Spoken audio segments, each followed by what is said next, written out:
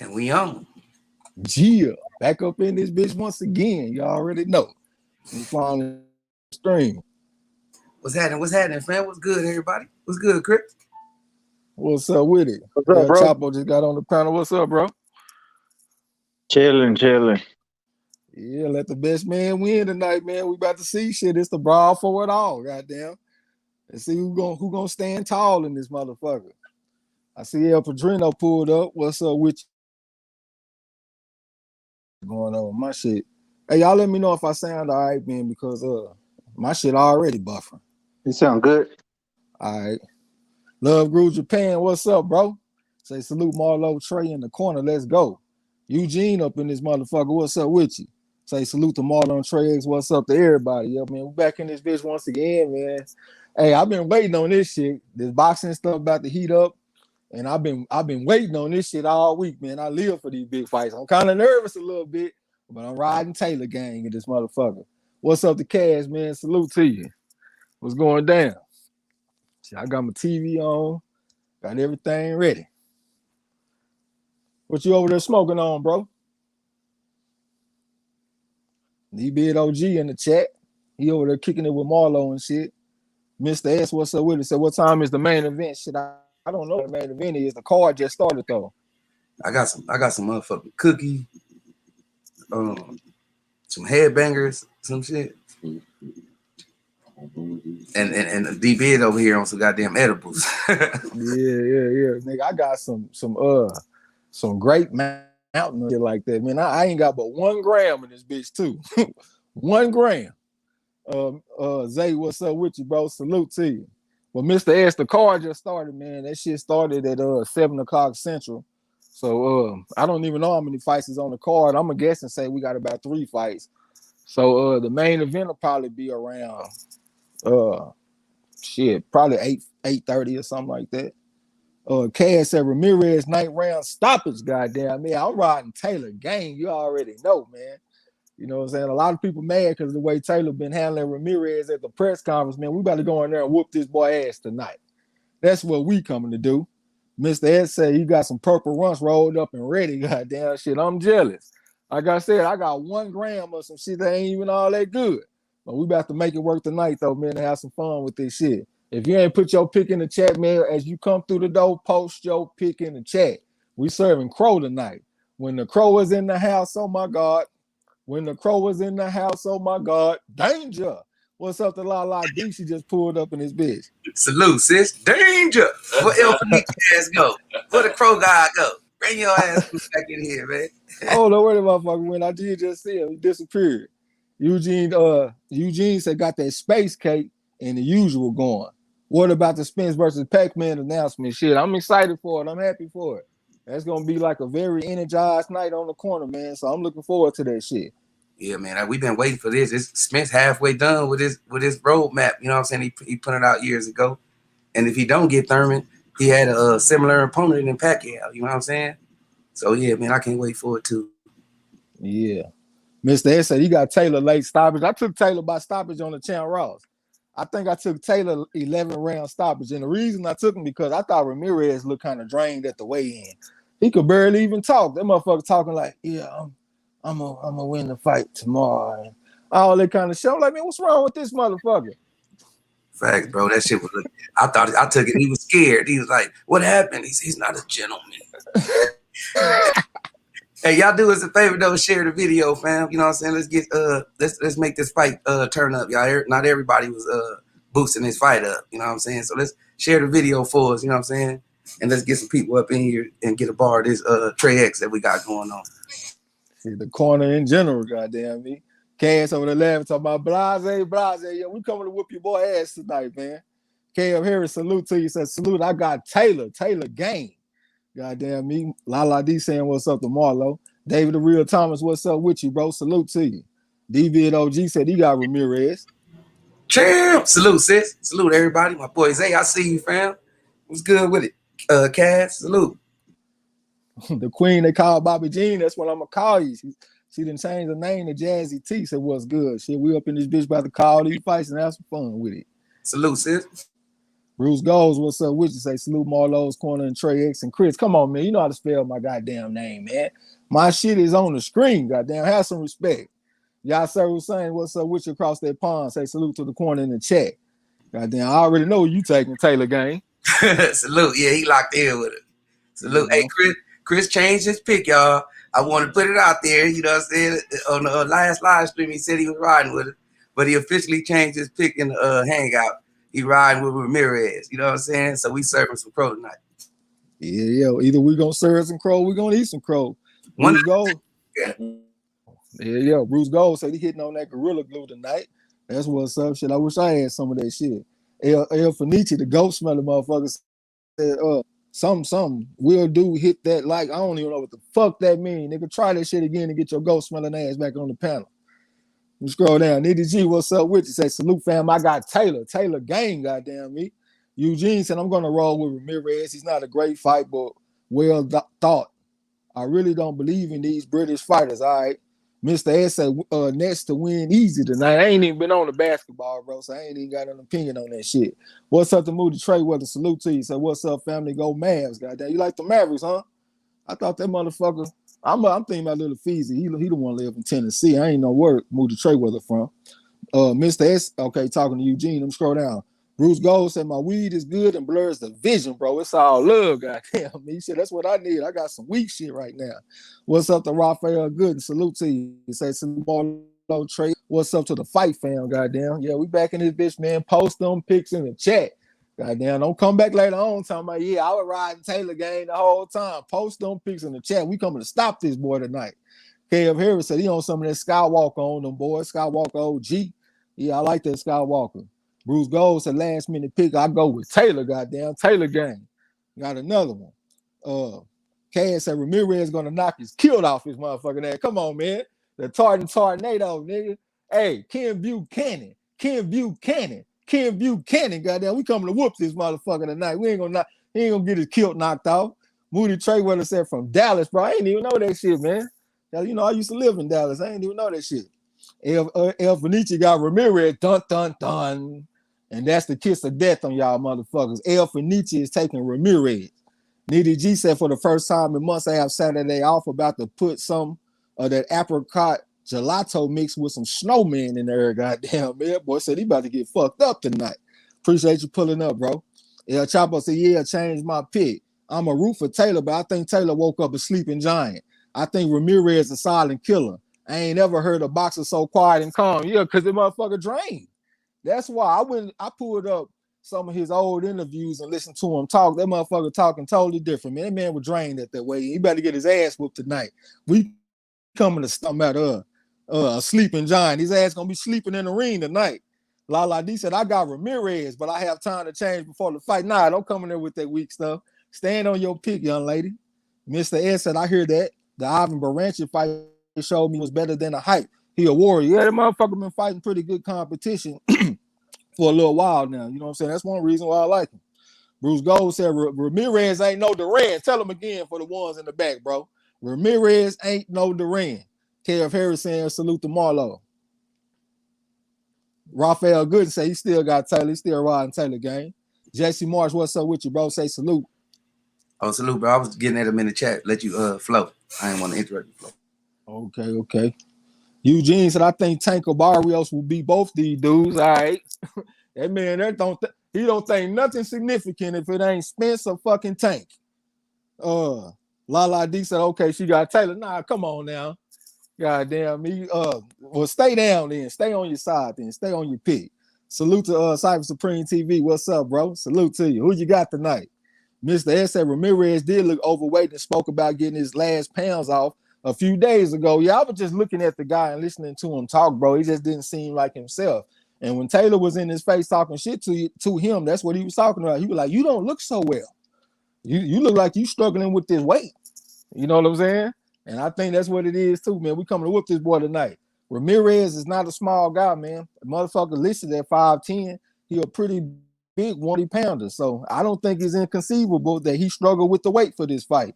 But we gonna see though, man. Let the best man win. That's what it's all about, shit. I'm excited for this shit tonight. What's up to D? Salute to you. Say salute Kim folks. What's going down with you? Cyber Supreme TV said he got Ramirez. Yeah, that's what he had picked on his prediction video. We gonna see tonight, man. The one thing about it, I can't fight for him. Y'all can't fight for him. So we'll see tonight. Eugene M said, Trash, you forgot about the Charlos and Shakur, bro. Okay, my bad. That man said he riding straight up PBC. He want Tank, Spence, Charlos. Oh, well, Shakur is top rank, so he got one top rank on his list. You know what I'm saying? But yeah, man, it's about to go down. I'm excited for this shit. I'm looking back on the undercard. I don't even know who fighting on the card and nothing, y'all. So if it's something significant that y'all feel like we need to be calling, y'all just let me know, and I'll jump on that shit. About to have some fun with this shit. Jesse Moore said he got Taylor. Yeah, man, I'm gonna go ahead and take Taylor. I'm gonna go ahead and take the southpaw with the mobility, can get in and out on your ass, and got more versatility too. Ramirez is the type of guy that fight one way. He comes straight to you. A little bit of head movement, keep his hands up good, go to the body with the hook. And he is one-dimensional. Taylor can do more in the ring, man. You know what I'm saying? He can fight on the inside, he can fight on the outside. So I'm about to take the more complete fighter. That's what I think of him. He a complete type motherfucker. Yeah, man, it's about to go down. But what's up with y'all, man? Make sure I got all my shit. Get ready to handle my business in this motherfucker tonight, man. I'm about to call the frog out of well. Bruce Gold said that. Hey, what's the old boy name? They said, can't wait. What's his name? Bar Scott. Yeah, I'm over here like Bar Scott, goddamn me. Yeah, man. Say for the first time, this has been a weekend that I look forward to.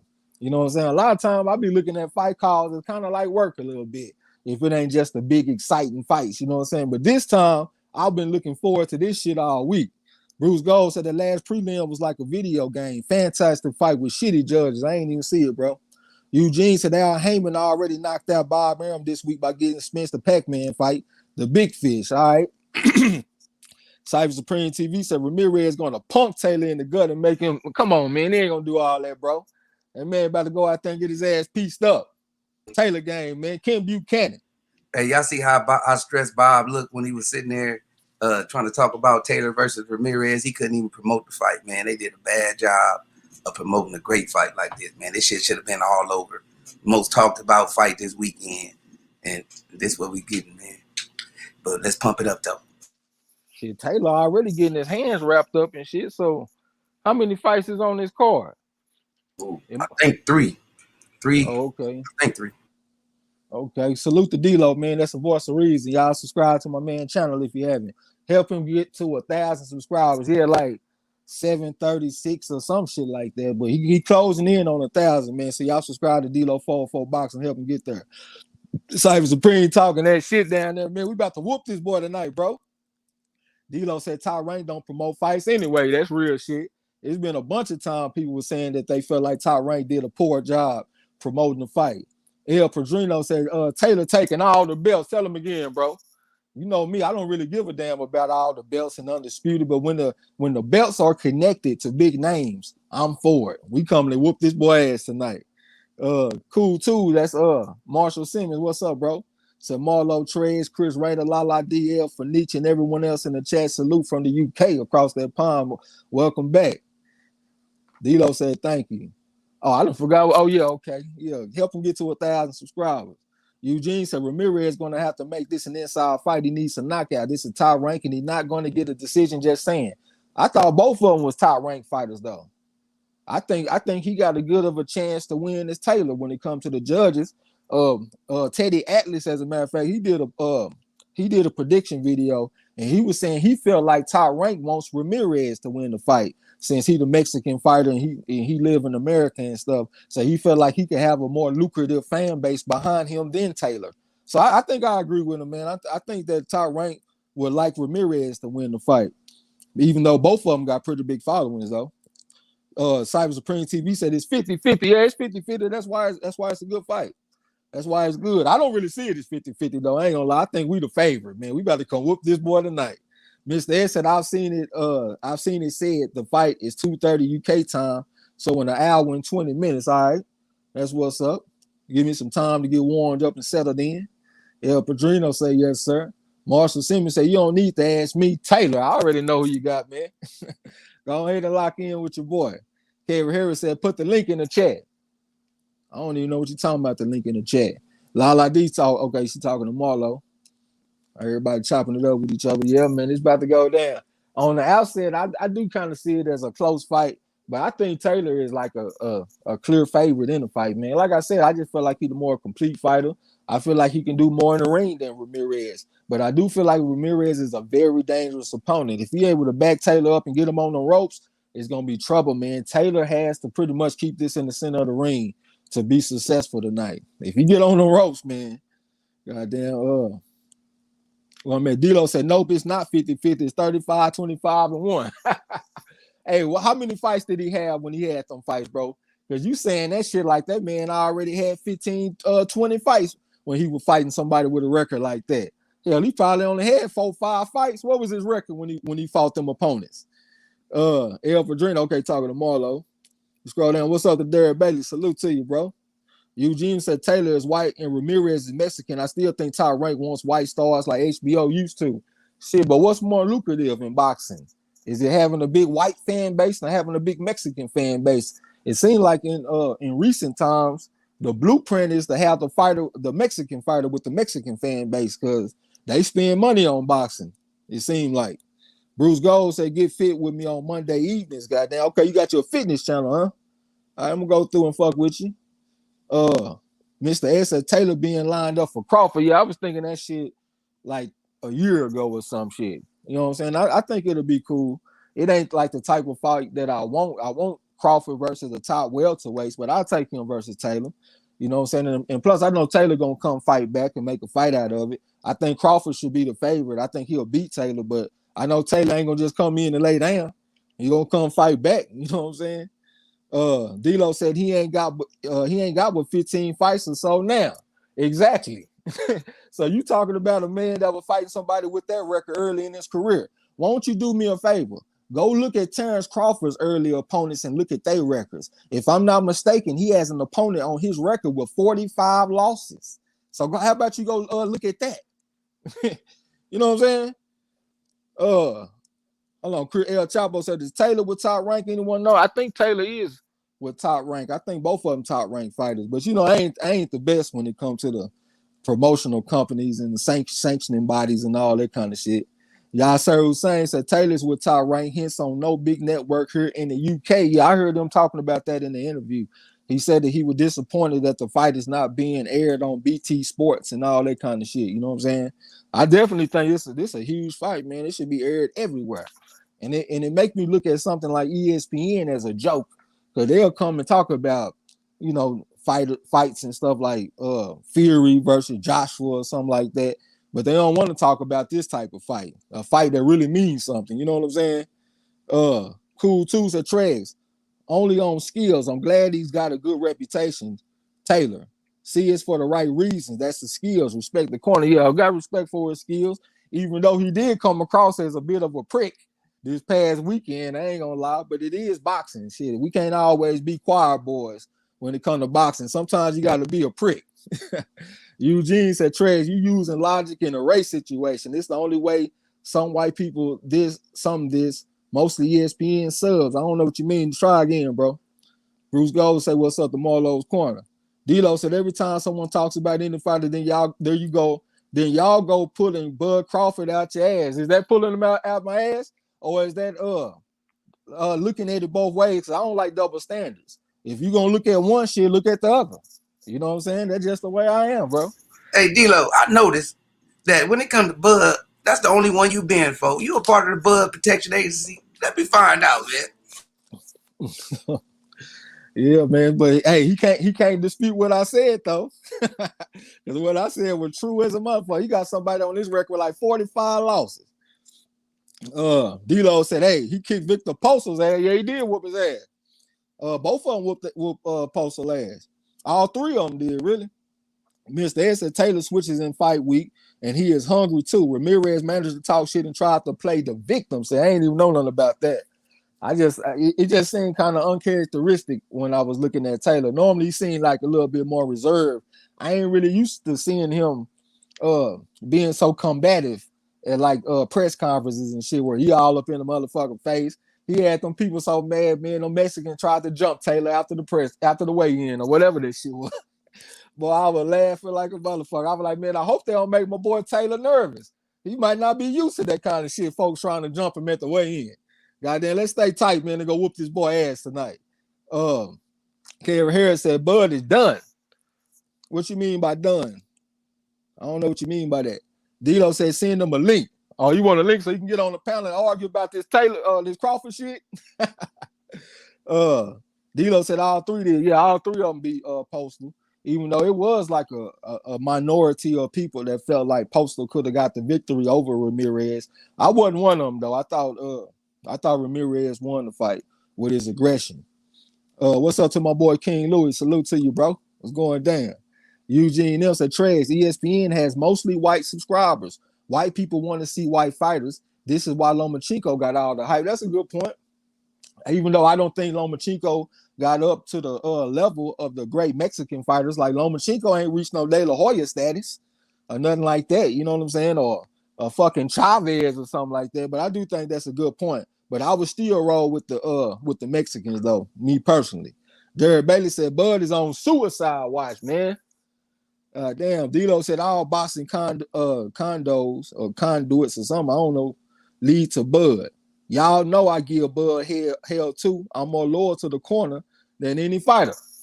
Yeah, we appreciate you, bro. Kev Harris said Bud keeps ducking and nobody wants to fight him. So he said Bud is ducking and nobody want to fight the motherfucker. He sound like he ain't gonna never fight. If Nietzsche said getting jumped at the weigh-in, now that's Mexican style. We about to come whoop that boy ass tonight, man. He about to try Issachar taking an ass whooping tonight. El Chapo said, wait, so D-Lo defend Bud, but bang Cinnamon got here. Hey, bro, hey, y'all done pissed me off too, El Chapo. I'm against Cinnamon too. Fuck Canelo. Mr. S said they wanted Tommy Morrison to succeed so much they put him in Rocky, goddamn.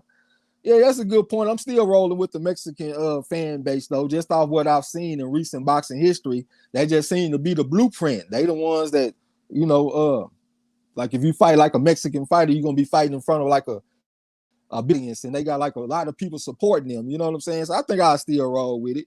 I haven't seen a white fighter get up to meteoric heights and shit in recent boxing history. D-Lo said, my point with the record is that's the combined record of the three guys Taylor beat on U.S. soil. Only 3 fights outside the U.K. But you know, context, though, bro. It also matters when you fight in a career, and that's why I brought Crawford. Because Crawford, early in his career, he was fighting people with worse records than that. You talking about, what was that, 32, 25, and 1? Crawford fought one man that had more losses than all them the guys put together. El Padrino, okay, talking to King Louis. Eugene said, I guess Bud gonna do Mean Machine too. Goddamn.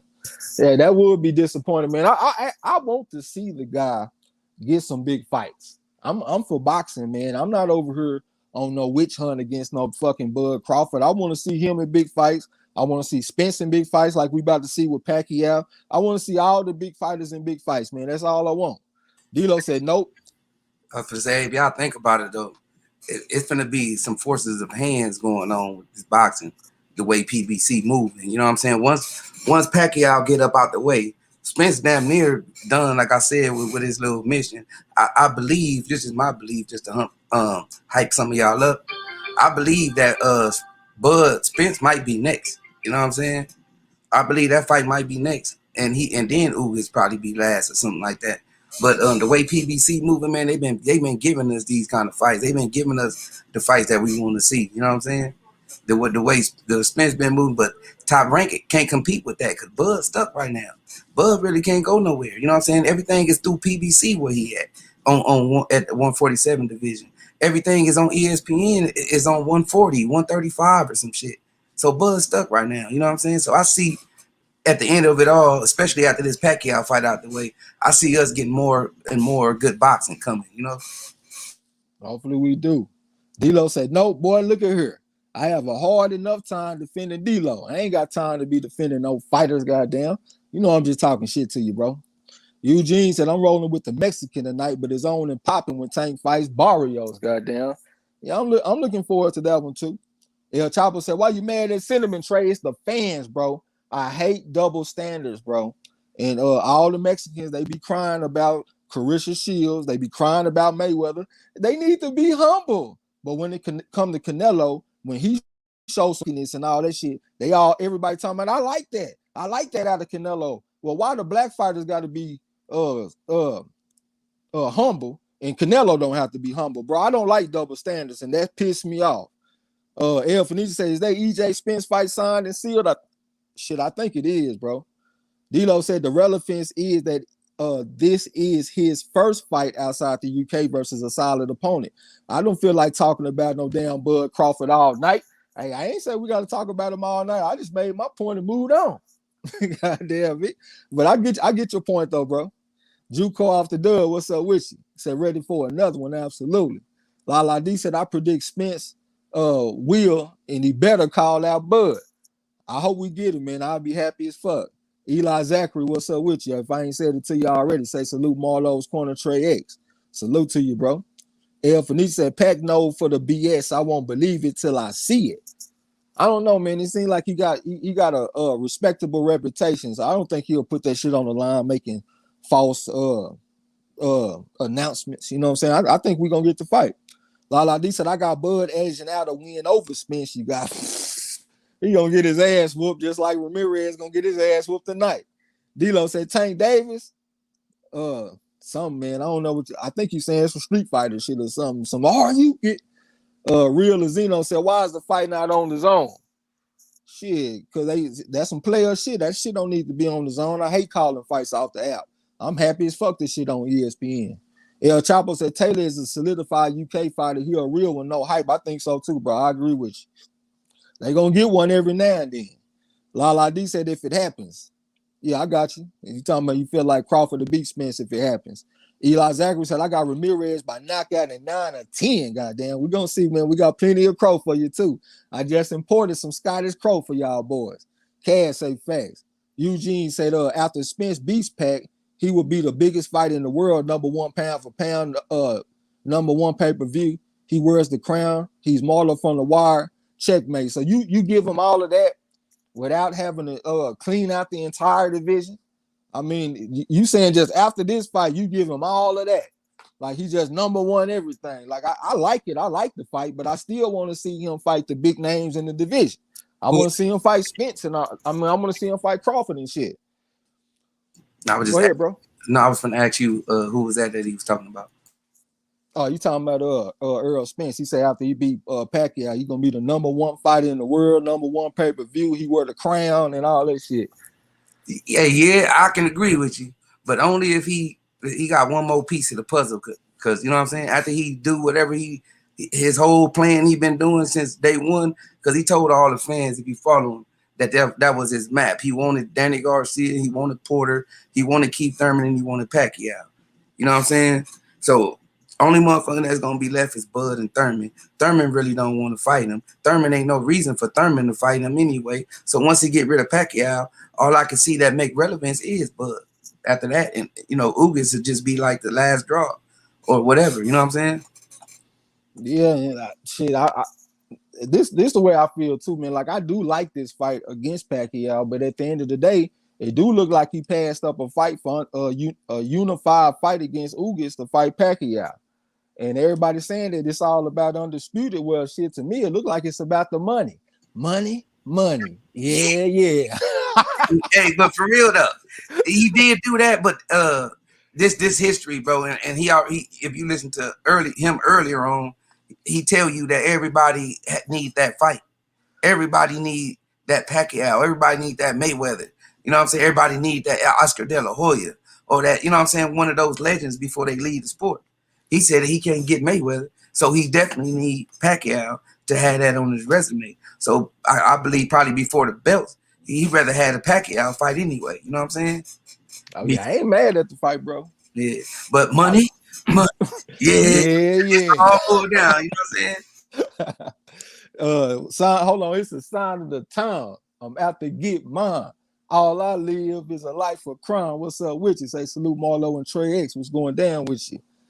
D-Lo said, black folks are expected to be the fuck quiet. That's why Jack Johnson and Ali were hated, goddamn. I just don't like the double standards, bro. If you gonna let one be cocky, let them all be cocky. If you want one to be humble, make them all be humble. I just don't like double standards. Lala D said, I like arrogance in boxers like Mayweather, but Mayweather never disrespected anyone's father, even when Ruben Guerrero was on his ass. I agree with you. Salute to the OG Pecos Bill. That's MZ Talk Boxing. Y'all subscribe to his channel. So peace and blessings, the one and all was going down. Who you got tonight, OG? D-Lo said, this ain't Buzz night. This is Taylor and Jose's night. Absolutely, it is. D-Lo, yeah, I got that Scottish Crow for you. Signs of the Times said it's hard to send the old horse to the glue factory. It's time for Earl to retire, Pacquiao. Man, I think Earl should be a solid favorite in this fight. You know what I'm saying? I'm definitely picking Earl to beat Pacquiao. Even though I feel like Pacquiao can present some problems, though, because his footwork kind of reminds me of Serek Sepiev, one of the southpaws that beat Earl in the amateurs. That's the only thing that kind of worried me. But I do feel like Earl should go out there and get the victory. El Fenici said, I can't wait to see Taylor catch the L. Ramirez going straight Mexican style tonight. I ain't mad at you. Lala D said, OMG Trash, you actually remembered in a follow-up comment, huh? That's probably because I got this weak-ass weed over here, this Great Mountain shit. Kev Harris said he agree. El Chapo said, I ain't mad at you. Your Canelo fan used to be the same about Mayweather and doing the same shit now.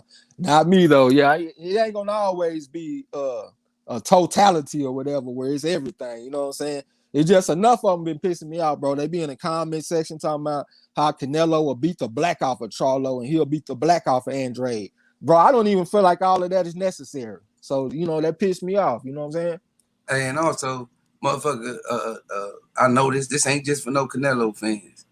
Like, your favorite fighter can't do no wrong. You know what I'm saying? Like a motherfucker point out, you hear a motherfucker say a nigga ain't cool with the kissing and alcohol. I pointed out myself about Spence being drunk on the Showtime interview. Like, you hear that. Like, that what I supposed to do, bring that up every time because we trying to point out something else or making a whole. I can't do that every time.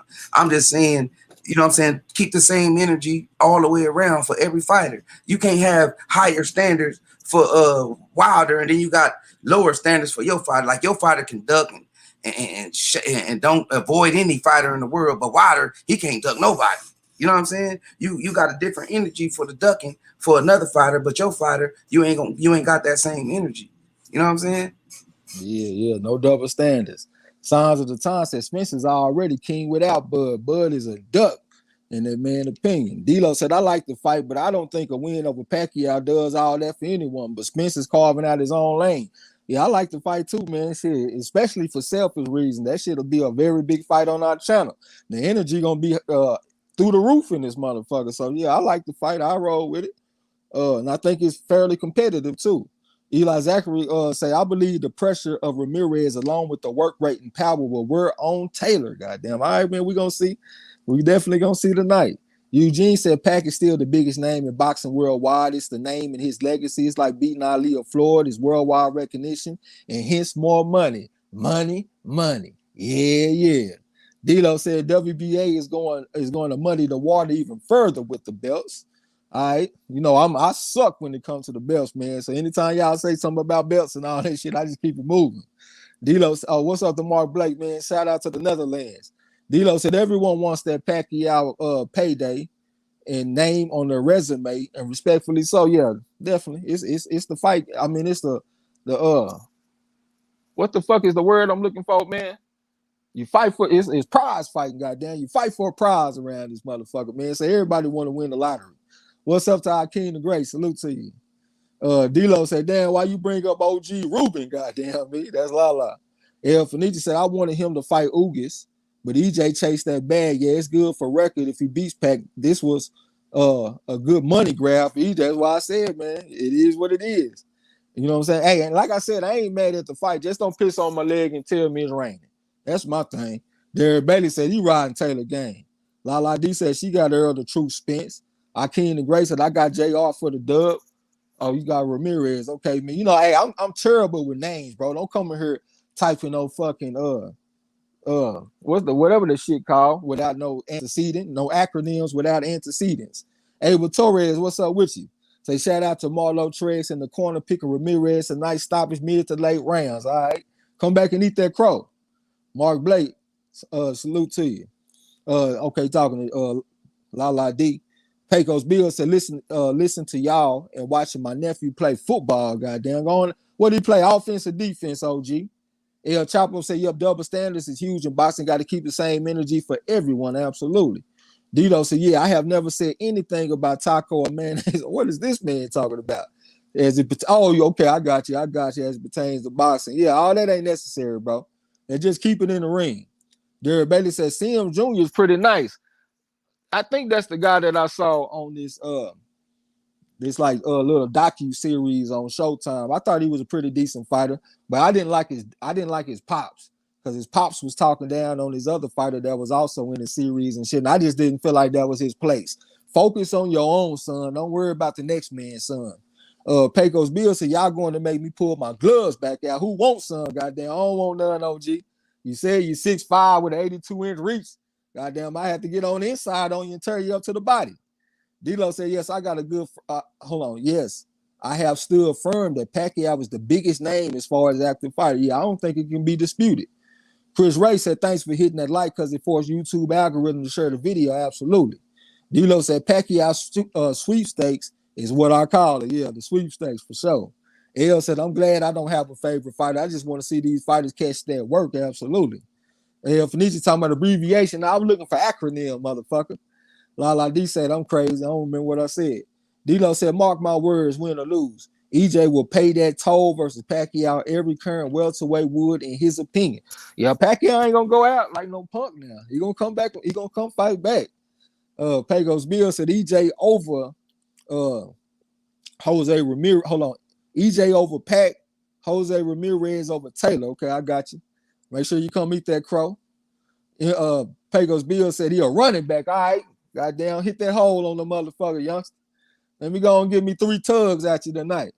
Eugene said, I'm not going to lie. I'm pulling for Ramirez. I think he's going to bring the fight, and I don't like all that noise Taylor be talking. He can't really crack like that, so you got to be able to be a knockout big puncher so you can talk a little shit. Y'all motherfuckers crazy. Rojas said, Taylor gonna quit. That's a diabolical hater, man. What's up with you, bro? We gonna see, man. Make sure you come eat your crow. Neutral Natural, salute to you, man. That's Gaines PP. He said Taylor by decision with a knockdown to Ramirez by a body shot. Goddamn. All right, I'm locked in with you. Eugene said, let's give props to Al Heyman. He is winning the war low key as usual. Lala D said them Filipinos are going to be in Vegas heavy. So are the Texans. Yeah, it's going down, man. It's going down. I ain't gonna lie, that might be a fight I wouldn't mind going to. I might pull up to the motherfucker myself. Hey y'all, we call all the fights, all the apps, all the shits, right? Y'all know that. But people hear us talking about PBC and how they putting on a good show and all that. Like I actually watching what PBC is doing and watching what ESPN is doing and watching what the Zone is doing. You gotta call a spade, man. You know what I'm saying? Gotta call a spade a spade. They give you, if it's a card, a person that like it, if it's one fight on there here and there, gotta give them their props, bro. We had some excellent free fights with the Charlos, with the Earl Spencers, with the Thurmans, with the, you know what I'm saying? And we ain't been getting that from everybody else. Okay. L said, it's gonna be a good fight for 10 rounds, but EJ gonna stop Pac. Goddamn me. Shit, I wouldn't mind it. Lala D said, I love that Texas emoji for Texas. Okay. Rojas said, I don't know what y'all do seeing Taylor. Goddamn, you gonna see tonight. Don't worry about it. We're gonna show you tonight. Ken Buchanan. Pecos Bill said, I'm on the Crow Freak diet. Goddamn. All right, we're gonna see, man. Make sure you come back through after this fight tonight. Derek Bailey said, yeah, I thought Sims didn't have any pot. Okay, talking to Marlo. We got your business. Fenicia said, I know EJ people better be on point. They better do blood tests and check gloves. Watch out for the water bottles in this motherfucker. Marshall said, hobby. I wish I knew a kid whose house was near the hospital so I could say his dad wanted me to have the Wi-Fi code because I love boxing, and a few pounds to him because he loves candy. It's just boxing. Salute to you. Say salute to the corner. Hashtag Taylor Gang. Goddamn. D-Lo said, man, some folks are already paving the road to say Josh Taylor is going to move up and beat, I think, Terrence Crawford. He is well respected. I picked Jose Ramirez, but I expect Taylor to be up on the cards, then get stopped. Goddamn me. La D said Al Heyman better exercise that same power with Canelo. You want Plant, you got to fight Benavidez or Charlo first. El Chapo said, yo, can't everyone be the corner? Goddamn me. Anyone can get it, goddamn me, absolutely. El said, and power pellets on. I was thinking, you know, that shit crossed my mind when I heard them talking about the fight. Like, is it gonna be some testing in this motherfucker? Rojas said, when Taylor gets stopped, y'all better have that crow suit ready, goddamn me. Hey, you know me, I don't mind eating crow, bro. I think my boy gonna go out here and handle his business tonight. But if he go out there and get his ass whooped, he get his ass whooped, and I'm gonna be right here front and center eating crow. Cypher Supreme said, I see Josh Taylor looking loose, dancing around in the locker room. He better use them feet in the ring. He will. Don't worry about it. See, that's one thing about it. We ain't got to stand in front of you the way Ramirez do. We can get in and out on your ass, put something on you, then walk off on your motherfucking ass. That's what we can do. Marshall said hospital Wi-Fi rubbish here, Trey X. Yeah, that's how this shit be. At them hospitals and hotels and all that kind of shit. I'm with you, man. But if you can't watch the fight, you already know I'm gonna keep you up on the action. So just hang out, man, and we're gonna keep you informed. Me calling the fight and Marlo with the scorecards and shit. Hey, bro, if you go the distance, how many rounds you think Taylor will win? What's your score that you projecting?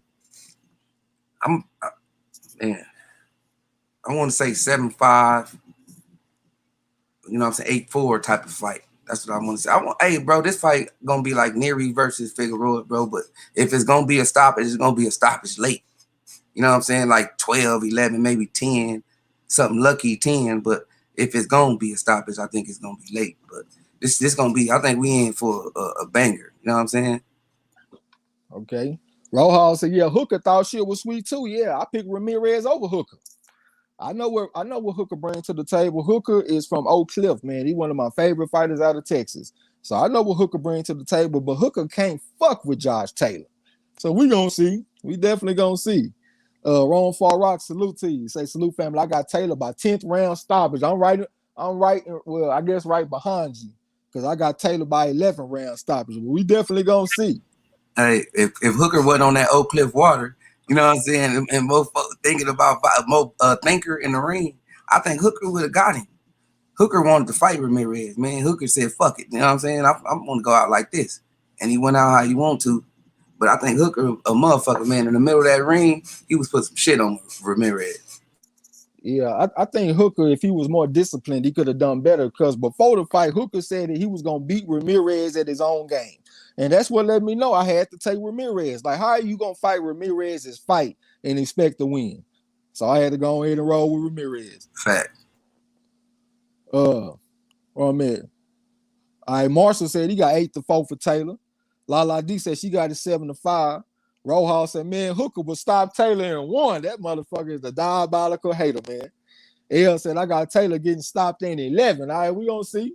Which one of y'all motherfuckers gonna get in the ring and help Ramirez fight tonight? That's what I want to know. Derek Bailey said Taylor said he wants to knock out Ramirez, but it would probably be 7-5 for Taylor. Yeah, that's what I was thinking. I went on ahead and took Taylor by knockout on the Champ Ross, you know what I'm saying, after the weigh-in, because I felt like Ramirez looked a little bit drained after the weigh-in. But I'm gonna go ahead and stay down with it. But I can see 7-5 for Taylor. Derek Bailey. Scroll down. Eli Zachary said, wow, Kenneth Sims Jr. outboxed Evan Rodriguez, giving him his first loss. Okay, that ain't no surprise because you do got the amateur background and stuff. Hey, bro, this fight right here was wicked. Sims made this man respect his power. He tried to come with that bully shit. Sims hit that dude with something, and he wanted to box, and he can't box. You know what I'm saying? Sims did his thing tonight, man. You know what I'm saying? He impressed me more. Okay. Yeah, I thought he was a cool little old fighter. We actually called one of his fights on Showbox a long time ago. I don't remember who he was fighting against, but we have called his fight, one of his fights. Cyber Supreme TV said Hooker was sharp, but couldn't get Ramirez off his ass. And then he also started fighting his fight, man. He had to stay disciplined. Keep that motherfucker on the outside, keep him on at the end of your jab, and put your right hand on him. Derek Bailey says Sims got the majority decision. This is why I can't get out of the basement, goddamn. L said Hooker is more of a fighter than a boxer. Them old Cliff cats just have to slug it out. He always goes out on his shield. Yeah, I definitely see him as a warrior type of guy. But in boxing, it's a time to be a warrior, and it's a time to be a technician. And I felt like that was the time to be a technician. and just use your natural advantages and use your skill set instead of trying to go toe to toe and beat this motherfucker at his own game. That was stupid to me. It's just boxing. Say Taylor stopping him in the 10th round. Goddamn, salute to you if I ain't said it to you already. Let's go ahead and lock in. La Lee said, "Oh yeah, Rohal is a piece of work. Yeah, that's a diabolical hater, man. Look at him talking about that. You go hating again, nigga. You the number one hater in the YouTube community. Goddamn, but we gonna show you tonight. Talking about he don't know what we see in Taylor. Your ass is gonna find out tonight. Y'all keep on talking. I might say he'll go up there and whoop y'all boy Crawford. Y'all keep on talking that shit. Hey, bro, give me a second, bro. Let me run to the kitchen real quick. I'll be right back. All right, bet. Yeah, man. Sims impressed me, y'all. I thought Sims was gonna get stopped early. You know, Rodriguez is a power fighter, a big pressure type of fighter. Sims made that man box. Me and D Bibbs was back here talking. I said, damn, see, this the kind of stuff right here that people need to see. This is what boxing about. You know, the hype is, oh man, this guy's a knockout artist and all that. Man, if you hit a person with that jab, he think your jab strong. You hit him with that straight right hand or even a hook, he gonna back up and give you some distance and try to rush you from the outside. He not just finna come and just bully you and throw you all over the ring because he know you hitting hard. But that's how you make a motherfucker respect your power. And not only did he make him respect him, he got the victory, man. I think that was good right there, man. I thought that was dope. I don't know what Trey was in the chat. Like D say, I'm a star from where I see y'all. I'm not on YouTube. StreamYard kind of new. I'm a star right here. Like D said, anyone know the Spence Pack undercard? Nah, I don't even know it yet. She also said he could never ever beat Bud by KO in 11.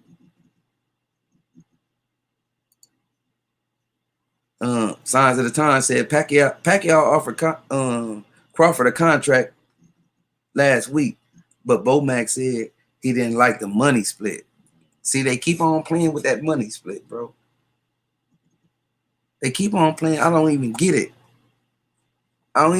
Man. Do you? That's Bomac. No, I'm just saying, like, if you want to talk about money, let's talk about Floyd. Floyd took a low pay cut just to fight certain fighters, just so he can get that A side. So if you learned anything about the money side, you should have learned it from Floyd. You're going to have to take a fight where you're going to take a 60-40, a 70-30. I want you at this weight. I don't want this weight. I want the ring this side. You know what I'm saying? You can't come over no more than these pounds. You know, this Canelo. But, you know, that's just how it go. And if you really, you know what I'm saying, about that life and you want that money, you're going to take it. And that's what Floyd did. That's what I think. I swear, bro, I don't know their contract, but I know for sure what made Pac-Man take this fight. Like a month ago, Spence said, I'll take 70-30 for Pacquiao. Pacquiao can have the A-side. He A-side. Like he gave Pacquiao the props in the public. Next thing you know, behind closed doors, they came to a deal and they announced the fight. That's how business always been done in boxing, bro. You give the man, whoever is the man, you give them their prop, you concede, you know what I'm saying? And then after you beat them, you know what I'm saying? You the man, you take over from there. You can't just come nowhere demanding, talking about your fucking undisputed, and then bam, here comes somebody, what, a year later, year and a half later, with undisputed with a better resume from the same division, did the same thing you did. And now it don't hold no weight no more. It don't hold that weight that you wanted to, because your views really killed your contract, but let alone your titles. What you trying to hold over somebody's head, man? I don't know, man. But that's just how it's been going forever, bro. Forever and ever. Like D said, Pac knows damn well he ain't offered Bud no contract last week. Yeah, that was all Bob talk. But let everybody keep believing it. Or it was a low blow. Bro, I said Bud don't want to fight anyone with a post at 147. I think it's Bob, bro. I don't even hold Bud saying like he ducking. I'm just saying that he is with the wrong. Huh? Bomac the manager. Yeah, maybe even Bomac, but I'm saying Bob is the promoter. Bob is the one who can pull the strings. Bomac can't pull no strings. He got to talk to Bob. They come to the manager first. But Bomac probably is a problem too. I don't know. But if Bud want it, don't you? You say what you want. You don't. You Bomac can't tell Bud no if he really want this or he really want that. But you know that's just how I feel about it, bro. My manager can't. If you was my manager today and I wanted something, you telling me no, shit, man. You know what I'm saying? We five. Yeah. Shit. Eugene M said, Aaron said he wasn't giving Pac 20 million. He said it's not that big of a fight. Says Aaron though. The fans say it's that big of a fight. I know we are paid to see put a one in the chat if you all pay to see Bud versus Pacquiao. Hey McKinney, salute fam. Said what's good, gang? Lala over there laughing. Roy said breaking news, Bud versus Gamboa too. Lala D said everyone called Bud pound for pound number one. Yep. And I only call him pound for pound number one style wise, based on his style and what he had done and shown so far. I agree with style, but if we talk about resume and accomplishments in certain divisions, all that counts to me. You feel what I'm saying? So that's the only reason why I say Bud number one. And Canelo is number one if we're talking about the other side of the other side. Well, Pacquiao number one though. That's my take on the resume side. And you know what I'm saying? And what have you done for me lately side. I think Thurman is a good win for a 41-year-old Pacquiao. You know what I'm saying? With that resume, with that. Gonna give Bud some work. Look at before whatever happens. Right.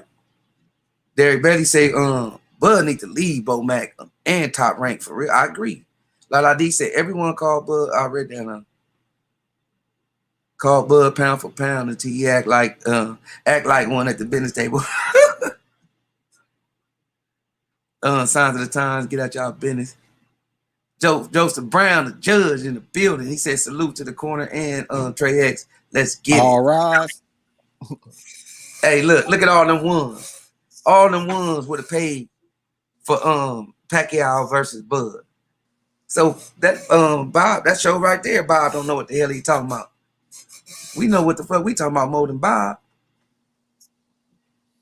Everybody talking to everybody. Signs of the Time said Bud is not pound for pound. That's a joke. I mean, yeah, all right, yeah. I'm just saying what we basing it on though. I ain't gonna say it's a joke though, but it depends on what the criteria is for the pound for pound. Bud definitely can fit a few. Cyber Supreme said Bud versus Yellow Beezy.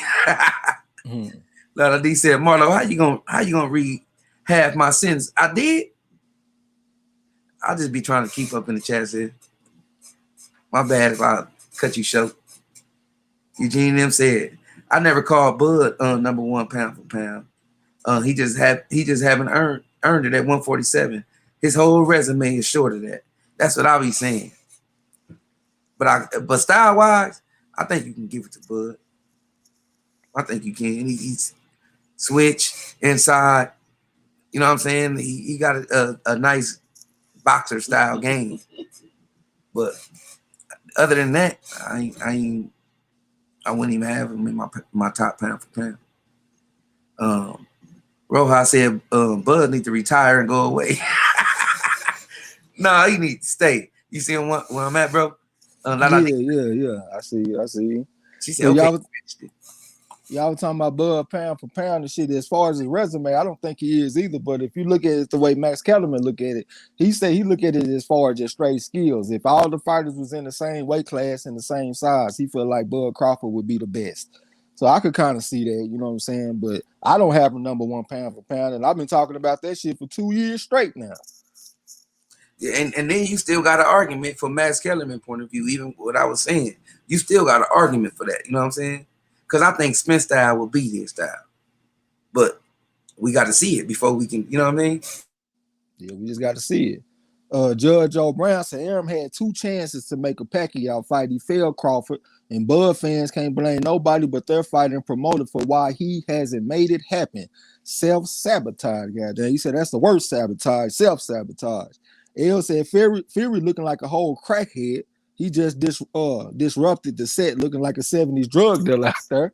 I ain't even see that shit. Signs of the Times said top 5 147 pounders, Earl, Ugas, Porter, Bud, and Boots. I agree with you on that. I definitely agree with you on that. I probably wouldn't have it in that order, but I agree with you though. Yeah, and that's a good ass list. But what we basing it on though? Resume. Okay, Lala D said, damn, I retracted that and you still saw that shit. Absolutely saw it. Gil Cole, what's up, bro? Say salute to the corner. What's going down with you? What's your pick in this motherfucker tonight? Appreciate that super chat from Cyber Supreme TV, man. Definitely got much love for you, bro. We appreciate that shit. Man, yeah, appreciate you, bro. You stay coming to holding us down, supporting. Man, appreciate Yeah. Joseph Brown, Judge O'Brien said Fury just said he signed a Wilder contract in ESPN live broadcast. We will see. Yeah, we definitely will see about that one. Eugene said if Bud signs with Bob for a third time later this year, I'm done with him. Errol has failed him miserably this year. This man have been done with Bud every week. God damn, that motherfucker talking about if he resign now, he gonna be done with. This man said he gonna be done with Bud every weekend. A. McKinney said, Bud got my boy out here looking real bad. For real, goddamn. Yo, Bob got your boy out there looking bad, bro. Leo Moore said Crawford is pound for pound. Are there any flaws in his game? So he looking at it just straight skill set. A lot of people, when they talking about pound for pound, they talking about a combination of skills and resume. They ain't just looking at it on one side. You want to say flaws? I can point out a flaw. The green machine, the green bean fight.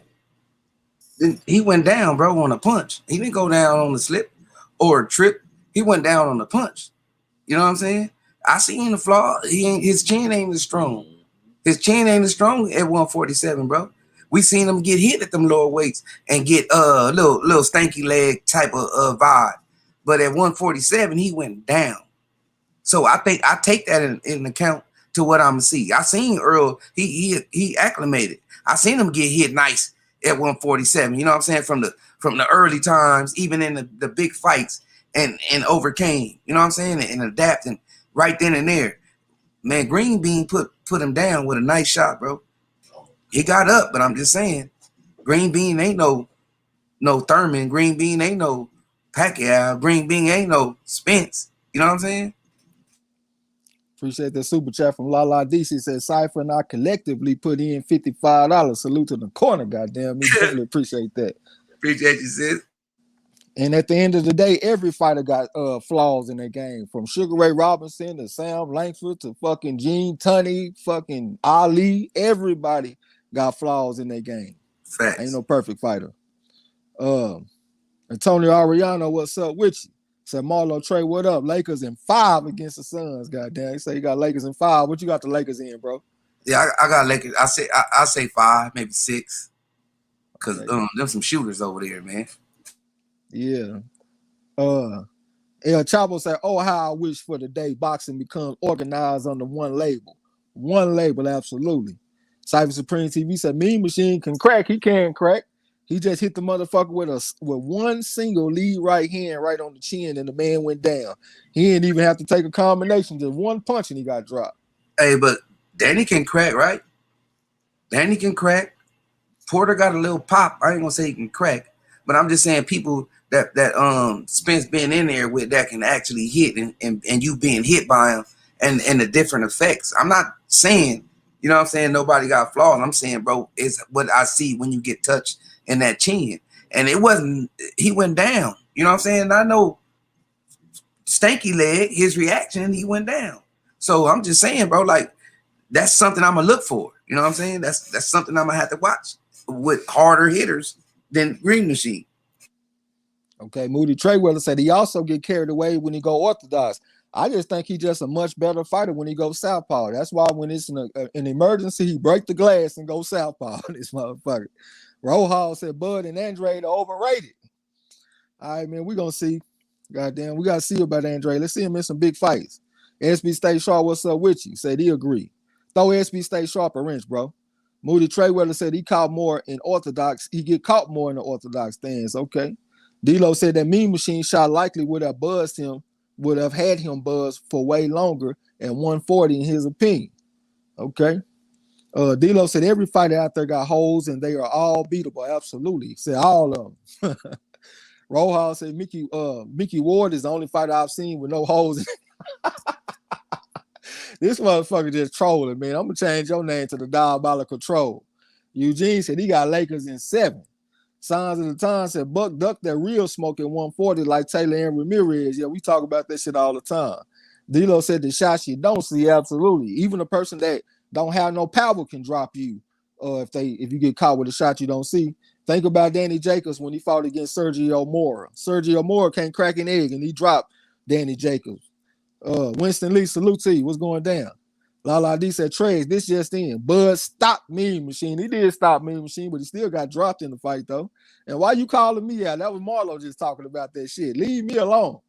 D-Lo said, I honestly felt Gamboa hurt Bud worse than Mean Machine did, in his opinion. Shit, but he didn't go down in that fight, though. But I understand what you're saying because it seemed like he was buzzed for longer against Gamboa than he was for Mean Machine. When he got back up, he seemed like he was on some stable legs.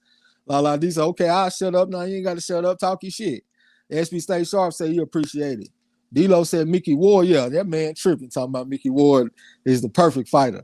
Signs of the Time said he got Lakers in 5. Guys, he agree with Antonio Ariano. Rojas said Hank Lundy versus Zepeda. This is going to be a good fight. I think Lundy probably going to go out there and get stopped, man. It's been a few times where I try to put a little trust in Lundy and think he gonna go out there and do something. He always let me down. So I'm gonna go ahead and roll with Zepeda. And that's what I took on the Chan Ross. I took Zepeda by knockout. Eugene said, I just like spin smooth, consistent game. The jab, good combos, good body shots, his complete arsenal. It's not exotic, it's just well done. I think that's a good ass analysis. The man got his identity, he stick to the script, and that script is hard to deal with, man, because the man fight at a high pace, he put the jab on you. Like you said, he go to the body and he throw combinations. I agree with you on that. Cyber Supreme TV said, I thought Hammer and Hank Lundy retired. He looking good so far against the fight. He always looked good early, bro. If you look at his fight against Bud Crawford, he looked good early in that fight. But then he got to talking shit with Bud, and Bud and Lundy ended up switching from orthodox to southpaw to show Crawford that he can switch, and ended up getting stopped in the goddamn fight. But he always looked good early. That was a chess fight right there with Crawford and Hank Lundy, man. And what you call that? Pacing the lead, bro. Crawford tricked him into playing his game, and he lost. Man, appreciate that super chat from Judge O'Brien. Said, breaking news, Bud signs 3-fight deal with PBC. See, that'll be a cause for celebration. Heck yeah, pop the bottle. Yeah. La D talking, oh, sorry, Trey. Yeah, leave me alone, man. I wasn't even talking about that shit. L said Suns in 6. It's my Mavs here, goddamn. He said he rolling with the Suns. SB Stay Sharp. Hey, throw SB Stay Sharp a wrench, bro. He said Lundy been wild forever. As youth, he would be falling all over the goddamn place. D-Lo said Darnell Boone dropped Andre Ward and Kovalev and KO to Donnie Stevenson. Boxing is something else, absolutely. Darnell Boone could crack on the motherfuckers. Eli Zachary said they made Zepeda versus Lundy fight for a belt. Well, you know how it is in boxing, bro. Everybody did the championship fights. Everybody did the 12-round fights. So ain't no telling what kind of belt the motherfuckers fighting for. SB Stay Sharp said then Hank be all over the place. I like him as a fighter, though. He tough. He come from Philadelphia, I think, too. So he represent the tough Philadelphia fighter well. He just seems to come up short in the biggest fights. Signs of the Time said, I root for Lundy. Yeah, I root for him, too, man. He just let me down in the big fights that I picked him in. You know what I'm saying? But I think he's a tough fighter. I think he fights a little bit bigger than what he should be fighting at. To me, it looked like he should be fighting at like 135 or something like that. And he fighting tonight at 140. So I think he's a little too small for that weight class, but I like him as a fighter, though. I think he's tough. Rojas said Darnell Boone had some power. I heard he knocked down Kovalev 7 times in the first fight. I didn't know it was 7 times. It seemed like I saw him drop Kovalev on a YouTube video or something. I didn't know it was 7 times, though, but the man definitely can crack. He got a bunch of losses on his resume, but the man can punch. Cyber Supreme TV said 3-fight deal against Riverside, Rocky, Angulo, and AB. Square business. SB Stay Sharp said he get excited and undisciplined, loses his balance. All right, King Louis, okay, talking to Judge O'Brien. Who you got tonight, King Louis? I ain't see you put your pick in the chat, man. Who you got tonight? Everybody that have not posted their picks in the chat, post your pick in the chat so we'll know who to send this crow to, Grubhub style. It's going down tonight. Me and Marlo, we locked in on Josh Taylor. Taylor gang is about to go down. I keep on glancing back at the fight a little bit, though. I see Hank Lundy he was switching the shit a little bit. He was southpaw. He back in the orthodox stance. But it looked like Zepeda is walking him down. Zepeda looks like the way bigger man in the ring, and it looked like he's stepping to Lundy and putting some shots on Lundy. Rojas said, "Don't let them losses fool you. A prospect might get their ass." Well, oh yeah, I know he got a lot of losses, but what I was saying, well, I didn't say it, but he got losses against good competition. It ain't like he just going out there losing to just anybody. If I was a manager, I would not be looking for Darnell Boone to put my prospect in with. We'll have to stay far away from Boone and let him do his thing. You know what I'm saying? They kind of remind me of the guy that I boxed with out in Dallas. I can't think of his fucking name right now. Americo Santos. They had him fighting against a guy named Martez Logan. Martez Logan had like 20 losses, and he went out there and stopped my boy Americo Santos. So yeah, all them losses don't get fooled. I'm with you. L said, I got a belt, goddamn me, the Crow Continental Heavyweight Block Familiar Championship belt. The reigning and defending Crow champion. Rod X the champ, what's up, bro? Said, what's up, my people? Who you got tonight? D-Lo said, yeah, I ate Crow on Prescott, Lundy, Diaz, Postal, Gamboa, all versus Bud. Yeah, I ate Crow on Gamboa and Postal. I don't think I took Lundy over Bud, but I definitely ate Crow on Postal and Gamboa. Gil Cole said Taylor by split decision. Goddamn, let's lock in, bro. Taylor game. A. McKinney said I got Ramirez tonight. He said he gonna put that pressure on Taylor. He gonna bag Taylor up to the ropes and he gonna go to the body with the hook. We'll see if that's gonna be enough though. And see if he got plan A, plan B, and plan C tonight. Rojas said something like Randall Bailey. What you talking about, Randall Bailey? I think that's the dude that had beat Julio Cesar Chavez for his first loss. Let me scroll up and see what you was talking about. Oh, you talking about, okay, you saying so like Randall Bailey had some losses, so don't be taking them lightly. I got you. Moody Treyweather said Kwame Brown versus all the smoke. Who y'all got? I'm riding straight Kwame Brown, however I'm supposed to say it, man. I'm team Kwame Brown all the way. I cannot stand bully type motherfucker, and that's the way the media comes across to me. Like they some bullies, and they've been bullying this man all this time. You know what I'm saying? And I don't like fake tough guys either. You ran into the stands when I was a fucking kid. Now the whole world got to think you some kind of tough guy. And one thing about me too, whenever I hear somebody tell me that I know something, like they be like, you know how I get down. You know how I'm coming. You know I'm with the shit. That makes me believe you ain't about shit, because if you such a bad motherfucker, why would you warn me? Let me step into the trap. If you out hunting, are you going to tell your prey, look at it's a trap right there? You going to let them step into the trap. So why are you warning me and telling me how I know, you know how I come? Like, nah, nigga, you got to show me something, because I don't believe that shit. Especially on the internet. You know what I'm saying? Like you leaving breadcrumbs for a motherfucker. Something happened to me. You go take this motherfucker to jail for this assault or whatever. You know what I'm talking about? Yeah. But yeah, bro, that's why I don't like people who say narrative. We control the narrative. We push the narrative. Like it's always supposed to be about facts, truth, standards. You know what I'm saying? It ain't never supposed to be about a narrative. Never. Life or nothing supposed to be about a narrative. It's supposed to be about standards, facts. You know what I'm saying? And truth, authentic truth, realness. Not no narrative. So anybody who say we control the narrative, that's some dangerous bullshit that you's preaching. Because it ain't about a narrative. We want to hear the truth. We want to hear the facts. Not no motherfucking narrative. Yeah, real shit. Like I said, I just hate the tough guys, man, because I don't live my life like that. I don't walk around trying to prove to everybody how tough I am. I take pride in treating people right. I like to pull up to the hood and go buy all the old schools a beer or something. If I see if I'm the type of dude, if I'm coming down the road and I see you on the side of the street and you fucked up, nigga, I'm gonna pull up and help you. That's the kind of shit that I take pride in. All that fake tough guy shit, that don't mean nothing to me, bro. I don't care what kind of shit that you supposed to been doing. If I ain't seen it, I don't believe it. You know what I'm saying? So yeah, mix me with that shit, bro. I'm team Kwame Brown. Hey, me too. Shit, we locked in then. Lock in. I'm all about the facts and the truth. I don't stand on no bullshit. You know what I'm saying? Yeah. D-Lo talking about some power. What'd you say, bro? I done lost your comment. Something about some power. Rod S. the Champ said, I got Ramirez, goddamn. All right, man, I got some crow for you, bro. Eli Zachary said, you got Kwame Brown, absolutely.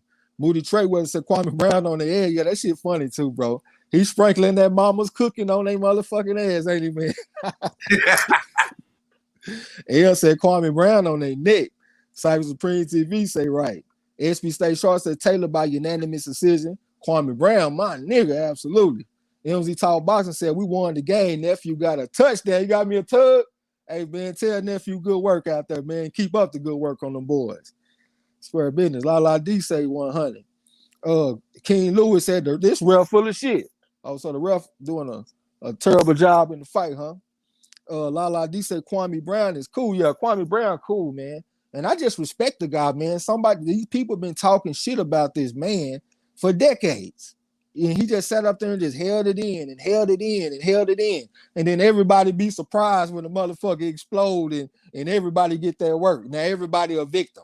And Kwame Brown needs to chill and he getting violent. And man, miss me with all of that, man. All y'all deserve that shit, especially Stephen A. Smith. Because he been on this man since I was fucking in high school or some shit, it seemed like. You know what I'm saying? Hey, let me lead y'all to the breadcrumbs. The only reason why this fool do Kwame how he do him is because he protecting Jordan. Jordan's ownership skills, his manager skills. What's that? What's the dude who draft people? What's that? General manager. His general manager skills. That's the only reason why Kwame Brown became a target and a victim, is to protect Jordan. And now Kwame Brown telling the world, he said, man, I didn't want to say nothing at the time because Jordan was all y'all idol. All y'all motherfuckers flip over for Jordan. If I would have said something about Jordan, y'all would have thought I was hating or some shit y'all talking about right now, which I call it clout chase. You know? Yeah. But I'm going to tell you right now, because I don't give a shit. He said, but man, Michael Jordan wanted, what's the dude name? Brand, right? Brand. He wanted Brand. And then since he didn't get Brand, they say he was treating Kwame like a 18, 17 years old, treating him like a little stepchild. You stupid motherfucker. You talking to him reckless and everything. And now to hear it from Kwame's mouth, people still gonna love Jordan. People still gonna praise Jordan. You know what I'm saying? Because they can't help it. And that's Stephen A. Smith. What Stephen A. Smith say all on this show? What's his whole narrative? Is to protect Jordan from being the GOAT. That's his whole narrative. So he don't want no bad business coming out about Michael Jordan. You know what I'm saying? Because then LeBron argument about being the GOAT just go that much higher. You feel what I'm saying? That's what it's about, y'all. Just pay attention. Okay. La D said Kwame Brown is cool. Yeah, he cool as a fan. D-Lo said, yeah, me too. I try to be super nice guy. Hey, bro, if you be a nice guy and somebody run up on you, you got a real good reason to fuck them up. You know what I'm saying? So I'm always be Mr. Nice Guy, bro. I ain't trying to be Mr. Tough Guy. That shit don't mean nothing to me. I done already proved to myself who I am and what I am. So I ain't got to go around doing all that shit. Seshaw, what's up, bro? That's the Intercontinental Trivia Champion. What's up with you? So I got Taylor minus 180. Late money coming in on Ramirez, though. I noticed that. I saw it was at minus 250 for Taylor. Then last time I saw it went down to minus 200. Now it went down to minus 180. So the money is definitely coming in on Ramirez. D-Lo said Kwame Brown is about 164 and over right about now. Absolutely. King Lewis said Lundy just drops to pay the ref rule. It'll slip. So Lundy out there getting with him a little bit then, huh? Man, he's old school whooping. I don't know if y'all ever seen an old nigga whoop a young nigga in the hood, but that's what it's looking like in the ring. He checking his old dude, man. I mean, this young dude.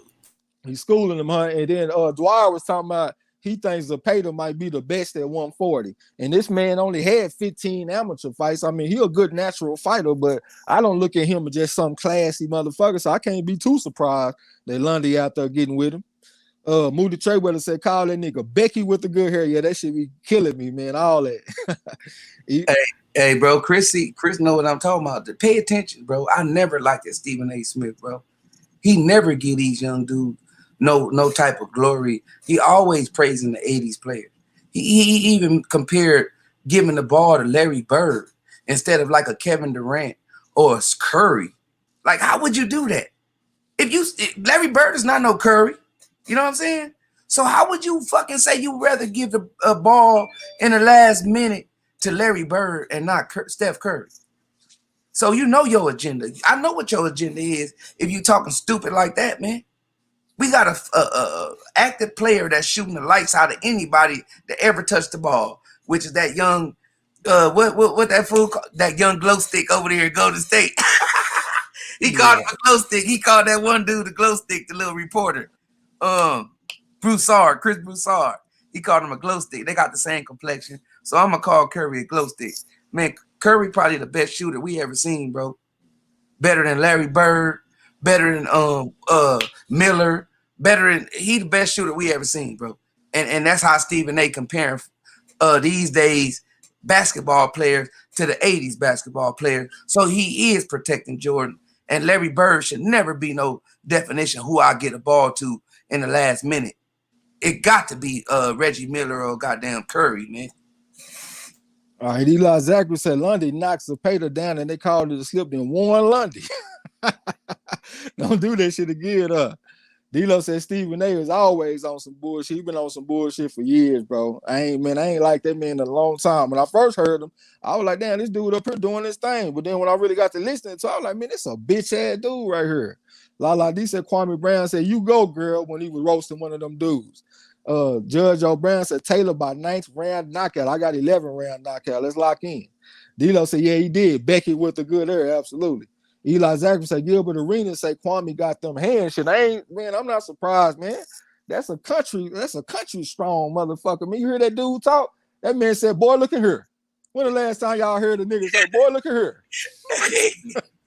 And the thing, yeah, like he said, yeah, get these people your mama's cooking. I said, Kwame, we stay giving them on the corner. We stay giving them our mama's cooking on the motherfucker. For a minute. Rojas said Lomachenko said his fight with Teofimo was a draw.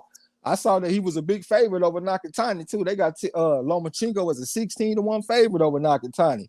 I'm gonna throw this one out here. I saw somebody was a minus 2250 favorite, a 22.5 to 1 favorite. Y'all tell me who y'all think that is in this next fight. Cypher Supreme TV. Okay, you talking to Marshall. Dito said, yeah, Brand ended up with the Clippers, absolutely. L said he called Matt Barnes Becky with the good hair. Yeah, that's what he called him. Signs of the Time said Kwame a YouTube superstar. Yeah, man, that motherfucker subscribers that went from like 12,000 to like 150,000 in like 2-3 days. D-Lo said I have never been beyond fucking motherfuckers up if I have to, but it's never my preference. That's why I say, bro, as long as you treat people right, treat people the way you want to be treated, when they come back with something, you got every right to fuck them up. That's how I live my life. El Chapo said, goddamn, Marlo done snuffed out the truth. All roads lead to not letting the GOAT be LeBron. D-Lo said, man, one of the boxing experts, I think was Rick Glazer, said Lundy is a shot fighter. Shit, I probably would have agreed with him, but hell, I guess I don't know shit about boxing because every time I look back, it looked like he's doing some pretty decent work. El Felicia said, I hope Ramirez sprinkles some of his mama cookie on Taylor Marquez, goddamn. All right, man, we're going to see. Cyber Supreme said Stephen A throwback like his fucked up hairline. Absolutely. Lala D said Stephen A Spears probably sleeps like a kitten at night too. No shame, man. It's a damn shame. Avery Black, salute to you. Say he got Taylor by decision. Okay. L said Lundy starting to get tired. I smell a knockout coming up. Well, that's what I was saying earlier too, bro. He always starts his fights off strong, so he do tend to slow down. So I won't be surprised. Hey, you gotta say something, bro? Yeah, Lundy he do good in his regular stance, and then when he switch, that's when he get the work put in on him. He need to stay and be aggressive or get up out of there, man, and avoid shots. When he switch, he get 3-piece, 4-pieced up. Same thing with Crawford. Well, it makes sense though because he fighting a southpaw. So if he go from orthodox to southpaw, he opening up the lane for the jab from Zapata so he can set some shit up. You know what I'm saying? So it sounds like he need to just stay in the orthodox stance. Signs of the Time said glow stick Kerry shoot the best and everybody know it. Yeah, Kerry is shooting motherfucker, boy. J-Dog, what's up, bro? Said I'm giving the rock to Ja Morant. That boy hooping. Yeah, you're a bad motherfucker too. Hey, I wanted to comment on what Chris said. He said, this is what I be telling my moms, my uncles, all them old people that stuck in their ways. TV is a weapon. If you don't do your research, do not be arguing or stating because you heard it from TV is right. That's to make you look crazy to me. You know what I'm saying? Go do your research because the narrative is always painted. If you look at these brothers getting shot down in these streets, they'll tell you about their record. But when they got shot down, they was unarmed. They got pulled over for a traffic ticket, and the police did some shit that he wasn't supposed to do. So that's the weapon, you know what I'm saying, to influence us, to overlook certain things, to, you know what I'm saying, like, just pay attention, man. If you go do your research, don't just sit around and take somebody's word for it. It's really my point. Don't just sit here and think because Channel 11 said it, it's a fact. I could sum that up real quick. That's why they always say that the pen is mightier than the sword. That fucking narrative is more power reality in a lot of cases. Facts. Court, on TV, in your job, all that. That pen mightier than the juvenile hall. That's the first place I heard the pen is mightier than the sword, y'all. Ain't that some systematic bullshit? So yeah, I got into it with my cellmate in juvenile hall, and motherfucker, I'm talking shit. You know how when you're mad, you talking shit because you feel like a person taking sides, a Hispanic taking sides of another Hispanic, because that's who I had to fight with. And dude told me, I don't think you want to run your mouth like that because the pen is mightier than the sword. So I didn't know at that age that what he meant. But growing up, I'm like, damn, that mean he could have did anything to me. You know what I'm saying? He could have kept me in juvenile hall till I was 20-some years old. You feel what I'm trying to say? Yeah. Like that was crazy knowing what I know now or what I learned at the time when I, you know what I'm saying, what I didn't know when I was a younger gent. You know what I'm saying? A kid out here, man. The system is crazy. And I hope, I'm just wanting to say that because nobody's saying that, man. And Kwame is the only one who came out here and told y'all about the peanut gallery and what be going on and why everybody's separating and influence on BS. Social media really is the leading thing, the leading force, and to continue what the media got going on. Because all of us, if you got 100,000 subscribers, I believe what the 100,000 subscriber dude said before I believe what the 60 subscriber guy said. But if you go do your research, you will find out that the guy with the 60 subscribers was right, and the guy with the 100 subscribers was capping. You know what I'm saying? Yeah. Let's keep the energy up. Big Easy, what's up, man? Welcome to the gym. This is the first time. Said Stephen A. Smith like a muffin with his bean head ass. For real. Cypher Supreme said, you see my Bucks today? Give the ball to Chris Middleton. Goddamn, I ain't even see the game, bro. I ain't been on the basketball. Signs of the Time said YouTube been banging on Stephen A. Smith for 10 years, for real. La D said she buffering. SB Stay Sharp said, I got knocking Tiny by 10th round knockout, man. You better go put you some money on them then. Yeah, they definitely got him as a big underdog. La D said, how about when Kwame told that woman, your house was full of women running shit on? No, I think he was talking to a man when he might have been talking to Jamel Hill, but I thought he was talking to one of the men. SB State Sharp said Rick Glazer is a joke, been a joke for a long time. El Chapo said TV is a goddamn weapon. Yeah, it is. Eli Zachary said Lundy fading and allowing him to split the guard. Yeah, man, he always start out strong, bro. Then he'll kind of come back to earth. Leo Moore, welcome to the gym. This is your first time. Say, call the Lundy fight. I'm from Philly. I want to hear y'all blow by blow. Shit, this shit been going for a little while, man. I think I'm just gonna go ahead and just save it all for the Taylor and Ramirez fight. If you would have came in and said something earlier, I would have went on and jumped on it. Lala D said that's actually the purpose of TV. Malcolm X said it too. Dito said, Marlo, I got the Crawford counter running. You done said Crawford or Bud 94 times so far in this live. Bud name buzzing in here tonight. Bud name is always buzzing, man. We always talking shit about the motherfucker.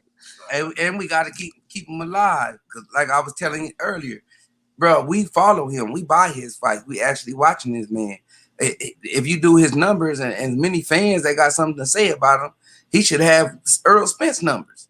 You know what I'm saying? Real talk, though, y'all. If everybody, all these fans, Crawford shouldn't have no damn 10,000 views on a pay-per-view. Crawford shouldn't have no 20,000 views on the pay-per-view with all these YouTube people talking about him or backing him up. We part of those 20,000, Trey. Yeah. Signs of the Time said, tell lies, vision equal television, for real. Lilo said that's a fact. That's what Kwame Brown was saying. Motherfuckers bringing up his family's charges and such and trying to paint him as a violent guy. For real, man. That shit was wrong. Charlemagne the guy. I thought he was a cool dude, man. That dude a bitch for that, bro. He a straight O.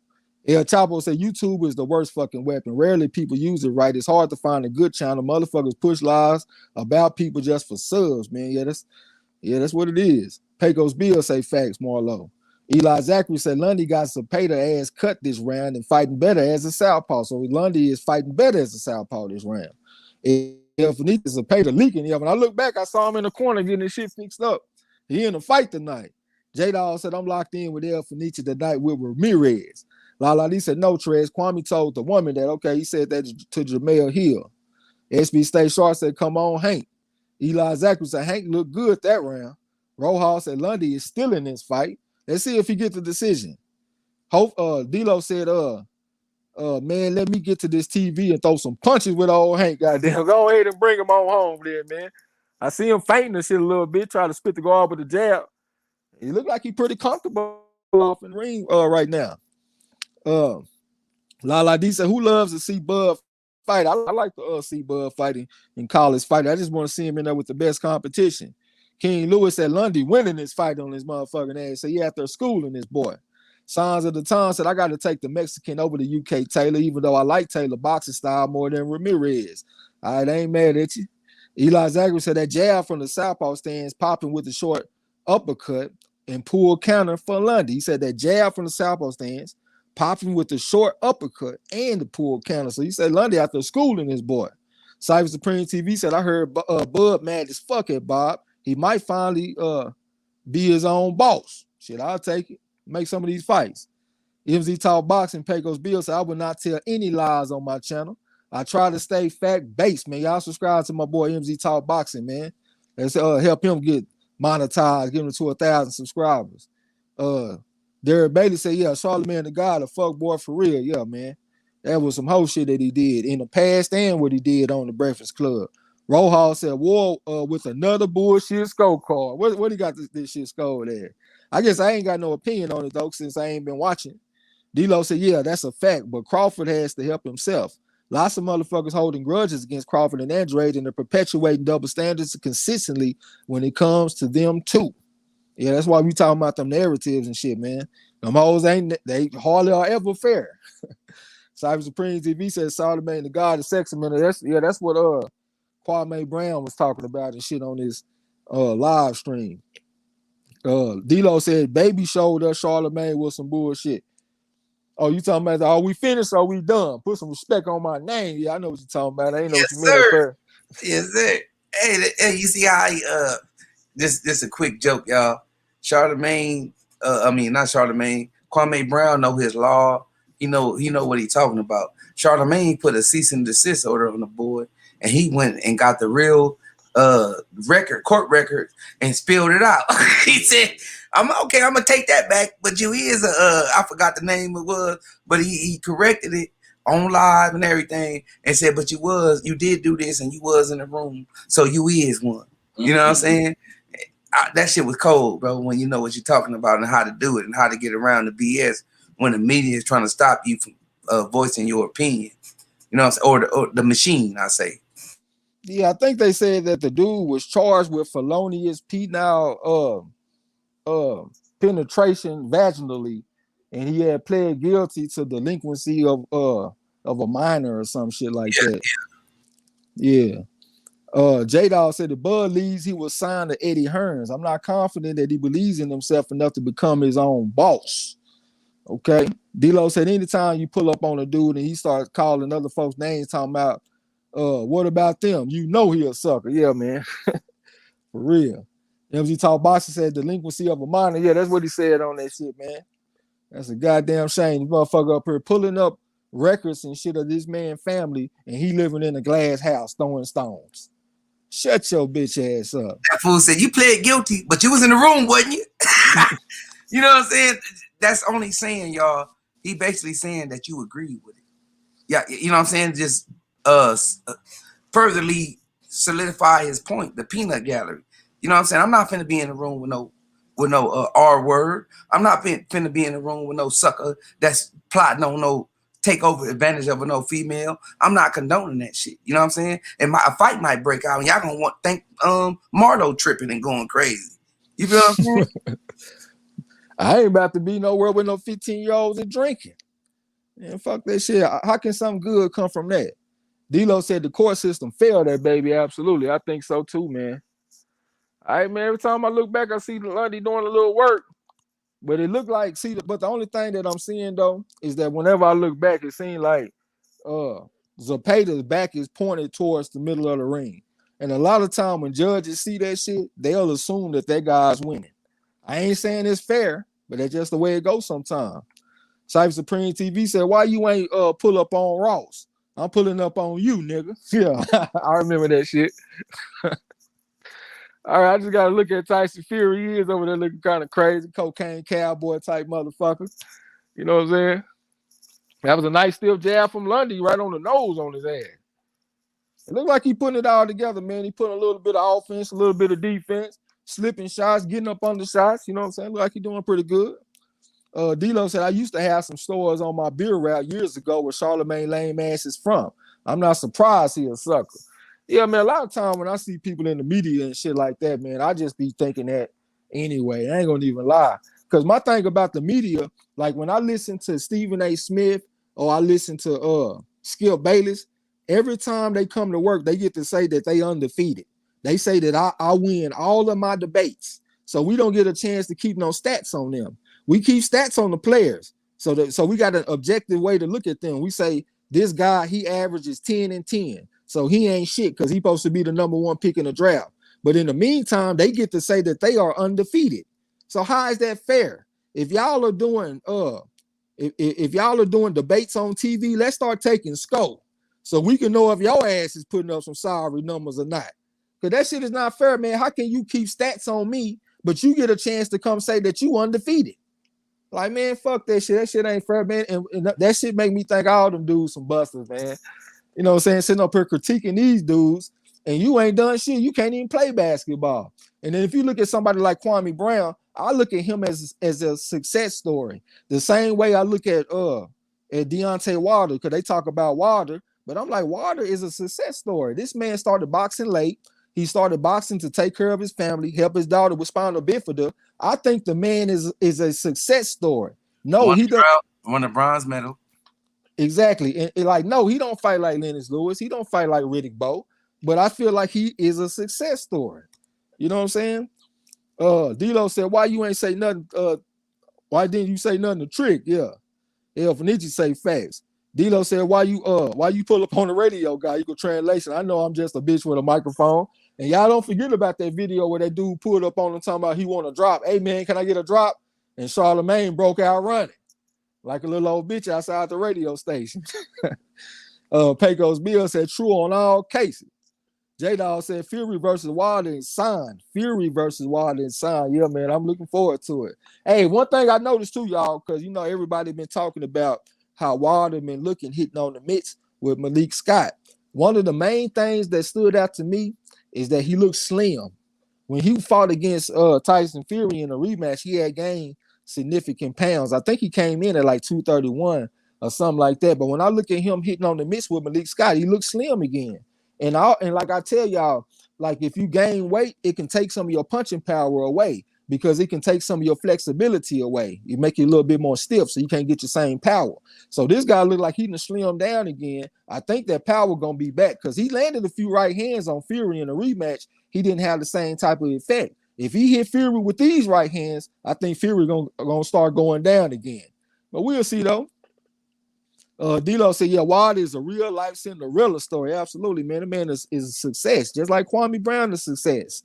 Cypher Supreme said Kwame Brown stats better than Matt Barnes, but yeah, Becky was good here trying to talk. Yeah, for real, man. Yeah, that shit crazy, man. That man is a success story. Hell, I wish I could have done some of the things that Kwame Brown said that he done. Hell, I ain't never bought my mother a house on the golf course. Yeah, that would be a blessing. You know what I'm saying? So yeah, that man is a success story, man. Hey, the thing that I like about it though is people just open their mouth and show their true colors without thinking about what the fuck the consequences gonna be when you say it. You know what I'm saying? I'm talking about the Jackson and the Becky with the good hair. They sit there and told Jeannie Buss, just say it's only so and so, but they was going off of Stephen A. verdict. That wasn't never their agenda. That was Stephen A. agenda. You know what I'm saying? And as soon as they did that, all the media, everybody that showed that they were together, that they pushing the same narrative, they all came out. They all came out with a video. They all came out with something to say about it. They all pushed the same narrative that he crazy. You know what I'm saying? And all this old weird thing. But nobody seemed to recognize, like, man, watch these people. Watch what he's saying. And see who got something to say. See who gonna come to. Jalen Rose was the only one, bro, who spoke out and said, man, y'all tripping. Yep. He did that shit a long time ago, too. Yep. When it wasn't popular. he stood on his square and did that. D'Lo said, I always said lots of these traditional boxers dislike Wilder because he became very successful without sacrificing his childhood, and he was able to get some pussy way before they ever saw some. Pecos Bill said Fury did not like being hit by Wilder. You can see his facial expressions in the first fight and the second. I don't think nobody in the world will like getting hit by Wilder shit. Nigga, give me somebody else. Give me some of that Paulie Malignaggi shit. Y'all can keep that Wilder shit. If Finiti said salute to Hank Lundy, he showed me. I was sure that he was gonna get stopped early. Yeah, he out there doing his thing. Every time I look back, he over there doing a little something. I don't know if they gonna give him the victory, but it do look like he out there to fight. J-Dawg said, I wish more of these former high school, college athletic basketball players attempt boxing. I don't know, man. It seems like a lot of them basketball players be kind of soft. So I don't know if I would. I mean, they do got the frames. They got the long ass arms and stuff, but I just don't know if they got the mental makeup to be fighters. I might see somebody like Russell Westbrook, but the average basketball player, I don't know. D-Lo said Jalen Rose is the real as fuck. Yeah, I like Jalen Rose, man. He gonna get up there and speak the real. You know what I'm saying? Cyber Supreme TV said Lundy finna win this fight. Should hopefully get the decision. I see Andre Ward got Zepeda up by 1 point, so I won't be surprised if they go ahead and give it to Zepeda, even though I haven't been watching it. Marshall said, of course, Wilder is a huge success, getting into two sports at top level. Awesome. Yeah, Wilder's success story. D-Lo said Wilder didn't have his legs, too, but some, hold on. Wilder didn't have his legs to put some stank on them shots. I don't expect lightning to strike in the same place twice. Yeah, man, I definitely like him losing a few pounds because, like, I always look at myself as, like, for an example, and like if I hit you, like, let's say I weigh 185, you would rather me hit you at 185 than 175 because if I hit you at 175, there's a chance that I'm probably gonna break some bones in your face. So seeing him drop a few pounds, I think he gonna get some of that snap back on his punches and plus increase the speed. You know, power, what is power? Mass times velocity. So if you want to increase your power, you got to either increase the mass or increase the velocity. And if you lose a few pounds, I think you can increase the velocity and increase the elasticity. I think that's going to help him with his power. SB State Sharp said, football, not basketball. I can't even say that, bro, because one thing I always say is that I do not trust former football players in boxing. I just don't. Like the guy that taught me boxing, Lynn Bullet Ball, he was a former football player. He started off as he got a scholarship to go to Grambling to play linebacker. Then he ended up tearing his ACL and he got into boxing. He had a okay little boxing career. He was mainly known for being sparring partners for guys like Larry Holmes and Ernie Shavers. But hey, he didn't have the greatest chin. He just wasn't a good example of a former football player turning into a boxer. I just don't never really see it. I don't trust former football players in the boxing ring. J.C. Moore said Wilder is going to destroy Fury in a trilogy rematch. I'm kind of leaning towards taking Wilder too, bro. Just looking at him, looking at his frame and stuff, I'm feeling a lot better about Wilder in the rematch. L said, yeah, I'm sure the check cleared and Lundy in there for a scrap, huh? For real. Pecos Bill said it takes a special kind of person to want to lace up and step in the square circle. Absolutely. You got to be a little bit crazy. SB State Star said that's well said, Marlo. D-Lo said company man Ward usually has his cards filled out in favor of the house fighter. Yeah. J-Dawg said I played football my whole life. Most of them niggas have zero hands. They too stiff for boxing. Maybe the DBs and wide receivers. I've been in the gym with a couple of football players that was trying to stay in shape in the offseason and stuff like that. And it just seemed like they want to run through a brick wall. And boxing ain't about running through a brick wall. It's about the sweet science. You know what I'm saying? So they kind of got to lose that brick wall mentality, and then they'll be able to do a little something. But it's kind of hard for them because that's why they go to boxing. They be like, well, I've been I've been crashing into dudes my whole life, so I can handle myself in boxing, but it don't work like that. But we got Chad Ochocinco fighting on the undercard for Mayweather versus Logan Paul. So let's see what he do. I've been seeing him in the gym a little bit. It looked like he been around the ring, but I don't know. We'll see. D-Lo said Seth Mitchell, absolutely, man. That's another one of them former football players. Moody Treyweather said Trey broke it down in the science form, goddamn. Oh, yeah, mass time velocity. I remember some shit from school, even though I barely went and kept on getting truancy. Cyber Supreme TV said Seth Mitchell was pure garbage. Yeah, he was garbage out there, bro. Hey, he is one of the people that make me feel the way I feel about former football players. Derek Bailey said Trey dropping physics equations on the motherfucker. Cyber Supreme TV, yeah, that man was garbage. I got you. Moody Treyweather said, I think ex-football players should do MMA. I think that's pretty good, bro. You can shoot for them takedowns and stuff like that. Yeah, I think that'll be better for them. It seems like MMA is closer to football than it is to boxing. You know what I'm saying? Yeah. I mean, it seems like football is closer to MMA than it is to boxing. It's more like running through a brick wall. You know what I'm saying? So I agree with you on that. Life is blessed. Welcome to the gym. This is your first time. So Wilder can't beat Fury, but he will beat AJ. Okay. I think Wilder got a better chance, man, since he lost them few pounds. I think the power is going to be back. D-Lo said no excuse, but I think Wilder needs to stay away from those masks with flashing lights in there. Yeah, I agree with you on that. Hey, another thing too, man, I like Malik Scott. I know a lot of people got doubts about Malik Scott as a coach, but one thing that stands out to me is his ability to communicate. You can have the most knowledgeable coach in the world, but if he's talking on all that kind of shit, it's not going to do you no good. It's real good to have a coach that can talk clearly to you, can communicate with you, especially when you in the heat of battle. If you in the heat of battle, you don't want a motherfucker mumbling. You want a motherfucker that can give you some instructions and tell you what to do and tell you what's going on out there. So that's one thing I like about Malik Scott, his ability to communicate. J-Dog said boxing about the mental, absolutely. He said Chad was a wide receiver, though. And one thing about Chad Johnson is known for having some of the best footwork as far as wide receivers go. So that kind of gave me made me kind of like, I'm going to give the guy a chance. Let's see what he can do. But when I watched him shadow box, I ain't going to lie, I was like, man, that shit look trash. But let's see what he do when he got a real opponent in front of him. J-Dog said football players would do better in MMA. I agree with y'all on that.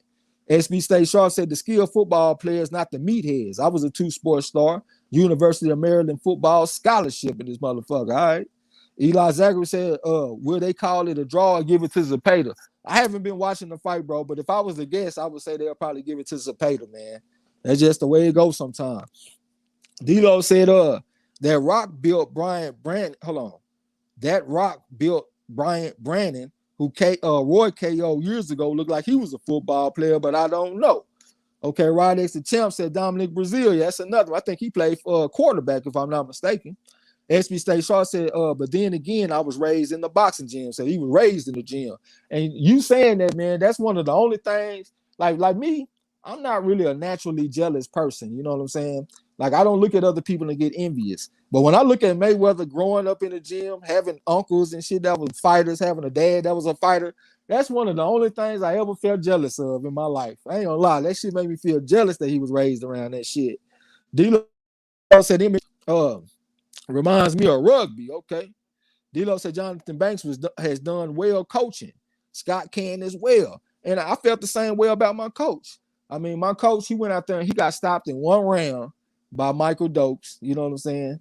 So a lot of people might say that he trashed, but I think he was a much better coach than he was as a fighter. J1 Pro Da Vinci, what's up, bro? Said fight night, let's go. Yeah, we up in this bitch, man, about to call the frog at a well. I think the main event coming on next too. J-Dog said Chad played soccer too. That's a good point, bro. That's a good point. If I had a young kid and I wanted him to be in sports, I probably would start off with soccer. Some strong leg muscles and shit and get used to doing a bunch of running. Derek Bailey said, you don't want Mayweather Sr. in your corner, Hunt Trey. And you know what? It's kind of weird because I do like a coach that can communicate, but Mayweather Sr. is one of my favorite people in all of boxing. Whenever I come across one of his interviews, that shit is much CTV for me. I love that guy, bro. Like when it comes, like when people die and stuff, I don't really get emotional. When that motherfucker die, I'm gonna mess around and be sad, man. When Mayweather Sr. died, bro. I got love for Mayweather Sr. Eli Zachary Hey, that was Roger. Roger for me.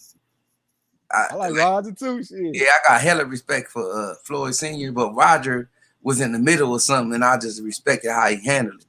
That shit was like amazing. You know what I'm saying? Like he could have took the bigger route and challenged his brother and all that weird stuff, but he never challenged him. He just watched it unfold. You know what I'm saying? And coached it out and all that shit, man. Rest in peace, though, Roger. Yeah, rest in peace. The Black Mamba went out there and fought Julio Cesar Chavez twice. Got out there with Pernell, Sweet Pea Whitaker, all that kind of shit, man. Got love for Roger. Eli Zachary said they gave Zepeda a unanimous decision. That's why I said, bro, I ain't been watching it. But if I was to guess, I would say they gonna get that shit to Zepeda.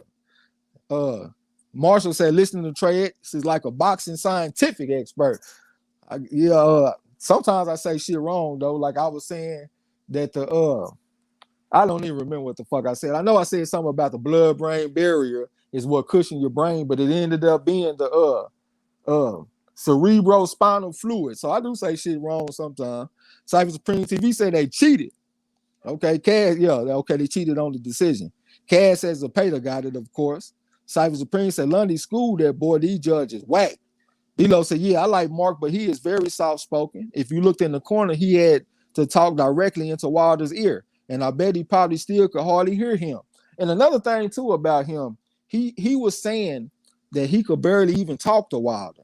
He said he couldn't get no one-on-one time to talk to Wilder. So to me, that sounds like a breach in communication. I'm not saying that he can't communicate with the man, but there was no communication going on. And that came from Mark Breland. So now I got a coach in there that we communicate with. So I think that's a better situation, me personally. Hey, some people soft-spoken or shy to speak their thoughts. You know what I'm saying? Like you can't wait for no time or no moment to speak to a person. You got to ask them, hey, man, let me holler at you for a minute. Let me pull you to the side. You know what I'm saying? You got to know that this motherfucker not talking to you sometimes. You feel what I'm saying? You can't just be, well, man, I'm looking for a time to see when he going to be by himself to talk. Now, you got to express that. And when you get a chance, brother, let me holler at you, man. You know what I'm saying? I need to talk to you about something. You know, that type of thing. You can't just be waiting to look for a moment.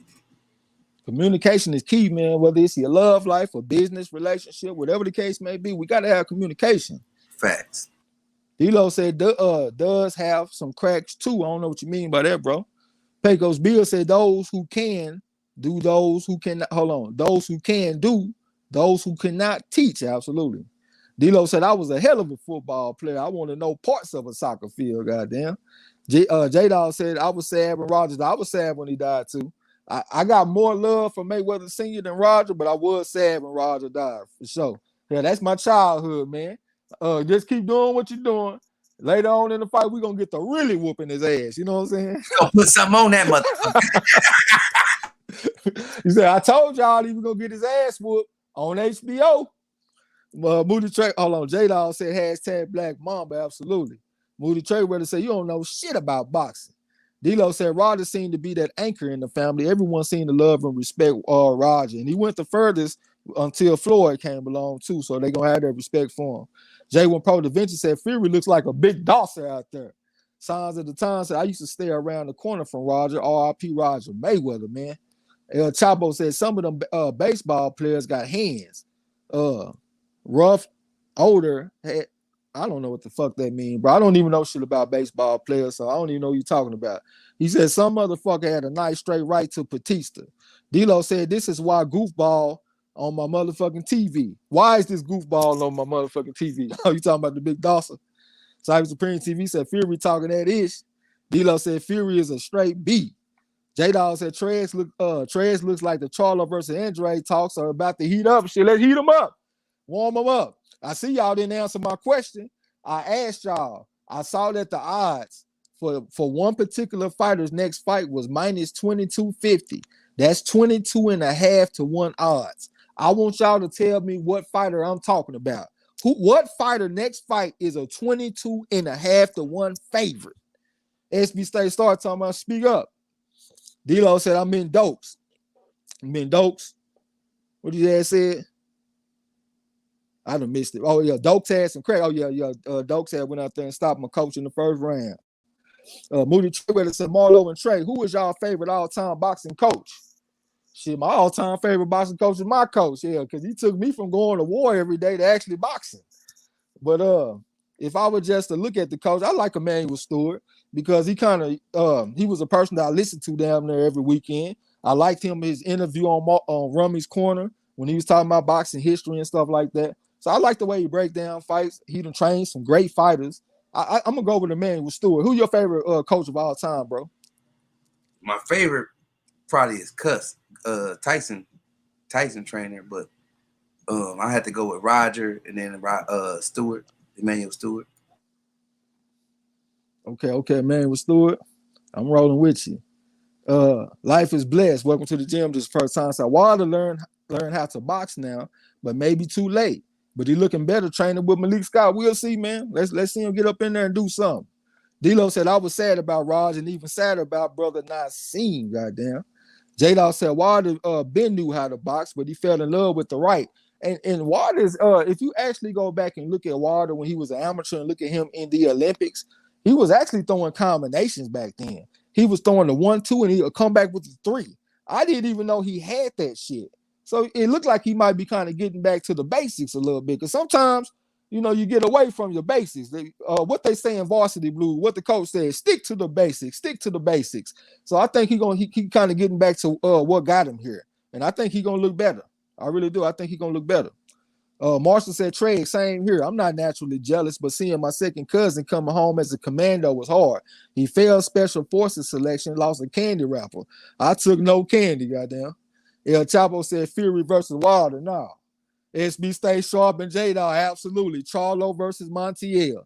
Charlo is at minus 2250. And Andre, what was Andre's odds? Minus 300, minus 350. So come on, man. Who fought the tougher opponent? El Fenici said Fury got that meth mouth out there. Gil Cole said Charlo versus Montiel is 22 to 1 odds. Absolutely. Hip hop number 1. What's up with you, man? Across that pond. So I had to come, boy, and salute the corner. It's one of our own fighting tonight. I hope Josh can do the business. I'm riding with you, man. I'm riding Taylor Game, but let the best man win. Hey, hip hop, shit, we locked in like a motherfucker, man, like one of those master locks. You hear me? For real, we done threw away the key. J-Dawg said, I'm disappointed in the Montiel fight, man. Hey, last time you said it was just a tune-up. Now you're disappointed. D-Lo said, I was hurt when the man would die as well. Yeah, man, that shit sucked. I was hurt too, man. I was hurt. I wasn't as hurt as I'm gonna be with Floyd Mayweather, but yeah, that shit sucked. Signs of the Times said his favorite was Emmanuel Stewart.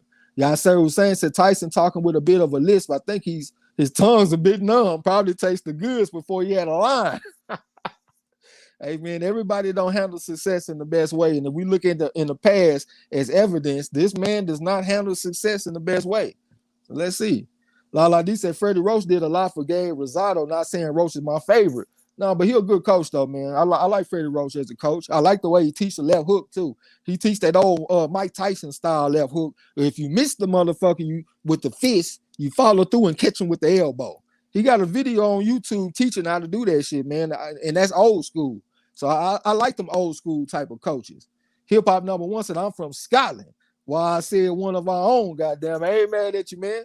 We're going to go ahead and see what he's going to do tonight with the Tribe Issachar. J-Dawg said Mikey from Rocky is his favorite. Mickey from Rocky is his favorite trainer. All right, I got you. A former bantamweight contender. D-Lo said, for me, Eddie Futch, Emmanuel, and I'm appreciating Harry Wiley Sr. more and more. I think he was the first black Olympic coach too, man. I done seen that his son had done a few interviews and stuff like that. I don't know a lot about his father, but from what I've heard, he trained Sugar Ray Robinson and a lot of other fighters, and he was a bad motherfucker. Marshall Simmons said, yeah, cuss apart from Ernie Simmons. I guess, you know what? I'm going to say cuss them out. I'm going to put him in number 2. You know what I'm saying? Because a lot of his techniques is techniques that I use because I'm a shorter type fighter. You know what I'm saying? So, yeah, I got love for Cus D'Amato. I like style, that peekaboo type of style. The shorter fighter going up against the taller fighter style. Eugene said, Emmanuel Stewart was the greatest. I was a big Crunk fan as a kid. All right, that's what's up. Moody Trayweather said, Nassim Richardson and Roger, goddamn. I love to hear Nassim Richardson talk. Lala D said, don't forget I have Taylor tonight, goddamn. Go ahead and come sit at the table with me and Marlo then. L said, Roger, I love how you always pop that shit. I liked it too, bro. That shit made boxing just exciting, just to hear him talk in the corner. Signs of the time said the Wilder got older, he has gotten slower and he used to throw more combos and he used more footwork. Wilder got rich. I don't know if he got rich. He might just be believing in the power, bro. Like every single time you touch somebody, they fall down. You might feel like you don't have to do as much as you used to do because he was already saying he don't like to run and stuff like that. So now all he got to do is just touch you one time and you gone. I think that made him kind of take the foot off the gas a little bit as far as training and learning the sweet science. But hey, sometimes it take a loss or something to make you refocus and get back on your grind. So hopefully that's the way he responds to it. J-Dog said, Charlo coming off the Derevyanchenko fight unlike Andre, even if it's a tune-up Montiel, though. Who is this guy? Man, Derevyanchenko, man, that shit was a long time ago, bro. How long has it been since that man fought Derevyanchenko, bro? I can't use that excuse now. D-Lo said, Fury doesn't handle adversity well either. Hopefully he doesn't dope fiend his way out of this trilogy. That's who I was talking about, who doesn't handle, well, okay. I said he don't handle success, and you saying he don't handle adversity. I got you.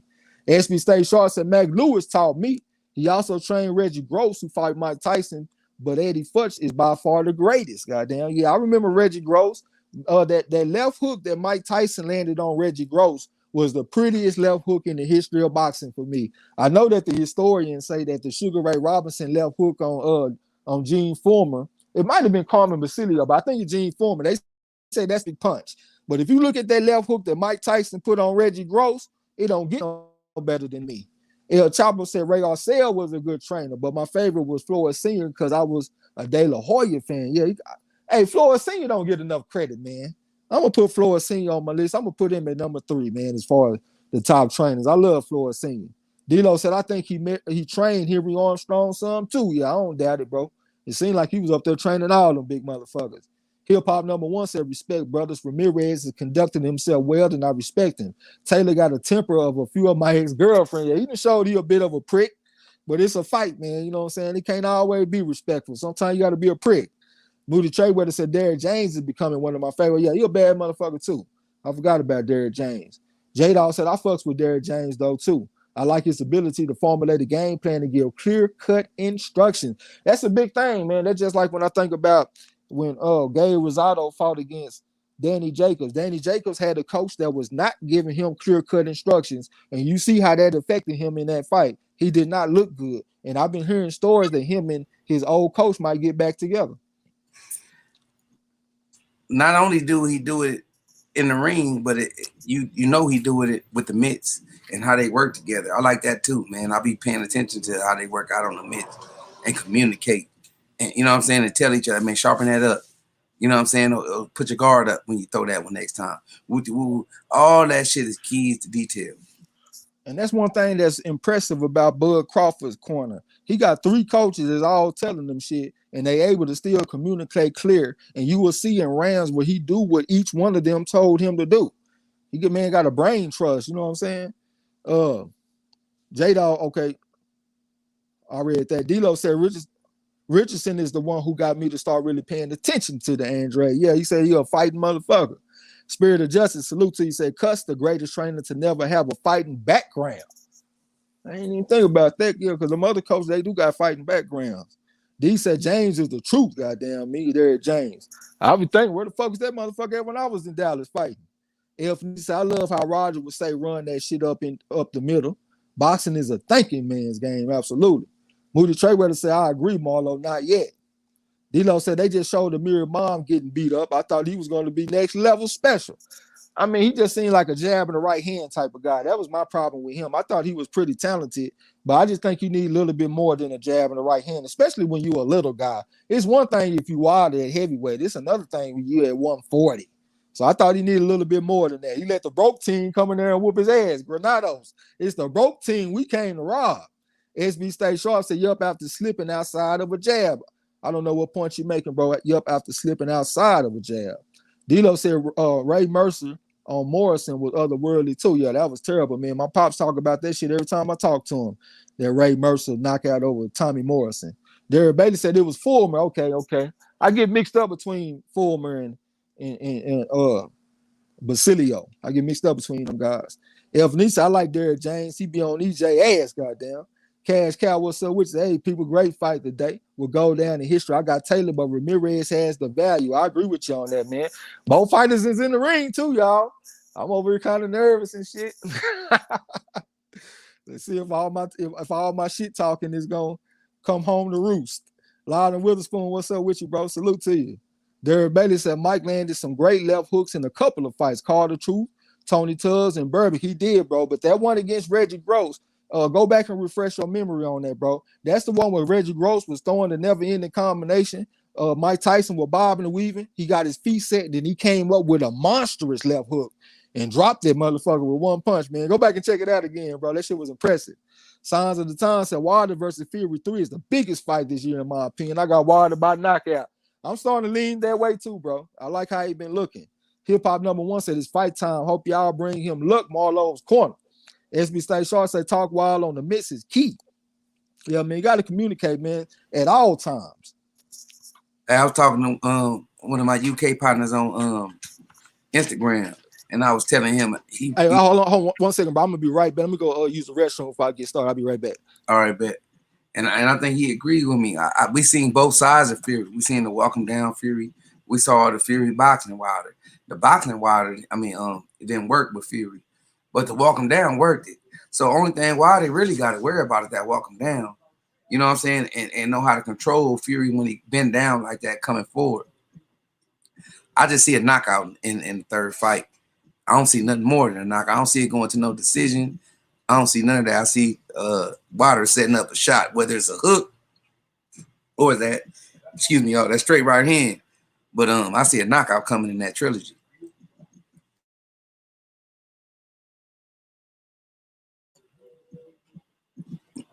I ain't see what Trey had. I'm gonna jump up in the chat, y'all. Derek Bailey said they walking out. Lala D said, oh, she talking. Let me get at y'all business. CSMHBJ Dog said, Rozier give clean cut instructions. Jacob never listened. I hope he get back with him. Man, Jacob just all about the bread. Yeah, Jacob all about the bread. Y'all shout out DB, and he over here with me, man. Chilling and shit. What's up? What's good, D-Lo? You ain't said nothing since you got on. What's good, D-Lo? D-Lo in the building, y'all. Chris Renner said, What's up, man? oh, there you go. Salute. Oh, he must get his station set up. Chris Renner said, Ray Arcel trained. Barney Ross, Benny Leonard, Ezra Charles, James Broderick, Tony Zell. I don't even want to mess the Garcia dude name up. Seferino Garcia? Yeah, Seferino Garcia, Roberto Duran, and Larry Holmes once. Yeah, man, some great trainers, y'all. I just be going by the ones where I done actually seen and worked, watch film. You know what I'm saying? Actually put time into watching it and taking like them old. I respect all them fighters, man. I know they came from a background because the motto studied them all. That's why I respect them, and that's why I put them on a high pedestal. Hey, let's get ready to call this shit, bro. The fighters just touched gloves. They heading back to the corner now. We about to get ready to start. Let's go ahead and get it cracking in this bit. Both fighters Taylor look kind of dry a little bit. Ramirez look like he nice and warmed up, look like he mean business. You ready for action? Get ready for the first round, y'all. Man, what they waiting so long to ring the goddamn bell for? Go ahead and get this shit cracking. All right, here we go. We're in the first round. All right, head moving and shit from Ramirez got his hands up good. Taylor shooting a series of feints. He right there in front of him. Southpaw against the orthodox fighter. Lead up hook type pump from Ramirez. It looked like he landed that shit too. Head moving and shit from Ramirez. He right there in front of Taylor. Taylor out there probed with the lead hand a little bit. All right, Ramirez right there in front of him looking for opening on Taylor. Taylor shot a little defender at Ramirez, but Ramirez stayed at home. Head moving and shit from Ramirez shooting a series of feints. Here come a jab with the left hand to the body from Taylor. Then he turned Ramirez. Came back upstairs with the jab. I think he missed that jab though. Shot a little defender at Ramirez. Taylor in the southpaw stand right now. now. All right, still shooting the was a fact. Lead left hand type pump from Taylor. I think he might have missed it. Back on step with the jab at the time. This Taylor here in the southpaw stand right there in front of Ramirez. Ramirez got his hands on good. Shot of the feint, and Taylor got a reaction. Taylor shot of the feint. Lead left hook from Ramirez, and they got tanked up. All right, Taylor trying to work the left hand in the midst of the clinch. The referee about to come break him. There's 2 minutes and 10 seconds left to go on the round. They in the center of the ring right now. Head movement shift from Taylor. Ramirez tried to step in with something. Taylor came back with a jab. Stepped in with the double jab at the time and back Ramirez up. Shot the jab out there again, but he missed that jab. Head movement shift from Ramirez. He over the bob of the weave and looking for opening on Taylor, trying to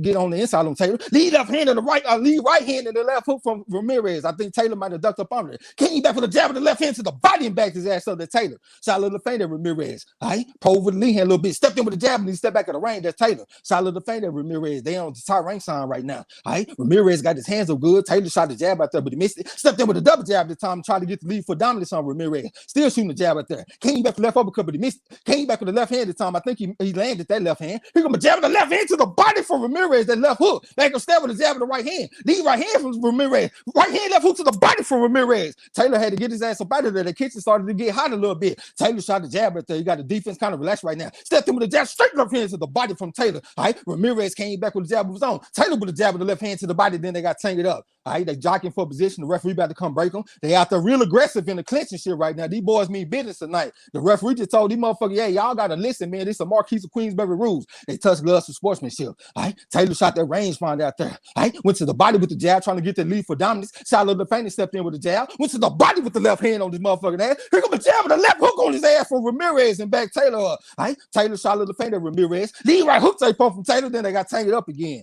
All right, it's 39 seconds left going around. The referee just came and broke him. All right, Taylor shooting that rangefinder out there. Ramirez trying to get on the inside. Good knee flexing the shit from Ramirez. Pole for the lead hand. Taylor shot a little feint at Ramirez and got a reaction. Ramirez trying to get on the inside on Taylor, shooting a series of feints. Taylor said, fuck that, let me reset. Looping right hand for Ramirez. Left hand to the body from Taylor for trouble, though. He got Ramirez trying to work the jab. He missed the jab, though. Taylor shot a little feint at Ramirez and got a reaction out of Ramirez. Shooting a rangefinder out there. That's Taylor. Shot a little feint, slipped in with a jab, but he missed the jab. He got a jab from Ramirez and back him up. Step jab from Ramirez and snapped the head back. Came back with a jab with the left hook. He missed the left hook, though. That's Ramirez trying to cut the ring off on Taylor. All right, Taylor shooting a series of feints. Stepped on the lead left hand. Came back with the right hook on his ass. That's Taylor to actually make the round. Hey, shit, man, I think that was Taylor round right there, man. I think it was a close round, though. But I think Taylor, throughout the whole round, I think he was right there with Ramirez. And I think at the end of the round, he solidified it because they went punch for punch. Taylor was cleaner. Both threw probably the same amount of punches to the body up top. Yeah, I think that was Taylor round. Hey, y'all didn't hear me call the fight at all? Hell yeah, we heard you, bro. Hell yeah. Okay, I had got knocked out. I'm wondering what the fuck going on. I done called this whole round. All right, what's up to my boy the King Deal? Salute to you. So you got it 1-0 for Ramirez. J-Dog said he got it for Ramirez. Who you scored the round for, bro? I didn't even hear you. I had the round for Taylor. Okay. I'm gonna try to keep score. Okay. 10-9 for Taylor. We're getting ready to go to the second round. Let me get a little water. All right, let's meet in the center of the ring. Taylor shot that rangefinder out there. Head moving shit from Ramirez, trying to bob and weave and get on the inside on Taylor. Taylor shooting a series of feints of Ramirez and got a reaction. Stiff jab from Ramirez. Took a right hook from Taylor for trouble, though. All right, lead right uppercut type punch. Came back to left hand, brought back the right hook. That's Taylor on his ass. Got up under the jab and came back to the right hook. That's Taylor, and he brought back the left hand on his ass. They back towards the center of the ring. Lead right hook from Taylor on his ass. Came back with a straight left hand, split the guard with it. That's Taylor. Head moving shit from Ramirez. Taylor shot a little feint. Lead left hand from Taylor, but he missed it, though. Shooting that rangefinder out there. All right, here comes Ramirez over the 7 to him. Taylor shooting a series of feints of Ramirez and stepped in with the jab, trying to get that lead for dominance in the southpaw stand. Got the defense relaxed right now. All right, Ramirez trying to find it with the jab, but he missed that jab, though. He got his hands up good over the stepping to Taylor. All right, he right there in front of Taylor, getting down low and shit. Came back with a loop of right hand. That's Ramirez, and Taylor had to walk off on him. Here comes a jab from Ramirez trying to pin Taylor down. Taylor on that footwork and shit. Right hand to the body, came back to the body with the left hook. That's Ramirez on Taylor head. Taylor had to get up out of there. Now Taylor shooting the rangefinder out there. Went to the body with the left hand after he fainted that motherfucker. Then they got tangled up. Referee just came and broke him. A minute and 56 seconds left to go in the round. Taylor shooting at range, find that thing, shot a feint at Ramirez and got a reaction. Shot another feint at Ramirez and came back and stirred with a double jab this time. Shot another feint at Ramirez, he right there in front of him. Right, left hand to the body from Taylor on his ass, then they got tangled up. Taylor back upstairs with the right hook in the midst of the clinch. He got a little bit of prick in him, but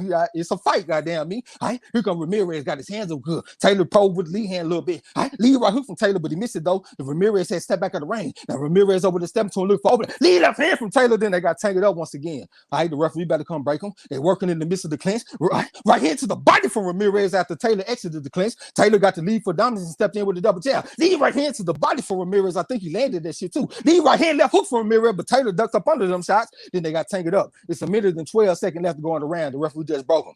I hate that back towards the center of the ring. Here comes Ramirez. He got his hands a good look for opening on Taylor. Taylor probed with the lead hand, kind of rehearsing shots a little bit. Shooting a range find out there and stepped in with the jab so he can get the lead for dominance. Stepped in with the double jab this time to Taylor and put the stiff arm on that motherfucker. Ramirez a little bit ahead, but we try to get on the inside on Taylor. He got his hands up good. All right, instant closer and closer to Taylor.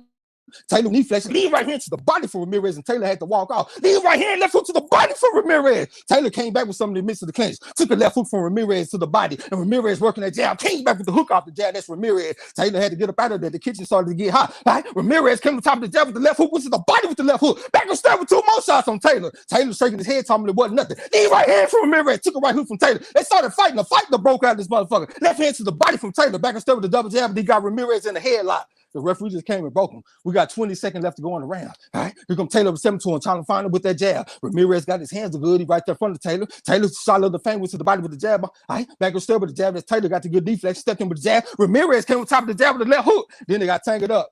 All right, the jank. All right, left hand from Taylor as he exited the clinch. He got his hands good. All right, stepped in with the jab, hooked in off the jab. That's Taylor, and he landed right on the chin. And it's the end of that round. What you think, bro? I like Ramirez that round, man. I think Taylor earlier on was controlling the round, but mid through late, I think the counters, the lead punches, the body work, getting them against the ropes, I think all that was effective from Ramirez round. All right, salute to Eric Call was going down with you, bro. All right, I see 1-1. J-Dog got it 2-0 Ramirez. It's pretty decent fight so far. Appreciate the Mr. Frogs in the chat, y'all. Y'all know this shit like tonic for my aching body. I see some more 1-1. J1 Pro said he like that round for Taylor. Lala D got it 2-0 for Taylor.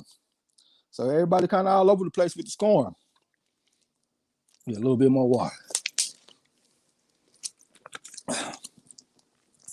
I think both fighters having these moments, that's for sure. All right, we're getting ready for the third round. All right, here we go. They meet in the center of the ring. All right, Taylor stepped in with the jab, came back with the right hook, but he took some back from Ramirez. Then both went to the body at the same time. They started rumbling in the middle of the ring. All right, they got tangled up. The referee just came and broke them.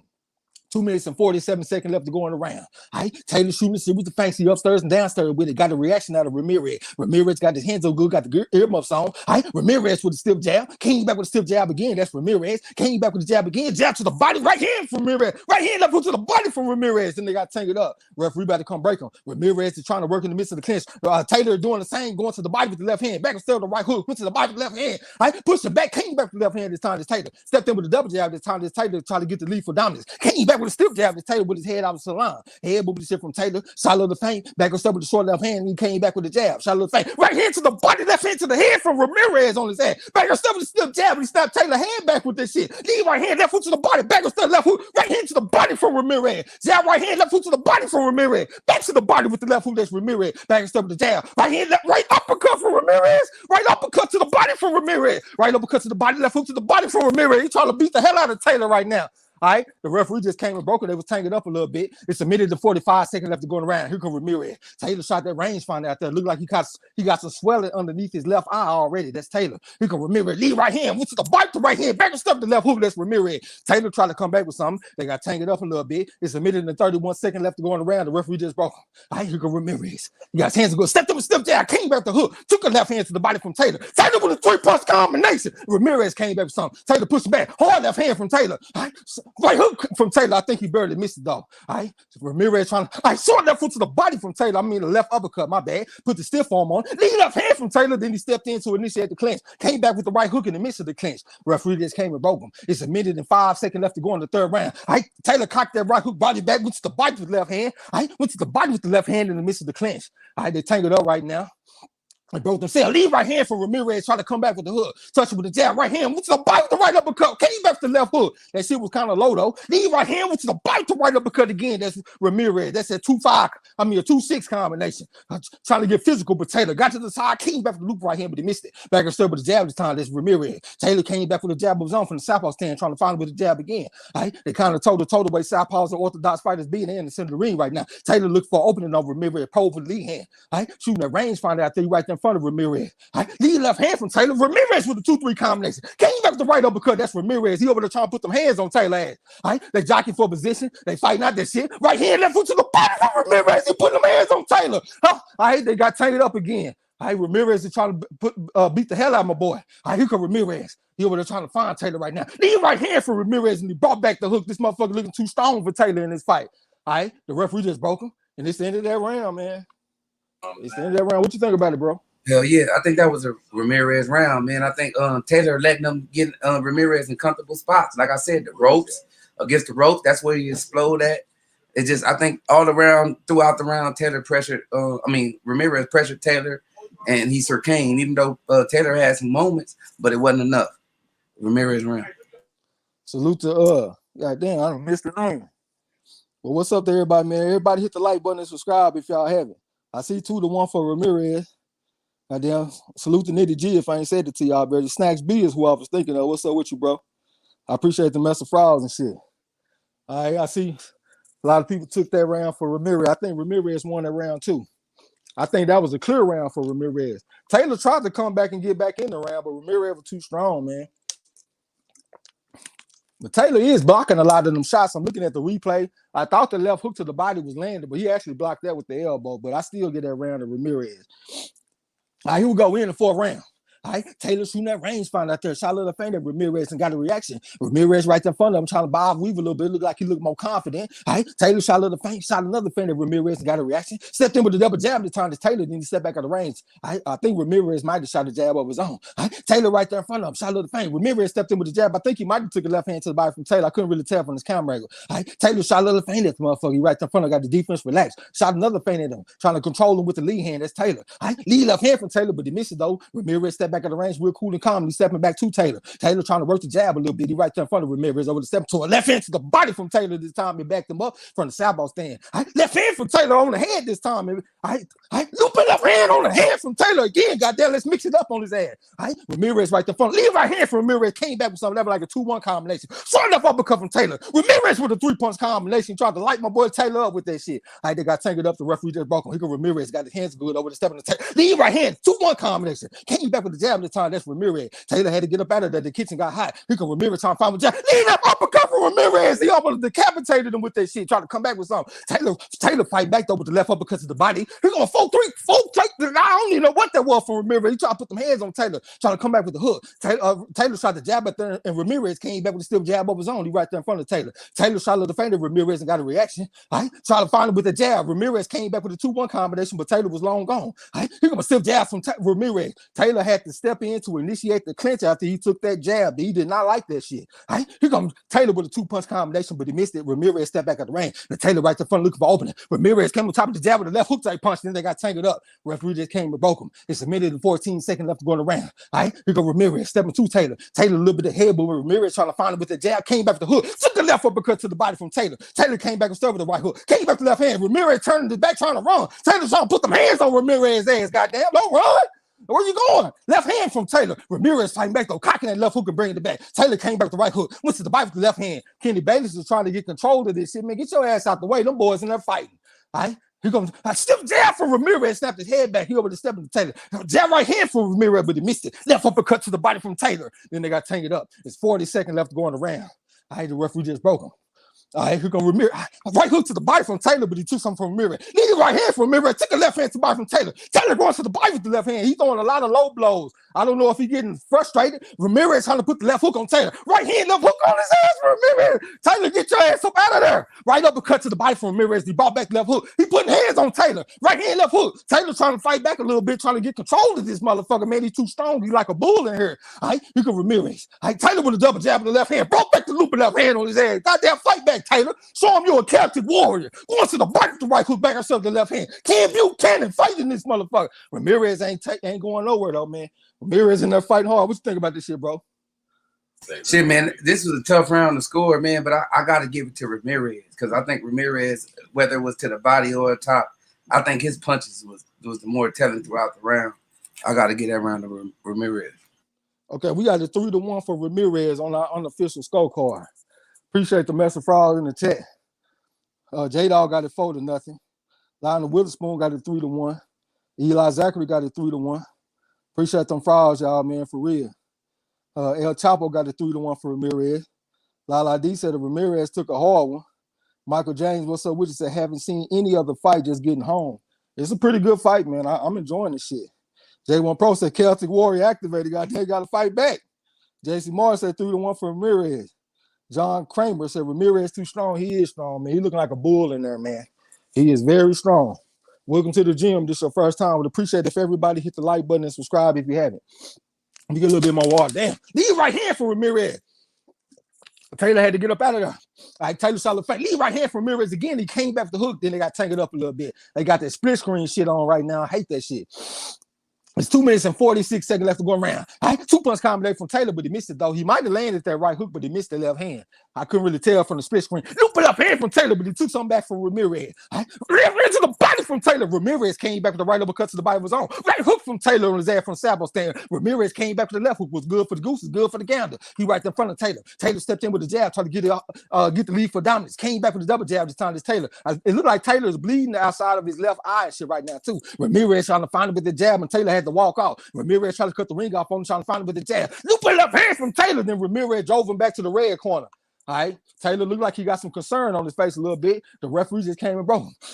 All right. Taylor shot that range finder out there. He right there in front of Ramirez. That 2-3 combination from Taylor on his motherfucking ass. Then they got tangled up. Referee just came and broke him. Ramirez clapping his glove like Pacquiao. You over to step into Taylor. Taylor shot a little fader. Ramirez and got a reaction. Shot another fader. Ramirez shooting a range finder. Step jab from Taylor. Ramirez came back with the right hand this time. I think he might have landed that punch too. Lead right hand from Ramirez. Took a left hand to the body from Taylor. Get your ass off me. Taylor tried to find him with the lead left hand, but he missed it though. Tried to find him with the lead left hand again, but he didn't touch him with it. All right. Here come a jab from Ramirez. Here come a stiff jab from Taylor. Ramirez came on top of the jab with the left hook, and Taylor came back with a jab from the southpaw stand. All right. They right there in front of each other. All right. Taylor trying to control him with the lead hand and shit. Ramirez trying to find Taylor. He got his hands up good. Taylor trying to mesmerize with the lead hand. Stepped in with a jab. Came back with the jab again. Ramirez over there trying to find Taylor. Lead left hand from Taylor. Ramirez went to the body with the right hand. Then they got tangled up. It's a minute and 16 seconds left to go in the 5th round. Referee just broke him. All right. Taylor a little bit of head movement. He said he got his hands good right in front of Ramirez. Lead right hand for Ramirez. He landed that shit too. Then they got tangled up. Ramirez went to the body with the right hand. Took a left hand from Taylor. Another left hand from Taylor. Right hook to the body from Taylor as he exited the clinch. Jab left hand from Taylor right on his motherfucking chin. Cocked that rock and he brought it back. But he took a left hook from Ramirez for trouble though. Then they got tangled up. Ramirez trying to work in the midst of the clinch. Came have a 2-punch combination. Took a right hook from Taylor after he took a left hand to the body from Ramirez. Right hand, left hook, right uppercut from Ramirez. Taylor trying to fight back though. Ramirez trying to drive him back. Taylor cocked that right hook and he brought it back on his ass like he had a receipt. Came back with the left hand this time for the southpaw stand. Here could Ramirez trying to find Taylor right now. He got his hands so good. Lead left hand from Taylor right on his nose on his motherfucking ass. Then they got tangled up. It's 30 seconds left to go in the 5th round. All right. Taylor shot a little fader. Ramirez and got a reaction out of him. Shot another fader. Ramirez, but Ramirez stayed at home this time. And Taylor shooting that rangefinder out there trying to spit the ball with the jab. Here comes a lunging left hook from Ramirez. Taylor had to get his ass up out of there. La Cochina está muy caliente. Lead right hand from Ramirez, but he missed it. Took a loop left hand from Taylor. Then they got tangled up. The referee just came and broke him. We got 10 seconds left to go in the round. Right hook from Taylor. Ramirez came back with something. Right hook left hand from Taylor. Then they got tangled up again. All right, the jockey for position. Right up, left uppercut from Taylor, but he took some back from Ramirez, and Taylor came back with something. Ramirez came back with something, and it's the end of that round. What you think about this shit, bro? Man, I think this was a fucking dope ass round, man. But I think this was a Taylor round though. Ramirez came back with something, but I think the more harder telling shots came from Taylor this round, and Ramirez respected it, but Taylor round. I thought it was a Taylor round too. Okay, J-Dog got it 4-1. Ramirez. Elfnisa Taylor with all the bitch ass holding. Shut up. Lionel Witherspoon said 3-2 for Ramirez. Nitty G got it 4-1 for Ramirez. El Padrino got it 2 Taylor round. J-Dawg said, okay, I got you, bro. You ain't got to say it but one thing. Real Legend said, Marlo, you need to be on Showtime. My name is Trey X. This is Marlo channel. I'm the co-host. El Chapo said, this is what the fuck I'm talking about. Undisputed best fighting the motherfucking best. Eric Gar said, man, is one of these motherfuckers don't sign Trey X and don't let me hit the lottery. I'm going to make an app of Marlo's corner too. Like they said, I don't know. I'm thinking 2-3-2 Taylor. Okay, damn, I ain't getting no water, y'all. All right, short right uppercut from Taylor. Ramirez trying to get on. It's like kind of left hand from Taylor and drop this bitch ass. Get your ass up, goddamn me. Let's get this Mexican style together. Get up, you son of a bitch! Goddamn, hey, the fight was started now. He got up quick though. He all right. All right, we in the 6th round, y'all. Goddamn, get your ass out the way, ref. Man, this motherfucker gonna let the man recover. All right, here come Taylor over the stepping to him, looking for an opening. All right, shooting that rangefinder out there. All right, went to the bite with the left hand. Came back and stepped with the right hook type punch. Went to the bite with the right hook from the southpaw 10. All right, short up uppercut from Taylor. Ramirez fight back. Hard left hook for Ramirez. He hurt him. Jab right hand for Ramirez. The check engine light came on for Taylor after that left hook. That shit did not feel good. The referee just broke him. All right, here come Taylor. He over there shooting that rangefinder out there, looking for opening on Ramirez. All right, Ramirez right in front of him. All right, shooting the seat with the face. He got his hands up good. All right, Taylor just posted up in front of him. He needs to get to work on this motherfucker right now. All right, shot a little feint at Ramirez. All right, stepped in with a lead right hook type punch, tried to step on Ramirez's foot, but he missed it though. All right, Ramirez stepped in with something and they got tangled up.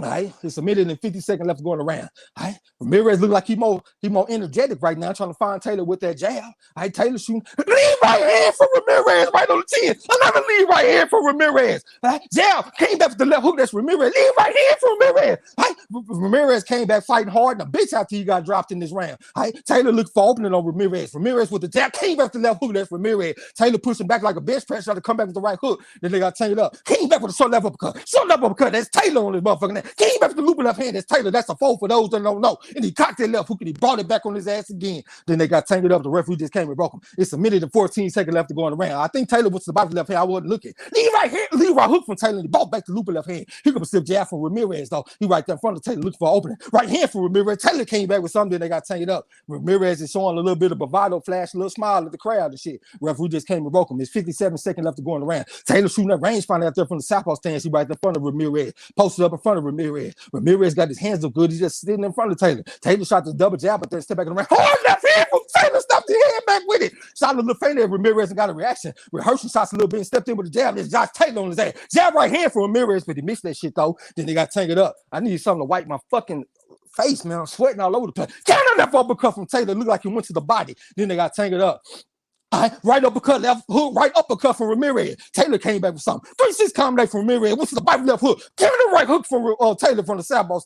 The left uppercut as Ramirez exited the clinch. Then Taylor put that rangefinder out there. Came back with the right hook, but he missed the right hook. Ramirez had ducked up under it. Short left hand from Taylor. Back upstairs with a jab on his ass. That's Taylor. Posted up in front of Ramirez. Hard left hand from Taylor. Doubled up on it. Came back with the right hand. I think he missed that right hand though. Looping left hand from Taylor. The referee, get your ass out the motherfucking way. These men in here fighting, man. It's the end of that round. Appreciate the them super chats and shit, man. Appreciate the membership too, man. Square business. Man, most definitely. Hey, bro, these motherfuckers in here throwing this a 10-8 round for Taylor.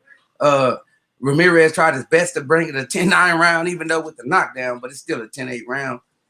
Shit, I like that fucking that punch that Taylor landed early, but that straight right hand, them lead punches, is definitely effective in this round. Banging ass round, man. But Taylor round, man, and you right about the referee. They bought Ramirez some time about holding him extra 5 seconds with them gloves. He did a bad job on that. Yeah, man, don't cheat. Goddamn, it was all good. Don't start cheating. EDG said Taylor round, no shit. King Louis, Taylor round. J-Dawg, well, you say King Louis got Taylor winning. J-Dawg said 4-2. Taylor really a 10-8 round for Taylor. Hell yeah, it was a 10-8 round. I see 3-3 for Cyber Supreme TV, so you got it locked up. Nitty G said you got 4-2 Ramirez. Lala D said I got 4-2 for Taylor.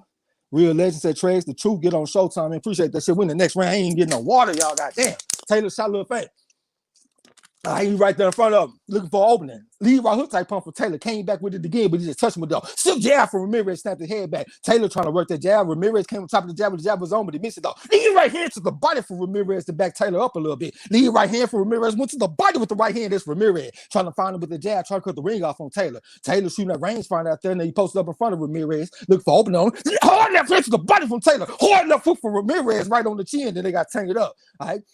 Referee just came and broke him. It's 2 minutes and 22 seconds left to go to the ring. He gonna still jab from Ramirez this time from the orthodox stand. Lead right hook type pump from Taylor. Couldn't tell if he landed clean from his camera angle. Lead right hand from Ramirez. It looked like he landed right on the chin on Taylor. Taylor shot a little fan at him. Here come lead right hand to the body from Ramirez. Try to come back with something. Taylor was long gone. Can't touch this like MC Hammer. And he stepped in with the double jab this time with the lead for dominance and came back with the jab again. Looping left hand upside the head from Josh Taylor. Ramirez tried to come back with something. Lead left hand from Josh Taylor and then the flush on his motherfucking ass too. All right, tried to come back with something. All right, then they got tangled up a little bit. All right, it's a minute and 51 seconds left to go around. All right, here comes Ramirez trying to find Taylor with that jab. He got his hands on good, trying to find him with the jab again. Double jab from Taylor from the southpaw stand to get the lead foot dominance and step around the lead foot. He right in front of Ramirez. Ramirez trying to find him with that jab. Taylor look for opening. He right there in front of Ramirez. Looping left hand from Taylor like a counter looping left hand. Counter left uppercut from Taylor on his ass after Ramirez tried to go to the body with something. Then they got tangled up. The referee just broke him. A minute and 27 seconds left to go around. Right hook left hand to the body from Taylor. Double jab left hand to the body from Taylor. Then they got tangled up. It's a minute and 19 seconds left to go around. Referee just broke him. All right, Ramirez trying to pull the lead hand down. Came back with a 2-3 combination, back Taylor up. Jab left hand to the body. Left hand to the body from Ramirez again. That shit hurt. Touch with the jab this time for the orthodox stand. Here come double jab from Taylor. Lead right hand from Ramirez, but he missed it. Taylor was long gone. All right, Ramirez stepped in with something. I almost took another counter left hand from Taylor, but Taylor missed it this time. The referee just came and broke him. It's 58 seconds left to go around. Ramirez with a 1-2-1 type combination, back Taylor up. Trying to come over top of the jab, but the jab was on for the orthodox stand. That's Ramirez trying to cut the ring off on Taylor. Lead right hand from Ramirez, counter left hand to the body from Taylor. Then they walked off from Ramirez. Ramirez with a jab of the left hook, then they got tangled up. All right, the referee about to come break him. All right, he just broke him. All right, here going Ramirez with a jab of the left hook to the body. Left hook to the body from Ramirez once again. Taylor posted up front of him. Left hook from Ramirez. Took a right hook from Taylor. Was good for the goose and good for Cat. Hard left uppercut from Taylor and dropped his bitch ass again. And look at him. He looking raggedy out there too right now. You súbate, güey, He getting them 10 crumpets put on his motherfucking ass tonight. Taylor gang.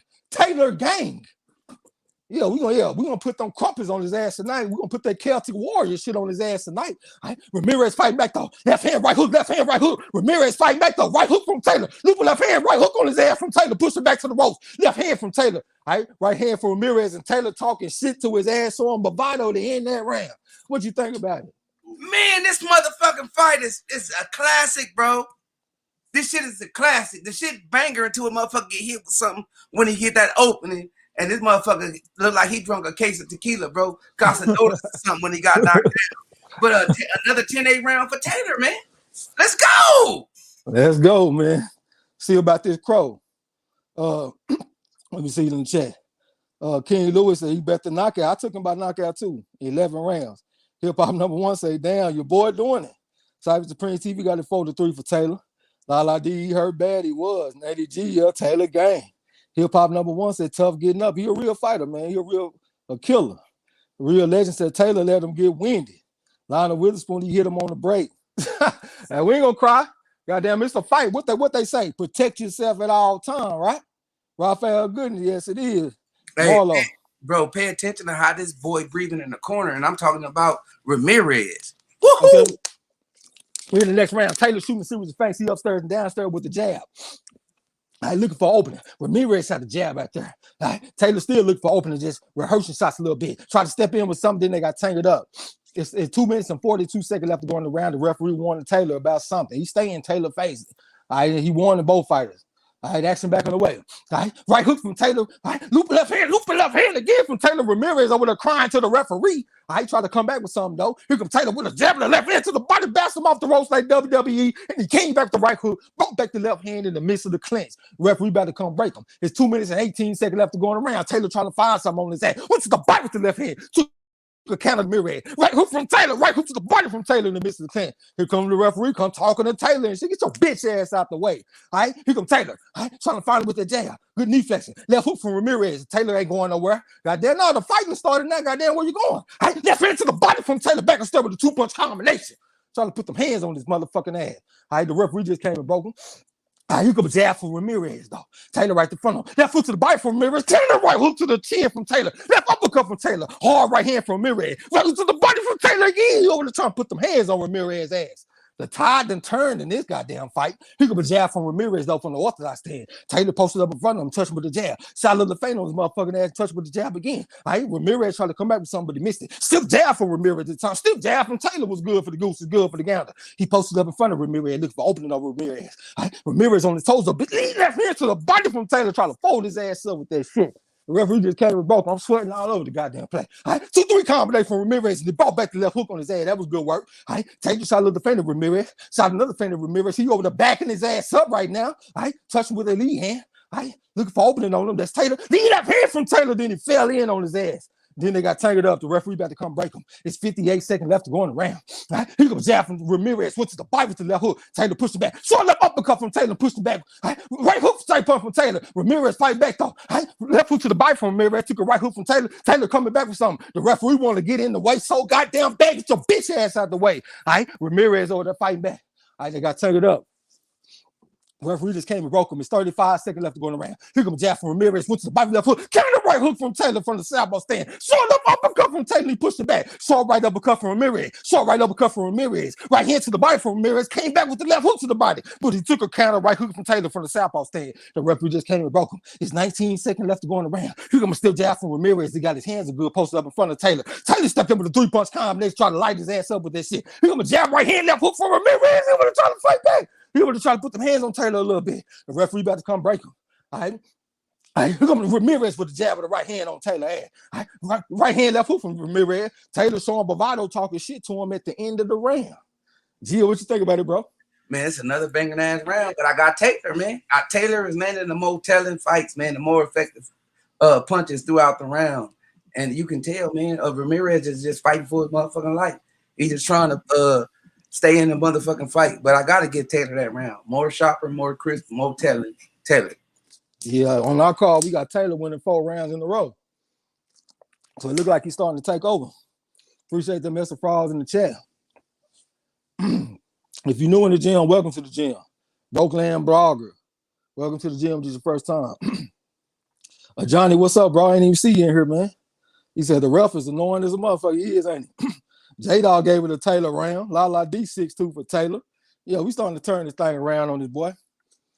Look at that counter left uppercut from Taylor. It might not have been a counter this time. He just pushing back with the shoulder, came back with the left uppercut. That shit was gorgeous. That wasn't even off the break. Somebody said that was, well, it might have been off the break, but I just saw him pushing back with the shoulder, come back with the left uppercut. Hey, bro, that weight that you spotted out. They fighting, bro. They fighting in the 9th round. All right, Taylor right the front. Went to the bite with the left hand this time here in the southpaw stand. All right, Ramirez got his hands up good. Taylor, he shot a little fainted. Ramirez got a reaction out of him. I still jab from Taylor. Then they got tangled up. All right, Taylor pushing back to the ropes, trying to put hands on Ramirez. Ramirez trying to fight back with the left hook, going to the body with the left hook, back and step with the jab. That's Ramirez. He right there in front of Taylor. Got his hands up good. Taylor looking for opening on him. Lead left hand type pump from Taylor. 2-3 combination from Ramirez, but he missed that shit. Taylor had missed his shot too. It's 2 minutes and 25 seconds left to go in the round. The referee just broke him. Right, Taylor shot the jab out there from the southpaw stand, shot a little faint at Ramirez. He posted up in front of Ramirez right now. Ramirez got his hands up good. He's doing more looking than fighting though. Taylor shot that range fight out there, just posted up in front of Ramirez. He won a counter on Ramirez, but Ramirez is not willing to lead right now. So there ain't really a lot of punches. They just posted up in front of each other, toe to toe the way southpaw's orthodox fight to be. Double right hand for Ramirez, one to the chest and one to the stomach. Then they got tangled up. It's 2 minutes to go in the round. Right? Ramirez came back with the jab and hook, and Taylor came back with the right hook. And Ramirez trying to jump on Taylor, put some short shots on Taylor, trying to get physical and push him up against the ropes. The referee just came and broke him. It's 1 minute and 49 seconds left to go in there. Taylor over the step to him, trying to find him with a double jab. Here comes a 2-1 type combination from Ramirez. Couldn't tell if Nanny clean. Right? Taylor flicking that jab out there from the southpaw stand. Right? Ramirez just posted up in front of him. Taylor shot the jab out there. Ramirez just slipped it. Taylor came back with the jab again. Right? I can't really tell if he landed from this camera angle though. Headbutt with the shit from Taylor, trying to find an opening on Ramirez. Ramirez shot the jab out there. Taylor looked for a counter. Still jab from Ramirez. Still jab from Ramirez. Snapped the head back with that shit. Came back with the jab again. That's Ramirez. Looping up hands to the body from Taylor. Took a 2-punch combination from Ramirez. 2-3 combination from Ramirez. Then he turned Taylor. Right? Taylor with a double jab. Came back with the jab with his head up. So left hand to the body from Taylor. Trying to fold his ass up. Back and step with the jab this time. It's Taylor. Here comes a 3-2 type combination from Taylor. Looping up hand from Taylor from the southpaw stand. He was orthodox. Step back. Got back in the southpaw stand. Here comes a 2-punch combination from Ramirez. He ain't landed clean. They got tangled up. Referee just came and broke him. It's a minute left to go in the round. We're in the ninth round right now. Taylor shot a little faint at Ramirez. Ramirez shot a little faint at Taylor and got a reaction out of Taylor. All right? Taylor posted up, stepped in with a stiff jab. Ramirez came back with something. Taylor got on the jab and got on his toes a little bit. All right? Lead left hand from Taylor. Took a right hand to the body from Ramirez and they got tangled up a little bit. All right, the referee just came and broke him. We got 40 seconds left to go in the round. All right, here comes Ramirez. All right, Taylor looks for opening on him. All right, lead right hand for Ramirez, left hand to the body from Taylor for a short bit. Step jab for Ramirez, trying to get the lead for dominance on Taylor. Stepped in with the jab again, but he missed the jab. This time, that's Ramirez. They got tangled up. The referee just came and broke him. We got 25 seconds left to go in the round. All right, Taylor with the short uppercut. All right, came back with 2 more shots on his head. That Taylor, he might have got blocked by Ramirez. Right hook from Taylor for the southpaw stand. Jab right hand to the body, left hook from Ramirez. Coming back with more shots on Taylor, trying to light Taylor ass up right then. Then they got tangled up. The referee just came and broke him. Right, Taylor with the loop of left hand upside the head, took a right hand from Ramirez, counter left hand to the body from Taylor. Right hand, left hook, right hand from Ramirez. All right, Taylor came back with something. It's the end of that round, man. It's the end of that round. What you think, bro? Man, I think it's a banger, man. Ramirez just is letting it all go. You could tell by the way he's throwing his punches. He's tired as a motherfucker. But once again, the most telling shots and the more effective throughout the round is coming from Taylor. I gotta give it to Taylor. But hey, bro, you pointed out that the stamina from the weigh in, how tired and drained Ramirez was, and it's playing a part in this fight, bro. Good spot. Yeah, he looked like he was tired at that weigh-in. He could barely talk. He didn't sound like himself. Hip hop number 1 said Josh boxing like he's at Ritz. I don't even know what that means, bro. Needy G got a 64 for Taylor. J-Dawg said he got that round for Ramirez. And Aristocrat said he got that one for Ramirez. That's that what's that movie, man? I can't even think of that movie. Eli Zachary said he got 6-4 for Taylor. Hip hop number 1 said stay on his ass, absolutely. Taylor gang. All right. Here we go. Taylor trying to find him with the jab here in the southpaw stand. Looping right hand for Ramirez and he brought back the left hook on his ass. Went to the body with the right hand. Right hook from Taylor trying to exit the clinch. He looked over at the referee. Looked like he needed some help from the referee that time. All right. Taylor shooting that rangefinder out there a little bit. Shot a little fake right hand to the body from Ramirez. Back upstairs with a little combination. I couldn't tell if he landed the punches though. Taylor shooting that rangefinder out there, posted up in front of Ramirez. Looking for opening on Ramirez. Ramirez got his hands good. Taylor shot a little faint at Ramirez. Got a reaction. Jab right hand from Taylor. Came back with something. Jab left hand from Taylor right on his motherfucking dome. On his ass, Celtic Warrior shit. Went to the body with the jab, back still with the jab from the southpaw stand. Lead right hook from Taylor, and then turn Ramirez ass. Ramirez trying to come back with something though. Taylor on that footwork, on that boxing a little bit. Bling, bling. All right, here comes Ramirez with the lead right hand, but he missed it. Brought back the left hook. Taylor stepped in to initiate the clinch. All right, the referee just came and broke him. 2 minutes and 6 seconds left to go in the round. Here comes the lead right hand from Ramirez, went to the body with the right hand, trying to come back with the left hook. Then they got tangled up. 2 minutes to go in the round. All right, Ramirez got his hands up good though. He over to step into Taylor. Taylor shot a little fade at him. Step back out of range. All right, here go Ramirez with the right hand, left hook to the body. That's Ramirez. All right, then they got tangled up. Referee just came and broke him. 1 minute and 46 seconds left to go in the round. All right, Taylor posted up in front of him, shot a little fade at Ramirez. All right, look for opening on Ramirez. Ramirez trying to find him with the right hand, trying to find him with the jab now. Taylor had to get his ass up out of there, had to call that cab and shit. Ramirez said, follow that cab. Double jab from Taylor, trying to get the lead for dominance and come back with the double jab this time from the southpaw stand. It's Taylor. All right, the hard left hand from Taylor right on Sergeant's head. All right, went to the body with the left hand. Ramirez trying to come back with something though. Here comes a jab with the right hand from Ramirez. Taylor stepped back at the range real cool and calm. Now he posted up in front of Ramirez, looking for opening. They both hit each other with the jab at the same time. Heads on the center line. All right, here comes a stiff jab for Ramirez. Another stiff jab for Ramirez right on the chin, right on the button. Came back with the jab again. That's Ramirez trying to cut the ring off on Taylor. Taylor got his hands up good. Here comes a left hook from Ramirez, trying to come back with something. Then they got tangled up.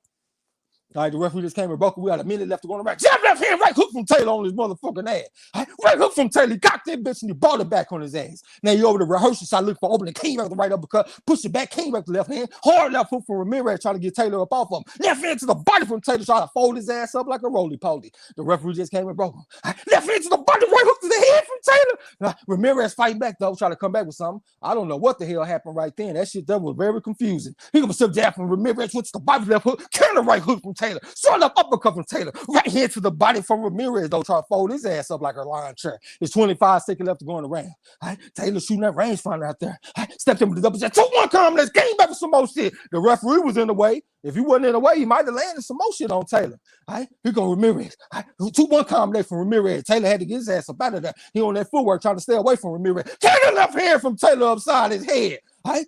right there in front of Ramirez, took a little steam out of Ramirez. Ramirez tried to come back with something. The round should be ending. This the end of that round. Josh Taylor rolls his victory. What you think, bro? I think that was a Ramirez round. Taylor let off the gas and was trying to steal it periodically, but Ramirez just turned it up and just touched him enough for me to say that he won the round. Ramirez round. Yeah, I think Ramirez got that one too, because especially early in the round, Taylor wasn't doing nothing. So I couldn't give it to him. He wasn't working. Ramirez outworked in that round. I don't think he just landed just no hell of a shit, but I thought he outworked Taylor that round. I appreciate the mess of frogs, man. El Chopper said, goddamn, Taylor boxing his ass. Jesse Marsh got a 6'4 Taylor. Cypher Supreme got a 6'4 Taylor. Lala D said he did a sweet pea move, kinda, huh? J-Dawg said he gave that to Ramirez. I did too. Needy G say close round, but I give it to Taylor 7-4. El Chapo said 5-5. Taylor 2 drops. 5-5. What we got this shit? I think we got it something like 1, 2, 3, 4, 5. No, we got that shit 6-4 on our stuff. All right. Let me get a little bit more water. All right, Taylor shot a little feint at Ramirez. Shot another feint. Stepped in with the upper jab. Left hook type pump from Ramirez upside the head. Stepped in with double jab. Another stiff jab from Ramirez. Snapped his head back with that shit. He got his hands. Another stiff jab from Ramirez. Taylor had to reset and get his ass up out of there. He's shooting that rangefinder out there. Ramirez looking for opening. What's the bite with the right hand? Taylor came back with the right hook type punch. I couldn't really tell because the referee was in the way. Ramirez got his hands up good, posted up in front of Taylor, looking for opening on Taylor. Taylor shot a little defender. Ramirez got a reaction, spit the guard with the jab from the southpaw stand, step back, touch with the jab again from the southpaw stand. Came the left hand upside his head from Taylor on his ass, touched with the jab from the southpaw stand, came over the top of the jab with the right hook type punch from the southpaw stand. He got a jab with the right hand from Ramirez, and they got tangled up. All right, the referee about to come break him. It's 2 minutes and 11 seconds left to go in the round. Here comes Ramirez over the step into Taylor. Taylor shooting that rangefinder out there from the southpaw stand. Got the defense kind of relaxed right now, shooting the jab at them once again. All right, still jab for Ramirez, and Taylor had to reset and get his ass up out of there. Taylor shot a little defender. Ramirez lead left hand from Taylor, and he stepped in to initiate the clinch. The referee about to come break him. It's a minute and 54 seconds left to go in the round. We in the left round. Lead left hand from Taylor right on the chin on his ass. Then they got in the clinch again. They got tangled up. The referee just came and broke him. A minute and 45 seconds left to go in the round. Taylor fainted like he was going to throw that lead left hand again, but he got back on the jab. He gonna step jab from Ramirez, trying to come back with something on Taylor's ass. Then they got tangled up. Right hook from Taylor as he exited the clinch, and Ramirez tried to come back with something. Then they got tangled up. It's a minute and 32 seconds left to go in the 11th round. We're in the big boy rounds right now. They posted up in the center of the ring type shit.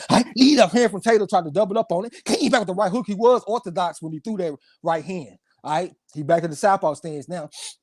He posted up in front of Ramirez, upstairs and downstairs with the feints. Ramirez looking for opening, took a jab beside the head from Taylor. Ramirez came back with the jab of his own. Lead up hook type pump. Ramirez took some back from Taylor, and Taylor walked off on his ass. He got a jab right hand, left hook for Ramirez, but he ain't landed shit clean. Taylor glanced up at the clock, so he looked like he might be kind of feeling like he needs some snaps on the petrol. Lead left hand from Taylor. Ramirez with the jab with the right hand. Taylor ducked up under that shit, then they got tangled up. They broke themselves. The referee just broke him, my bad.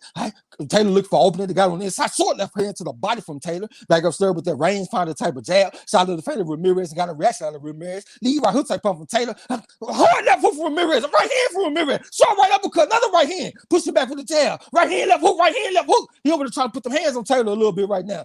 Short right uppercut from Ramirez. Came back with something. Trying to put the right hand and the left hook on Taylor. Taylor looked like he keeping his composure though. Ramirez burning a bunch of energy. Short left hand from Taylor. Looked like he might have been a counter left hand. Short right uppercut from Ramirez on Taylor. They both tried to hit each other with the right hand at the same time. Right hand, left hook from Ramirez. Taylor looked like he's trying to stay cool and calm and keep his composure. Ramirez leaning on him and she trying to get physical with him. The referee just came and broke him. We had 8 seconds left to go around. He got a right hand, left hook from Ramirez, but he missed that shit by a mile. Taylor got up out of there. It's the end of that round once again. Taylor rolls his hand to victory, and Ramirez rolls his hand to victory. Appreciate that super chat for Marshall, man. What you think about it, bro? Shit, man, I like Ramirez that round. I think Taylor is gassed out. I think he just settling too much, and I think he in control. But I like Ramirez that round. I think Ramirez all the way through, he digging down, he pulling through like a real warrior, and that's what's gonna run him the rounds if somebody's taking a break. And Ramirez round. I agree with you. I thought that was a Ramirez round. Choppers, Marshall said, Marlo Taylor's building it up. We got one. Welcome to the new people. You are with the very best, knowledgeable, and real channel. Appreciate that shit. Hey, Choppers, sometimes you got to build it up. I still got it. Yeah, El Chopper said Taylor using some borderline tactics, but I ain't complaining. He was doing the same shit against Prograde. He a habitual line stepper type motherfucker. King Lewis at 74, Taylor round, Taylor game. Eli Zachary got a 6'5", Taylor. Cypher Supreme TV got a 6'5", Taylor. I see you, real legend. All right, they touch gloves for sportsmanship to begin the 12th in the final round. All right. Taylor shooting that rangefinder out there, and Ramirez trying to find him with the jab. And Ramirez trying to knock up the lead hand so he can go to the body with something. Got his hands up good. Right? Taylor shooting that rangefinder out there. He go right hand to the body for Ramirez to come back with the left hook. It looked like they got Taylor up by a considerable margin on the unofficial scorecard. Right? Taylor with the jab of the left hand and backed him up. Shot of the feint at Ramirez. Ramirez got his hands up good, posted up in front of Taylor, looking for opening on Taylor, instant closer and closer to Taylor a little bit. Right? Trying to build up that momentum the way Jaime Mongiel be doing. Taylor shot of the feint at him. The right hand from Ramirez, Taylor left hand to the body from Taylor on his ass. Then they got turned it up. The referee just broke him. 2 minutes and 15 seconds left going around. Right? Ramirez looking for opening on Taylor. Taylor on that footwork a little bit. Shot a little rangefinder at Ramirez. I mean, not a rangefinder, but shot a feint at Ramirez, my bad. He in the southpaw stance. Ramirez trying to cut the ring off on Taylor. Looking for opening on Taylor. Taylor shot a little feint at Ramirez, trying to keep him at check with the feints. Stepped him with a jet left hand to the body from Taylor. Ramirez came back with somebody missing though. Looping right hand left hook from Ramirez, trying to double up on the left hook. It looked like he landed that second left hook too. Right hand from Ramirez tries to exit the clinch. Right hook from Taylor. Ramirez with a right hand left hook, right hand on his ass and backed him up. Then right hand left hook from Ramirez. Then they got tangled up once again. The referee about to come break him. It's a minute and 36 seconds left to go in the round. Right? Ramirez clapping his glove, said he mean business. Double jab left hand from Taylor and backed his ass up. Ramirez said he ain't going nowhere. Taylor shooting that rangefinder out there, shooting super feint. Lead up hand from Taylor. He took all kind of hell upside the head from Ramirez like a 3-punch combination for that shit. The referee just came and broke him. Lead right hand, right hook from Taylor. Then they got taken up again. Both fighters going to the body with the free hands in the midst of the clinch. It's a minute and 14 seconds left to go in the round. Right? Taylor shooting that rangefinder out there a little bit. Trying to split the guard with the jab from the southpaw stand. Shot a little feint at Ramirez and got a reaction at Ramirez. Ramirez said, you ain't the only motherfucker that can feint. He said, he's shooting feints of his own. Now he kind of standing up straight over and stepping to Taylor. Trying to find with the right hand, left hook. Right? Came back with the right hand. Came back with the stiff jab at the time. This Ramirez trying to find Taylor. Jab right hand from Ramirez. Came back with the left hook, but he ain't landed that shit clean though. Taylor had got up out of there. Lead left hook to the body from Ramirez on his ass. The way Canelo was landing and Ryan Garcia landed on Luke Campbell. Right? He got Ramirez over the stepping to Taylor. Right hook from Taylor, left hook from Ramirez, but he missed it though. Short up uppercut to the body from Taylor and came back to loop left hand. Ramirez fight back the right hand, left hook. Taylor had to get his ass up out of there, loco. Chin está muy caliente. Right? He got Ramirez with a jab of the right hand, he ain't landed clean. Then they got tangled up. Short left uppercut to the body from Taylor and they missed the clinch. Right? Ramirez had the clamps on Taylor. Taylor glanced up at the clock and shit. He tired as a motherfucker and he snaps on the petrol. Lead right hook from Taylor, but he took some back from Ramirez. Taylor looked like he is very weary right now at the end of this fight. He lucky this is the last round. He shot a little feint at Ramirez. Ramirez got his hands up good. He over the step of the Taylor. Right? Tried to find him Taylor with something. Came back with like a 4-punch combination. He ain't landed clean. Short right uppercut. Came back to the left hook. Taylor over there laughing and smiling, showing bravado, ducking down low, getting up under these shots. They both raised their hands in victory, and both of them look very pleased with their performance. What you think about that round, and what you think about the fight, bro? Man, I think that last round, I'll get to Ramirez. I think Taylor was just trying to just kill the time and get to the end. But Ramirez was aggressive all the way through. It might not have been effective, but it was enough to score points and to win the round. I get that round to Ramirez. But overall, I think Taylor should pull this off unanimous on all 3 scorecards. Close. Like I said, 8-4, 7-5 type of fight. Taylor.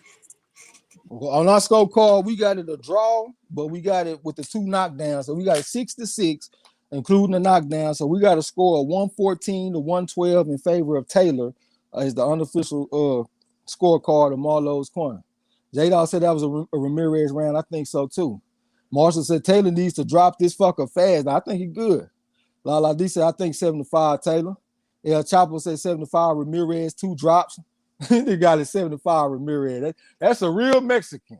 Real legend said Taylor winning on points, bro. I think he will too. John Kramer said draw. That shit wasn't no draw, man. That man went out there and lost that fight. Man, 2 knockdowns, bro. If you had it a draw with the 2 knockdowns, then the person who knocked down the guy twice definitely won the fight. So it can't be no discrepancy in this fight. Taylor won this fight. Yeah, he won that shit, man. Eli Zachary's at 6-6, but Taylor 2 knockdown winning for him. So Eli Zachary got the exact same scorecard that we got. Jesse Marsh got 75 for Taylor. J1 Pro Da Vinci got 75 for Taylor plus the 2 knockdowns. J-Dog talking about it was a draw. That motherfucker is a sore loser. Eat your crow. J-Dog talking about at best. And eat your crow at best. Gil Cole said much respect to both fighters. Hell of a fight. I thought it was a hell of a fight too. Marshall Simmons said he got a 75 for Taylor. Marcel on my hotel talking about this should be a draw. Eat y'all crow. That's what I want to see. Eat your crow with y'all hating asses. Cypher Supreme TV said, damn, same score for him.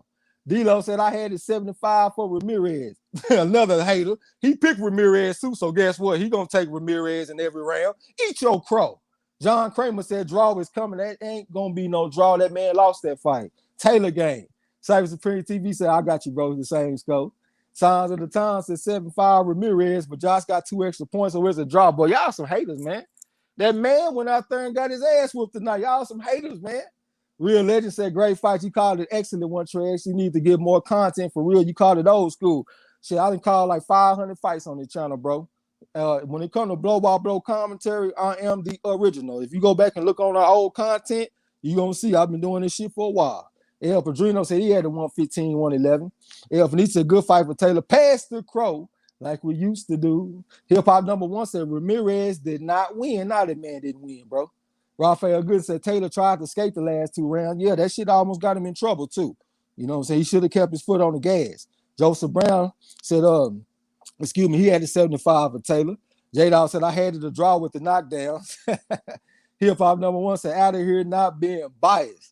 John Kramer said, no, I'm not saying it's a draw. The judge is going to call it a draw. I think Taylor won. Did they raise a hand? I see they got him in the air and shit. Yeah, Taylor gang. Eat that crow. When the crow is in the house, oh my God. When the crow is in the house, oh my God. Danger, goddamn. Eat that crow. Lionel Witherspoon said Wilder Fury 1 was a draw. I actually thought Wilder was up on the points, man. I just didn't think Fury was being effective with his offense. Derek Bailey said he got a 75 for Taylor. Tone Bangers, my brother from another mother, where you been? Said, I'll take my crow extra crispy. We got it for you. I just imported some Scottish crow for you motherfuckers. Hip and number 1 said, escape the victory. I got you. That shit almost cost him too. El Padrino said, Taylor gang, yes, sir. D-Lo said, it looked like a win for Taylor to me, though. Shit, I think it was a win for Taylor, clearly. Lala D said, wow, the UK has a really good, undisputed fighter. They do. They got a good fighter, man. They going to get one every now and then. Kim Buchanan. Cypher Supreme TV said, draw my ass. Absolutely. J1 Pro Da Vinci, I got to eat crow. I changed my pick at the last second like a dummy. You should have rolled with your boy Trex, man. This is not 2020 no more. This is 2021, nigga. I'm serving crow. Real Legend said, solid fight. Taylor won. They know. Yeah, they know. Marshall Simmons said, someone been tempted with the draw odds. Hip-Hop number 1 said could have went 15 rounds. I don't think so, man. I think if they would have went 15 rounds, Ramirez could have caught up to Taylor because Taylor was looking pretty goddamn tired to me. It looked like he needed snaps on the Petro. Cass said, I got to eat my crow. I got it for you, bro. Send me your location so I can send Grubhub to you. D-Lo said Ramirez needed to stay upright. He did. Real Legend, you already. I see you, Queen that called Bobby Jean. D-Lo said judges all scored at 6-6. But they did a good job then. They look like Ramirez got a first shake. Both fighters got first shake if they had it 6-6. Lila Witherspoon, man, appreciate that super chat. Taylor won, good job. Marcel on my hotel said, fuck Taylor, I don't like UK fighters, man. I don't give a fuck where you from. If you can fight, you can fight. And I'm going to give you your props and shit, man. Y'all just some goddamn haters, man. I've been over here saying Taylor gang since I started this shit. And this man just proved me right and became undisputed in y'all motherfucking grills. Eat that crow. Eat that crow. Eat that crow. Where I was at, man? I done lost my spot. All right, Marshall said, great fun, this weight division classic. The queen that called Bobby Jean, she had a 114 to 112. That's the same score we had. J1 Pro Da Vinci, same score. John Kramer, I see you. J-Dog said, I eat crow. Go ahead and eat your crow, bro. Real Legend, I see you. Elfney said, welcome to 47, Taylor. Bud is your next fight, you fool. Look at that. That's another hater. Let that man have his night. He just became undisputed. And you automatically want to find somebody to beat him because he served your ass crow. Get mad. Get mad. I don't give a goddamn. Rohal, the diabolical hater. I see you. D-Lo said, order up. Give me my motherfucking plate. I got you. Pick it up. Signs of the Times said, serve the crow like we used to do. Hip-Hop number 1 said it was a unanimous decision. I mean, if it was a split decision or something, I think that's justified, you know what I'm saying? But I think that man won the fight. Gil Cole said butterscotch flavored crow being served. I got you. Hip Hop number one said great scoring. Yeah, I think they got a fair shake out there. I think they did a good job scoring the fight. That's the exact same score Marlo had, and a few more people in the chat. John Kramer said Josh Taylor versus Terrence Crawford. Here it comes. Yeah, we're gonna let him have his night tonight, though. I know Terrence Crawford is the favorite. Hey, yo, if y'all watch all our videos, we like damn near at least 99, 98. Fuck it, I'll give it 90. We like 90% correct on the fight calls, y'all. We like 90% correct on our predictions. You know what I'm saying? We eat crow, we stand on what we say over here. We ain't changing it up and making no blame. Oh, it's cause this. It's cause that. I can't say 90% because I ate a lot of crow in 2020, but hey, we're trying to bounce back. You know what I'm saying? No, I'm saying we. Oh, yeah. You were doing your thing. Crow, I don't eat crow. Yeah, I got you. You know what I'm saying? That's why I said we. Me and you combined, we at the 90 percentile, bro. And we stand on our crow, though, is what was important, though. Ain't like when we lose, we ain't in here like, God damn, man, pass that hot sauce. You know what I'm saying? Eat that crow.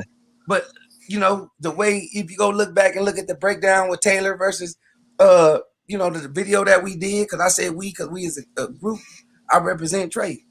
It broke down fine. The fight came just how I thought it would come. Taylor is the undisputed first UK fighter, you know what I'm saying, to get that 140 undisputed, you know what I'm saying, right behind Crawford. I think his achievement was goddamn me at the tip of the top, you know what I'm saying, of the goddamn achievements. And I'm proud of how the fight ended up too, man. This was what we fucking paid to see, and we got it for free. But, you know, this once in a lifetime with ESPN. But go ahead, bro. Yeah, the motherfucker did his thing out there. Where I'm at? John Kramer said Josh Taylor versus Terrence Crawford. Here it comes. Y'all automatically want to find somebody to come whoop the boy, man. J-Dawg said, I would never pick a UK fighter, man. Go ahead and eat some of that crow then, bro.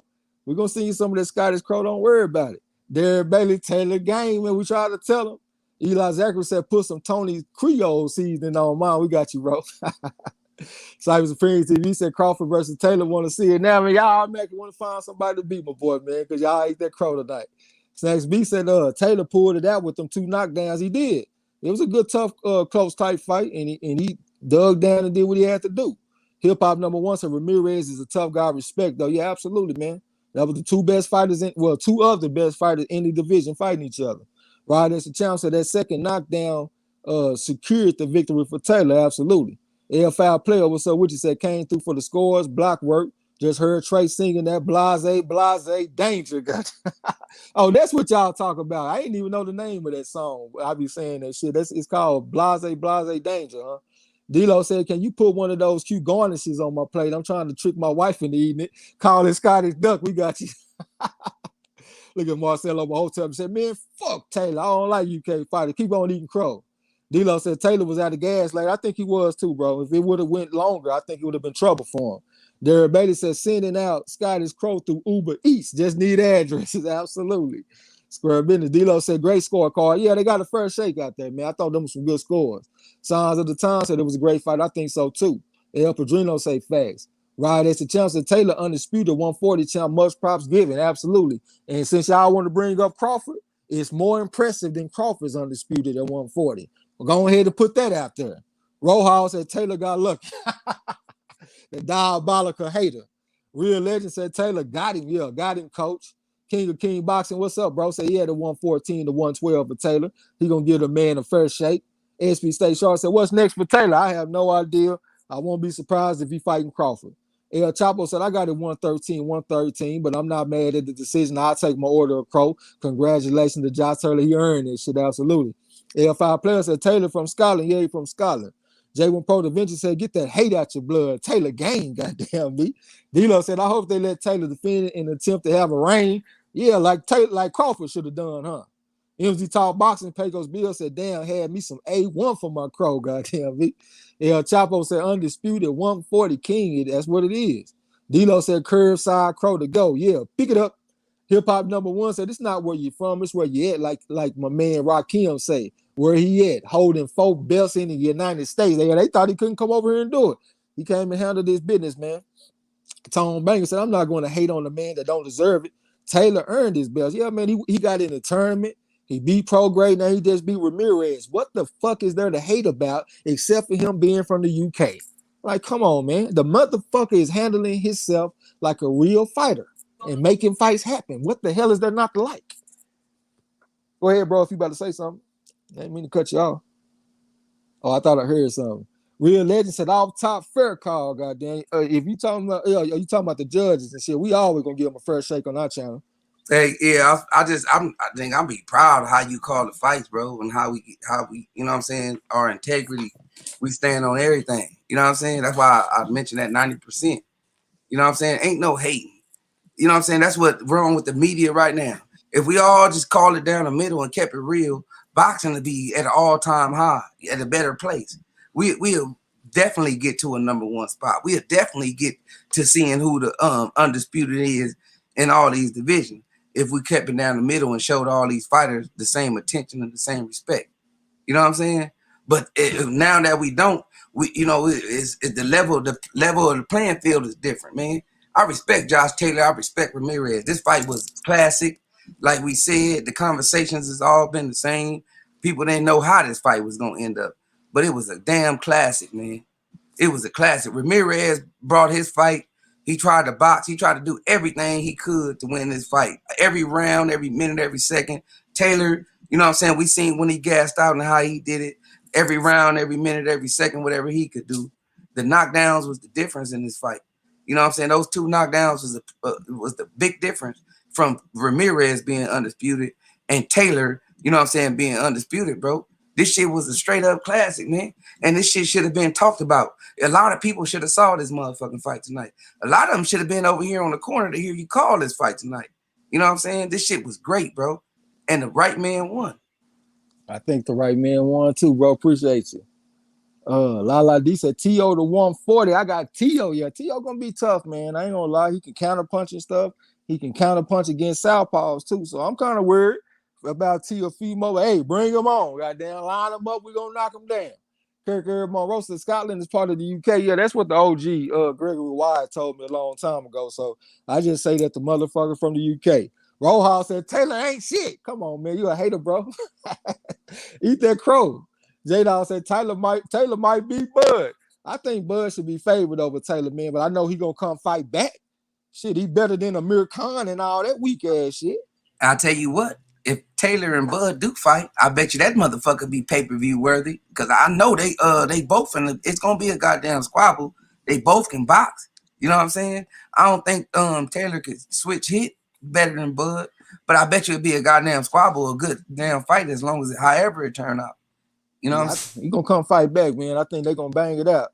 But I do think Bud will beat him though. You know what I'm saying? I think he should be favored, but shit, I think Taylor gonna come fight back. Yeah, I pick Bud too over Taylor, but it's gonna be a banger. Yeah. Elfney said I'm big mad, but I would get my justice. Ramirez exposed Taylor. Taylor can't do something. I mean, come on, bro. Maximus Davis said Ramirez ain't shit. Elfney, hey, do what you do best, Elfnici. This ain't no different routine. Anytime you pick whoever you pick, the 9 times out of 10, you're gonna be serving crow at the table and you're gonna be doing the grace. You feel what I'm talking about? Absolutely. Spare a minute. I lost my spot, man. Appreciate that super chat from Gil Cole. Said MARLO'S corner been undisputed on fight night. Salute to the block fam, man. Appreciate that shit. 100%, bro. We definitely try to put some sustained excellence on their motherfucking ass. You know what I'm talking about? Real shit. But appreciate that shit, bro. Hey, bro, you know, like sometimes you keep score. I be like, man, this is record. They can go back and watch the calls. We call this shit better than ESPN. And I give Showtime they props. I give PBC they props. But we up there with them motherfuckers though. With the fight call, with you calling it and round for round, being honest and being straight down the middle, no matter what, I think we up there, man. We ain't gotta give it to us. Hey, we're gonna give them a run for their money. Yeah, goddamn, put us up there against them motherfuckers. Yeah, Chopper said, hell no, Marlo, you ain't 90%. You be the unanimous king of Champ Ross, goddamn V. You know what he's saying, bro. You talking about when we lock in, nigga, it's hard to beat us. Yeah, look though, on Champ Ross, I don't pick for that. I pick for the points. So what? Come on, bro. I told y'all that already. DB, didn't I just tell you that? You pick for the points. I ain't picking. I'm picking like I'm betting money. I ain't picking with my heart or who I really think gonna win, bro, to break down the fight. That's what I leave for Marlo's corner. That's why I always tell Trey, be like, you on both sides of the fence. No, my official pick is what I pick right here on the corner, man. And let's not forget that. You know what I'm saying? Hey, bro, we just be talking shit to you, my nigga. Everything. I know. It's hard when you're on top. You gotta take it. Yeah, fam. Player said more like 97%. Hip hop #1 said Ramirez tough. I respect him even more. Now, yeah, Ramirez tough, man. Shit, he did way better than I anticipated. El Fenici said Taylor can't be no top 5 at 147. Man, you a top 5 hater. You and Rohal, boy, y'all some special kind of haters. Hip hop man. Look at this. Yeah, I'm here since you talking all that bullshit. Listen up, man. Congratulations to Josh Taylor. He did his thing. I'm not gonna rain on his parade. Kudos to Josh Taylor. There's nothing else for him to do at 47. I mean at 40. He needs to come on up to 47 and get his ass beat like he needs to get. Bro, Josh Taylor is nothing special, bro. We seen Ramirez, a one-trick pony, giving him trouble until he started that holding and grabbing tactic, bro. That's what saved Josh Taylor. Hey, did you eat crow or not? Yeah, that's I ain't crow. But pay attention. Hey, look, y'all, we can go do a whole montage. Y'all think I'm just boasting or bragging or tooting my tail. You know what I'm saying? We done called, man, bro been doing this thing. A lot of fights been called on this channel. And we've been right there with the motherfucker. We done even exposed the zone. To be real. Just saying, you know what I'm saying? I ain't boasting. I'm giving bro his props. And I'm damn sure if y'all go put a montage and see how many times I've been right and how many times I've been wrong, I bet you we got a high percentage in the 90s. I bet. Let's put some money on it. Hey, El, can I get a coco? Can I just get a coco? Motherfucker, god damn. Go smelling motherfucker. There you go. What's our slogan, man? If L picking the fighter, man, you better go the other way. You better go the other way. Okay. So let me before you get back into the chat, and I'm gonna say my last little piece, trans, and I'm gonna dip out. If you paid attention to that fight, bro, the fight changed when Josh Taylor started doing all that grabbing and holding. When he was in there in the middle and they was fighting straight up, Ramirez was giving his ass the business. When Josh Taylor started doing, just let me finish my piece. When Josh Taylor started doing all that holding, that changed the whole momentum of the fight. That's what got Ramirez knocked out because he was anticipating the referee to break all that holding up, and that's how he got caught. But I give Josh Taylor all his credit. I give Josh Taylor all his credit. The fight that he fought won, but I still see weakness in his game. He's not gonna be able to bully and do all that with nobody at 47, bro. Okay, ain't no fighter perfect. Let me just say this one thing, bro. I really gotta go wipe my face off. I'm over here soaking wet. But look, every fighter got weaknesses, L. But you pretty much told me that something wasn't working, so he started doing something else, and that started working. So basically, instead of just having one game plan, he was able to have plan A and plan B, so where he could change it up and get the advantage back. So goddamn, bro, you just gave him a compliment to me. I mean, you could say that, but all he was doing was holding and grabbing, bro. He was throwing punches and grabbing. That shit got weak real fast, bro. He wanted to stand in there. He wanted to stand in there and fight with Ramirez. When he realized he couldn't do that after the first 3 rounds. Then you sound like you're salty, bro. You sound like you're just salty. You sound like you're just salty, bro. Like you mad because you got the pick wrong. Hey, Chris, what's Chapo come from? No, man. I'm not mad. I don't like Taylor, bro. I don't like him, bro. Calm down, bro. Calm down. Hit you with super chat. She said Ramirez Fuck you, Chapo. More power. But look, L, you ain't gonna look at this fight and say the holding was the difference in this fight, L. This was I think it was. This was a classic fucking fight, bro. Don't do that to this fight. That was tactics. No, but if you tired, bro, or you're in a position that you can't throw a punch, hold. Ain't nothing wrong with that. It ain't like that ain't what he was. It ain't like he was holding. That ain't what he was doing. It ain't like he did the Klitschko. He didn't do no UK stuff here. He didn't do the Christina Hammer, whatever her name. He didn't do no. This man is a good boxer, a smart fighter, and with only 18 fights. I ain't see no loopholes. The only loopholes he got is trying to be a slugger and get into some shit. Because if like Jazzy T said, If Ramirez had a little bit more power, it was shit up in there where he would have been on his ass too. So the power was a factor. The strength was a factor. The mental game was a factor. And all those shits played to Taylor, bro. Don't say the holding was the factor in this fight, because it was not. No, that's what changed the fight. I ain't say it was the whole factor of the fight. It changed the fight. Hey, L, you wasn't complaining when Tank Davis did the same shit when he threw out old boy off of his shoulder and knocked him out.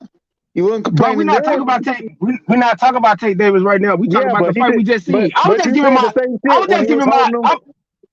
Chapo. I was just giving my analysis of this fight, bro. I was just saying what changed this fight.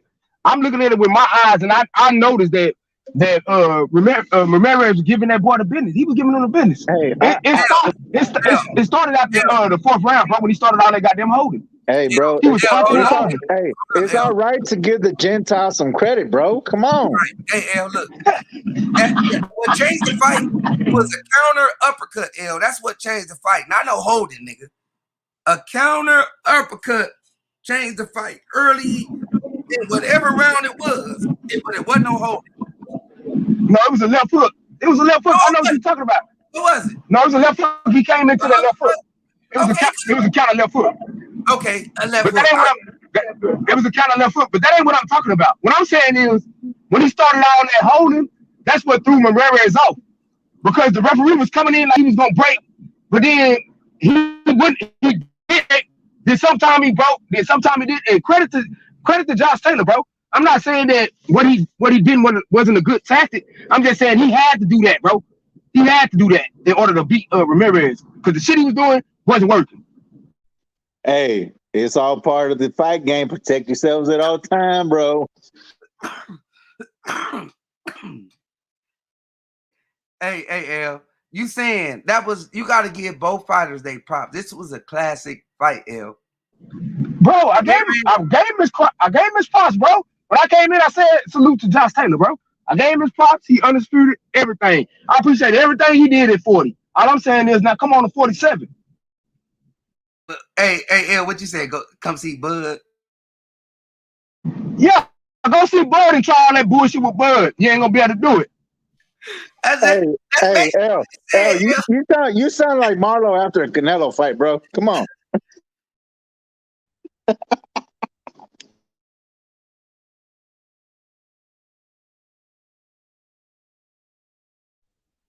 Motherfucker got me eating all this crow and shit. I'm all, my mouth all salty. Fuck Josh Taylor. Hey, listen, hold up. Because El Chapo and El fucking Panichi is out of line. I put Canelo on a pound for pound. How do you rank him? If you rank resume, Canelo. If you rank styles, Crawford. You know what I'm saying? But Canelo ain't number one, so I'm criticizing him wrong. No, that's not what I'm saying. Nah, what I'm saying is, like, you always got something to say after a Canelo win. Yeah, but he didn't do this. Oh no, he did that. Oh no, but it looked like this. Nah, bro, L doing the same shit right now. Oh, versus Billy Joe Saunders. I did not say that. Hey, Billy everyone, bro, every fight. Man, Canelo gonna get whatever work I feel like he needs to do. You know what I'm saying? If that's the case, then, bro, because I give him his props. I say it's Canelo night.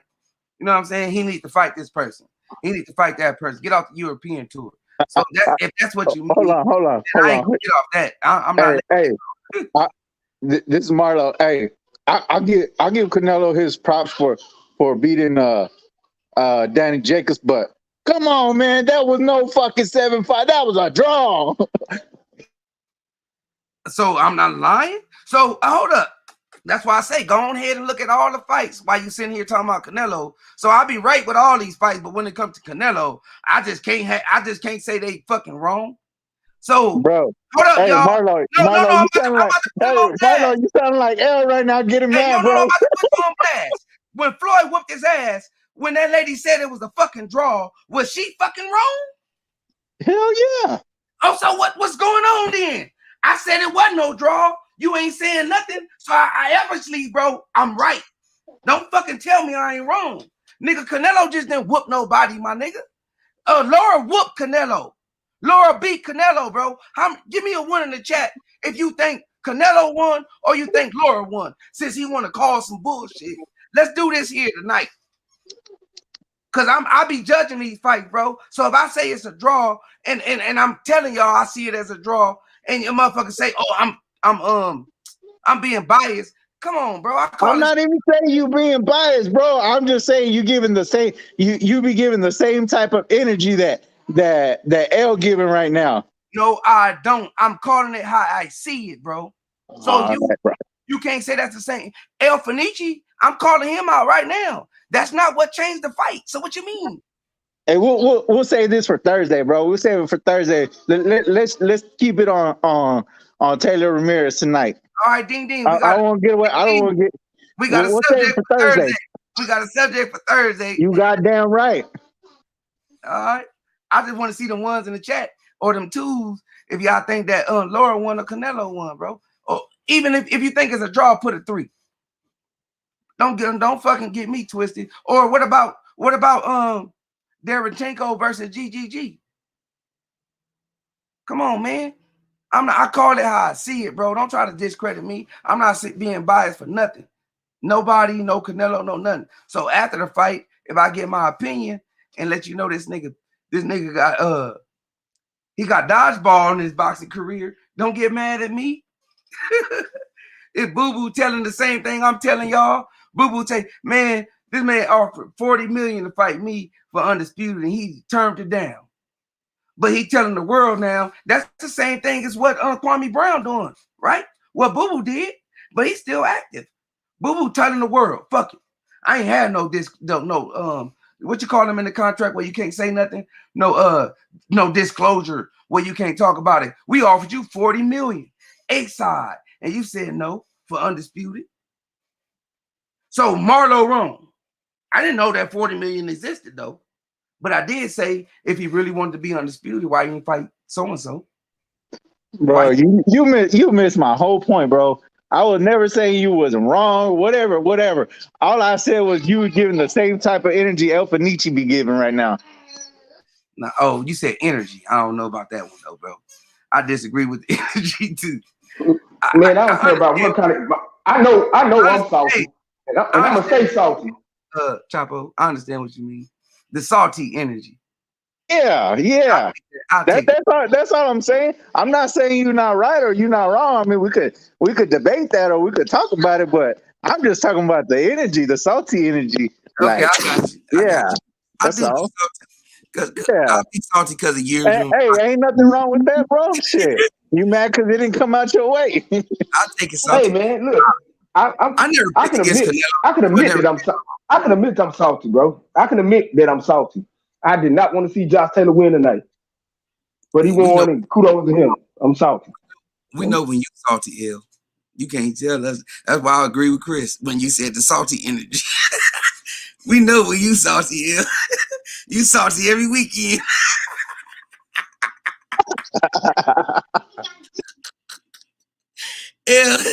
L salty every weekend. Especially when like another crow this week. He the back crow champ, bro. But hey, bro, I don't be meaning to have no salty energy though. That's the same way you say, Chris, about how you say about Canelo. I say about Crawford. It ain't that kind of energy, bro. The same energy is for De La Hoya. The same energy is for Golden Boy Promotion. The same energy is for Top Rank and Bob Arum. You know what I'm saying? And Canelo is backing that bullshit. And it's proven. It's the same energy. I never knock Canelo's skills. Right or wrong, Chris? Nah, you never have. Nope. Never knock his skills, bro. No. Never. But the energy is for who he backing up, the lies he backing up, and how he moving. That's all I'm saying, bro. So I understand what you mean by salty. The salty energy. You know what I'm saying? Because it never just be all the way through I'm kissing his ass. Because I'm going to point out that same bullshit. Why Yildirim? Why Rocky Fielding? You know, why Kovalev on the 60-day, after 60 days off a fight? I'm going to ask those questions. Why so-and-so with a dehydration clause? You know what I'm saying? I'm going to be leery about that. That got to be De La Hoya. That can't be Canelo. Canelo is a born fighter, right? That's what they first broadcast him as. Fighting since he was 16, grown men, whoop. But, you know, his it don't show like he Chavez or something. It don't show the same results. D-Lo, what's up, man? Talk. Don't let me be the talk of the town. Who you got? Who, I was just trying to listen, man. Y'all cooking, man. hey, Hey, who you think should be next for Josh Taylor? Josh You Taylor. think he should move up or stay at 140? And if he stays at 140, who? Hey, I'm about to hit you with it, Chris, but go ahead, D-Lo. You know what I'm about to hit you with. Think about it.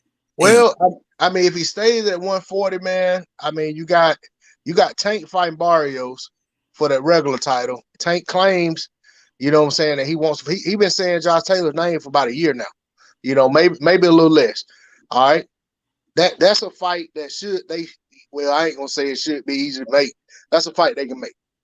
And that's if Tank wins. I mean, I ain't gonna just say he gonna beat Barrios. I expect him to, but he might not.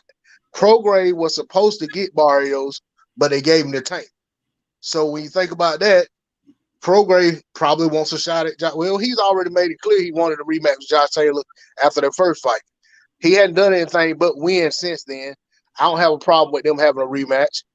I also think Ramirez, I don't know if he's going to go up or go down or, go up or stay. But, Teofimo Lopez talking about coming up. I mean, it's fights at 140. I mean, I know a lot of these guys done, they don't fought a lot of people, but I mean, in no way, shape, form, or fashion had Josh Taylor run through the division. There's still guys he can fight, but there's always going to be guys to fight.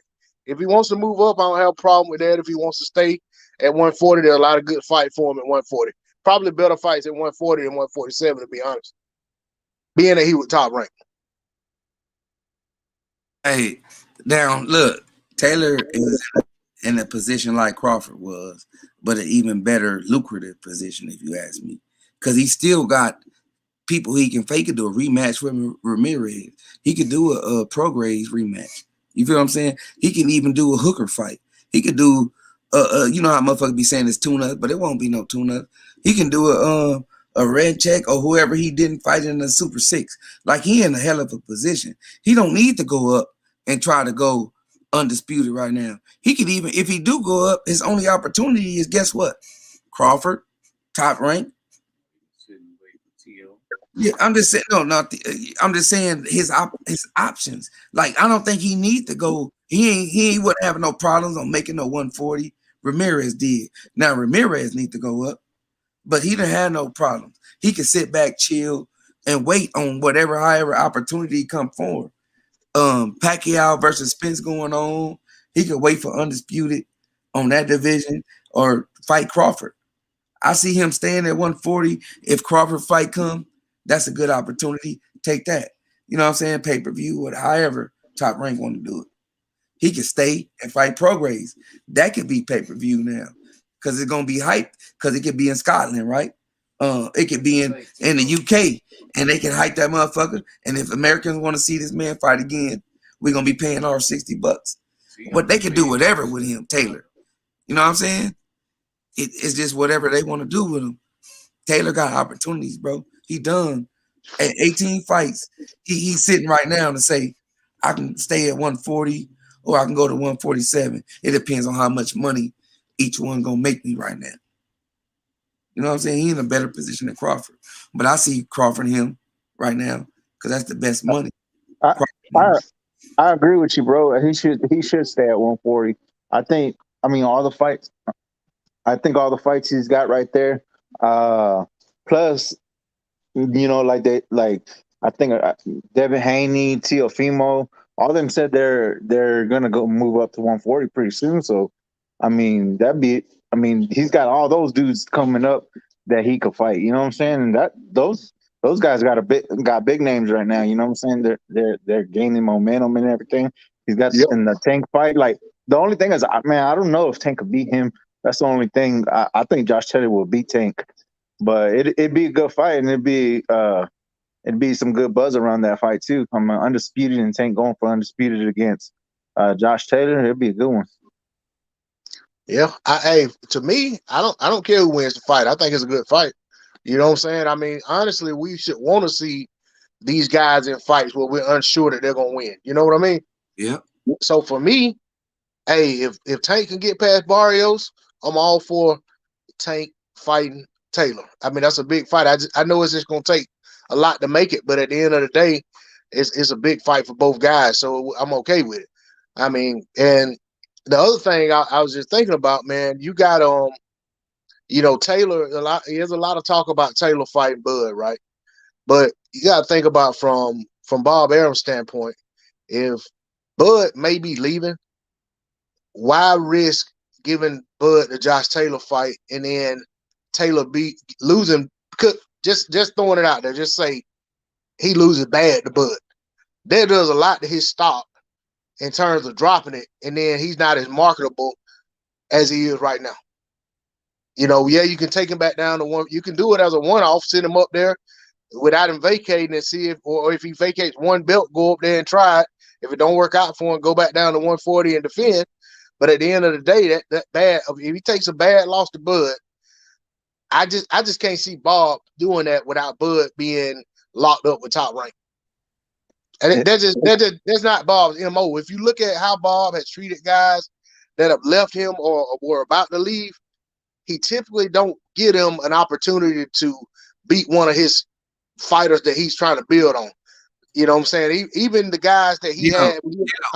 But it never been a 2 knockdown fight where he can cheat. He had the opportunity to cheat, bro. Let's be real. Like, hold on. I'm not following what you're saying. What you say? Like, it never been a fight. Like, I think if it wasn't those 2 knockdowns, I think it wouldn't have been a draw. I think it would have went to Ramirez. No. I'm not talking about that. I'm talking about if he's with Bud potentially getting ready to leave. I can't see him giving him the opportunity to hurt. You know what I'm saying? To beat Taylor. Oh, okay. Yeah, that's what I'm talking about. I can't. That's never been Bob's MO to give a guy that's about to leave Top Rank or a guy that has left Top Rank an opportunity against one of his fighters that he's trying to build or that he's building already built and that's trying to, you know what I'm saying, trying to get the pay-per-view or trying to become a star. Yeah. I mean, Bob holds grudges like none other when these guys leave or they're trying to leave or they openly criticize him or complain about being unhappy with him. I agree. Let me look at Teofimo Lopez. You know what I'm saying? I mean, that's why. Hey, you remember when Bud? Hey, that's not even an example because Teofimo Lopez is still with Bob. He's still there, right? But listen, look at how Bob's treating him after he said what he said. Yeah. You know what I'm saying? That's what I mean. I mean, the contract got him there, but he's already mistreating him because he didn't do what he wanted him to do. Yeah. And see, that's what I'm saying. Bob holds grudges, man. And if you look at what Gamboa and all them guys went through, Mikey Garcia. That's what I'm saying. I mean, it just don't. To me, it doesn't make sense that if Bud could potentially leave, I just can't see Bob unless he felt Josh Taylor can beat him. Then of course, yeah, that helps helps build Josh Taylor. But I don't think he felt Lomachenko could beat Lopez. Right. Yeah. Well, I mean, and that was a win-win situation for him though, because he didn't know Lopez was gonna act up and get out of pocket. No, but your point solidifies that though, bro. How? You know what I'm saying? He obviously thought that Lomachenko was the better fighter because how would he disrespect Lopez? You know what I'm saying? Yeah, Lopez just became his prize fighter, and he's not going to get. Yeah. He acted like he was mad. He acted like he was mad about that, man. It reminded me of when Rigo beat Donaire. Saying he's not gonna give him the same respect after he just beat your top fighter. Yeah, you're right. So that just solidify your point even further. Yeah. I actually forgot about that. But yeah, you're absolutely right. He been salty. Really, that's when he got salty with him. Was when he beat Lomachenko. Yeah, bro. Like I always point this out about Bob, and that's why I don't like Top Rank. That's why I know Lomachenko ass was going down. Every fighter Bob think is the best is not the best. You know what I'm saying?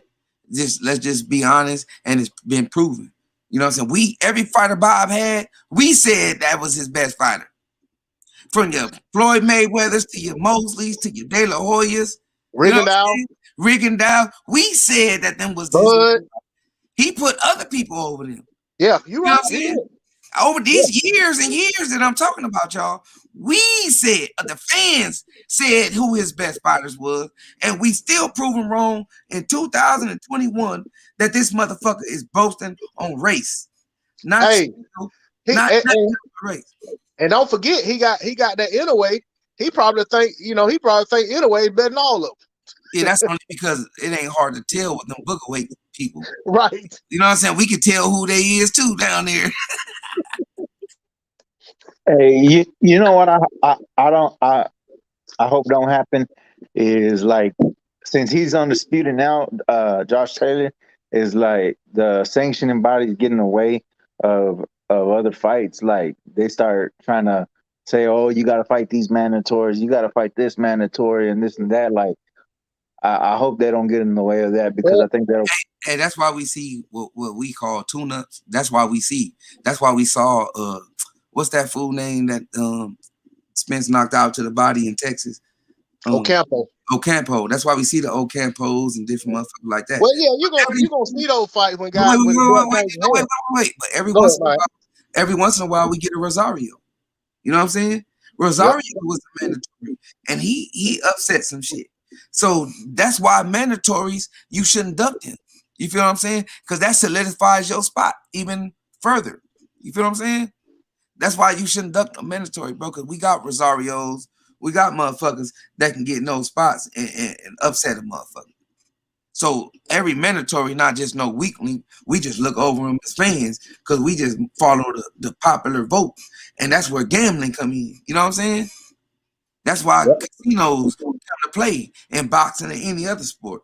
Because we tend to follow what the media think and not go do our own research and not our own watching these fighters as they develop. You know what I'm saying? That's what the real thing is right now. But go ahead, D-Lo. No, I was gonna say, even when you look at guys like that dog. Even when you look at the guys like Lomachenko that Bob had, and the Donairs and all of those guys that he was like super duper high on, you know what I'm saying? He also did a good job putting them in favorable situations and matchups. So that's why I kind of look at it like with Taylor, if he's high on Taylor, I don't see him trying to put Taylor in, you know what I'm saying, in unfavorable situations if he don't have to, especially right now while he can capitalize on being undisputed. You know what I mean? So he got it right now. He has something marketable. He's undisputed. And the thing is, you're right about those mandatories though, right? Because anytime we get an undisputed bout, there are several mandatories who didn't get their shot to allow the unifications to happen, and then eventually the fights were undisputed. So at some point, those mandatories got to start getting called. So it's not necessarily the sanctioning bodies getting in the way. Is okay. You got to the point where you let the undisputed fight happen. Then these guys do have to get these mandatories out of the way. Maybe not all of them at one time, but somebody's mandatory. One of the sanctioning bodies mandatory is probably due right now. So I mean, that's just kind of par for the course. If you're gonna keep all those belts, that's why Vladimir Klitschko, when he had 3 belts, he fought a lot of guys that people complained about. But I mean, he cared about the belts, so he was gonna fight those guys. Hey, let me say this real quick, bro. I'm gonna get right back to you. I'm about to go get me some weed, man. I ain't got no weed this motherfucker, man, so I gotta go. I'm gonna get with y'all, man. I definitely appreciate everybody coming through, fucking with us. If you ain't hit the like button and subscribe, I already definitely would appreciate it if you do. And we're gonna be back next week, man. I think we got something decent next week. I can't really remember off the top of my head right now, but we're gonna be on it, man. But I appreciate everybody. Much love to everybody, and I'm gonna get with y'all, man. All right, bro. Salute. Appreciate you, man. Hey, shit, hell of a call, man. Enjoy Yeah. like every motherfucking time.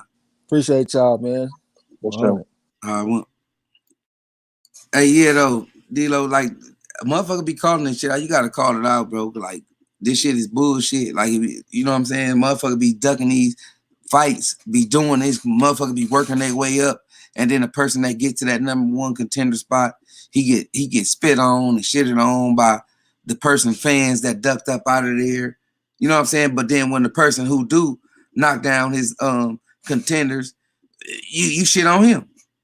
Earl Spence and Terrence Crawford was fighting his mandatories because you gotta fight your mandatories to hold your strap. You feel what I'm saying? So if you knocking him, and then we're gonna go to Porter, right? Porter was his mandatory. Then Porter ducked up out of that shit because the money wasn't right. So we all know this sport is about the bread. You know what I'm saying? So let's point it out then. If a motherfucker ain't getting his fair share, we got to call out where it's coming from. because any other time is going right. We got the Bananas and the other fighters taking their little cuts when they the mandatories. Let's see what's going on. Let's see if this shit is worth it or not. Is Porter making $5 million? Yeah, he made 5. We can't say he ain't made 5. We can't say Porter ain't worth $5 million. You know what I'm saying?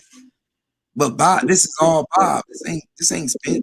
I mean, this ain't Spence talking, or this ain't Bud talking. This is Bob giving these dudes this money. Look at the undisputed fight tonight. Look how the shit show it was tonight. It was fun. It was a good hell of a fight, but it should have been on a bigger pedestal. It shouldn't have been in no little cardboard box hotel arena. You know what I'm saying? With 2,000-3,000 people in the seats on free TV. This was a new type of fight. What y'all think though? Well, the crazy thing is, like you said, it was on free TV. Well, I mean, it's on free TV on ESPN. All right. Why not go out and promote the fight to try to bring more buzz to your fighters? And then when you get ready when you put them in a position where they can get on pay-per-view, they're already known from when they were on ESPN. But I think Top Rank looks at it like, why would we spend money in promotion? The viewership ain't gonna make these guys any more money. Ain't gonna make us any more money. So don't worry about spending extra money on promotion. It's like Top Rank isn't playing the long game. You know what I'm saying? It's like if they don't get instant return on it, they don't want to promote these damn fights. That didn't make no sense for Stephen A to say Wilder should step aside and not promote this fight, bro. You know what I'm saying? Why he worried about that? Yeah, he worried about promote. Hey, not promote. He ain't even mention the fight. Yeah, whatever money. Remember when they sold? This the dumb part about the promotion, right? This the backwards part is what I'm saying. When they sold Wilder fights, right? The second one, they weren't in the first one. So why would you hurt that profit by shitting on the fight, knowing that you about to lose in court? The nigga signed today. The brother signed today.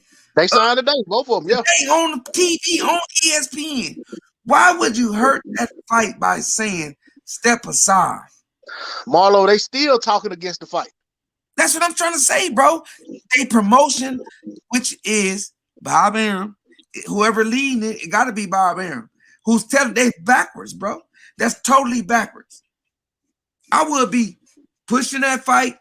I would be promoting this motherfucker on. I would have paid the money that Stephen A said step aside. I would have paid that promotion for Stephen A to say, man, it's an undisputed history.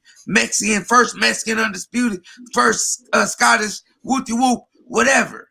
UK whoop whoop whoop, whatever. I would have paid that money for that than paid it for him to say Wilder step aside when you know that Al Heyman is real strong in his boxing game. That was a stupid move. You know what I'm saying? In my opinion. I agree.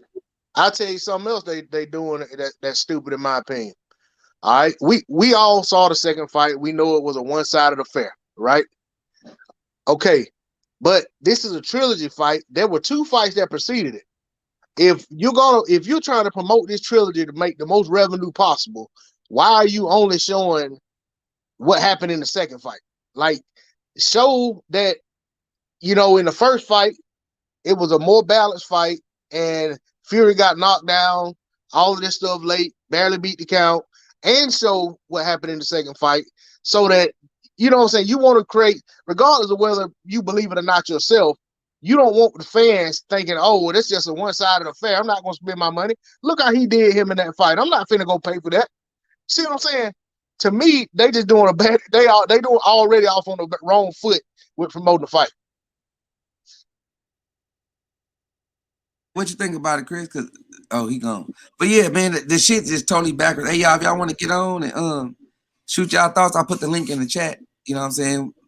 Y'all can get on and shoot y'all thoughts about what y'all think about the fight and then what we talking about right now. D-Lo, ESPN is totally backwards, bro. They're not playing chess, they playing checkers. And it seemed like Bob, I wouldn't call it checkers. It seemed like Bob just don't care no more. He just gonna play his way all the way out the game. You know what I'm saying? And till just fall off. What you think about that? What's up, Chris? What you think? Man, I don't. It's just like I don't know. It's crazy. We had a fight announcement with Pacquiao and Spence, and that was like way bigger news than how much this fight should have been, bro. Like everybody was talking over this fight. Like it was like from the week before to today till tomorrow. I bet like everything was more like important than this, and it's like this is this is how you bring back boxing. You tell them this is for all the belts. You know, like the type of like fight and the I guess the worth of it, like how much this was, like how much this was worth. Like it's like we didn't even get that like from the like promoting and stuff like that. Like we as boxing fans, like man, this is what we've been wanting. This is what we've been wanting. The best fight and the best, the top matchups of the top guys. And I mean, there was no promotion for it. It's like nobody knew. You have to be a hardcore fan to know about it. When you should just be casual and know about this going on. You know what I'm saying? Like it's just ridiculous, man. Like I don't know. I just don't like the way boxing has been promoted lately, and it's like all these celebrities are getting more, more. Attention. Yeah. Yeah, bro. Hey, I totally agree with you, and that's why I always give Trey his props on how he called the fight. Even if he picking the fighter and he losing, he down, the energy be the same, everything be the same. The judge ain't nothing biased about what's going on. You know what I'm saying? If we wrong, we wrong. We eat crow. This is what boxing needs to be, bro. This is how it needs to be fair all the way across the board. You know what I'm saying? It don't need to be no bias. In the UK, Mexico, the Philippines, all Australia, because they got a lot of fans.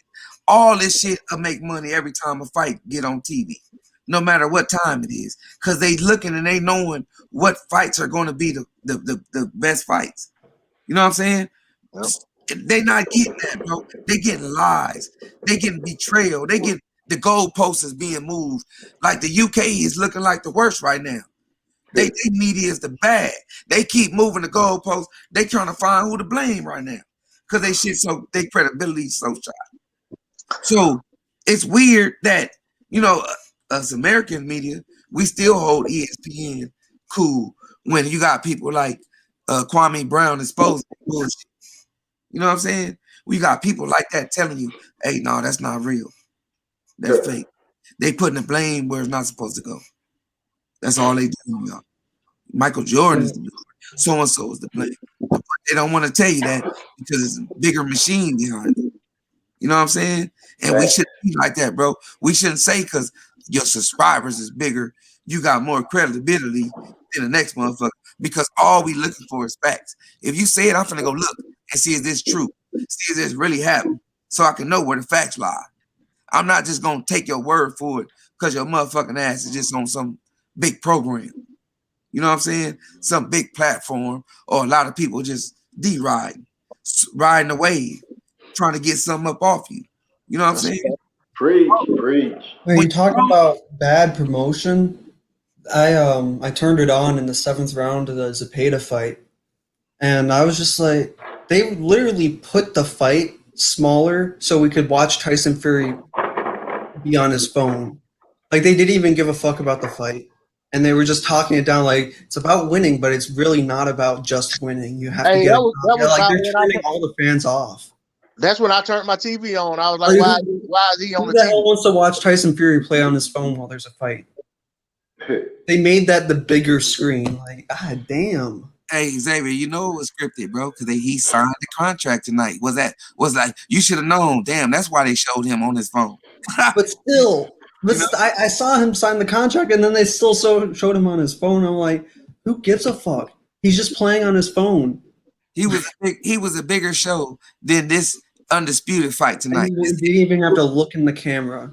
Right, this historic fight, Tyson Fury was better. What they should have been doing in that while watching that fight is saying this is who the winner should be fighting, because he had a really close fight with Ramirez, and the winner should be like giving this guy a shot. That's what they should have been saying, instead of saying, it's about winning, but it's not really. You have to get a knockout, and here's Tyson Fury playing on his phone.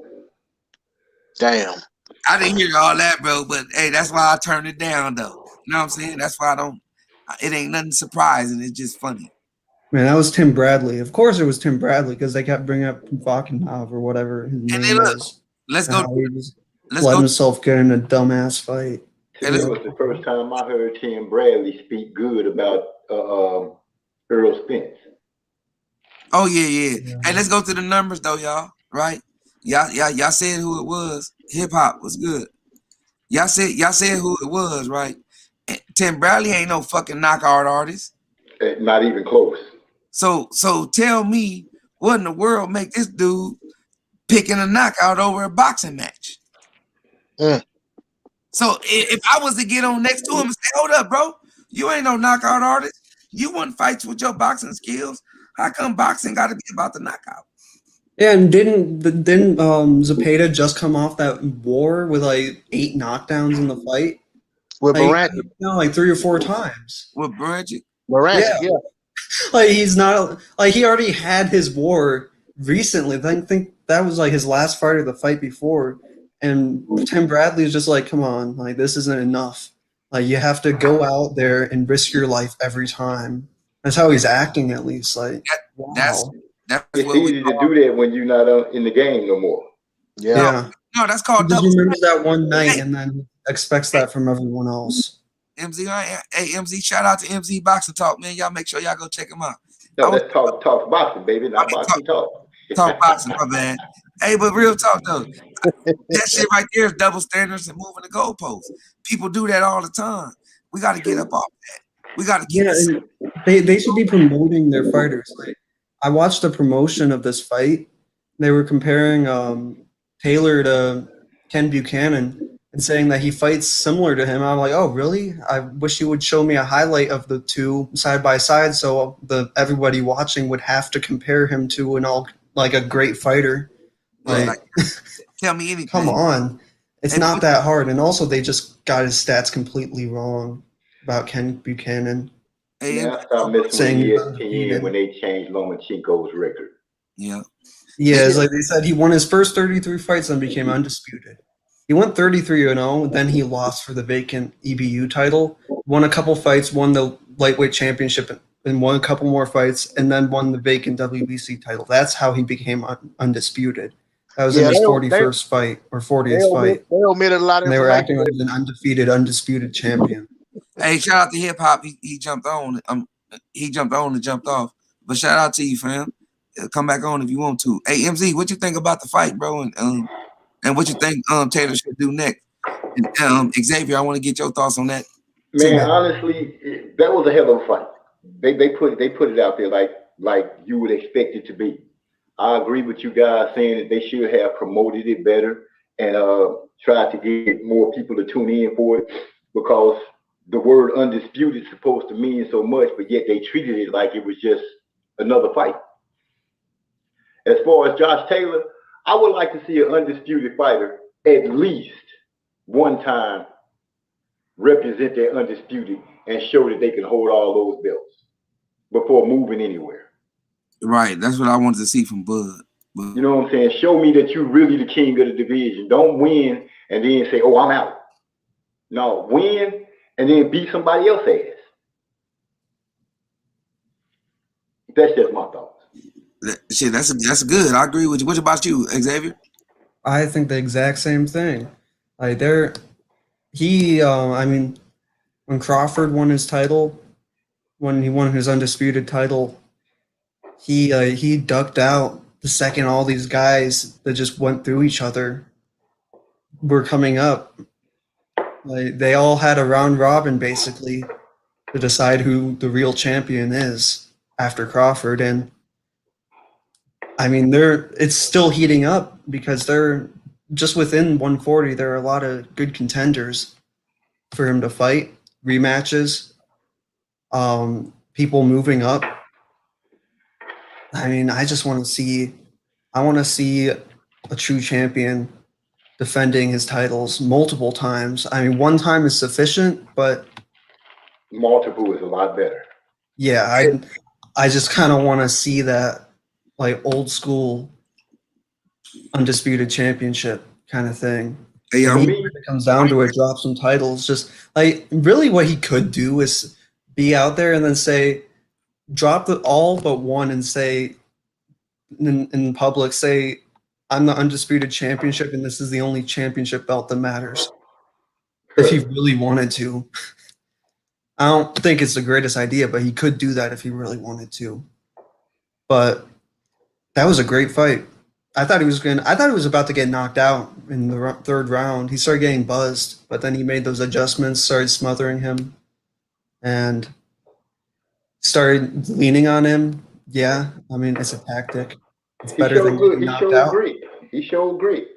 Yeah, and like Hey, real quick, you were saying, it's not like he was just like holding on. hey, look, Just real like quick. jab, jab, hold.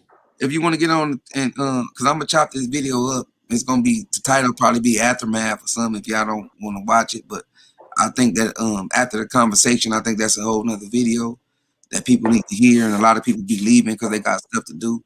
But if y'all want to get on, I would like to continue this conversation for a little while longer. I ain't trying to cut nobody off. I just want to let that be known. But go ahead, Xavier. Yeah, no, I was just talking about how that was a great fight. I was shocked when he got that knockdown so quick in the 6th round.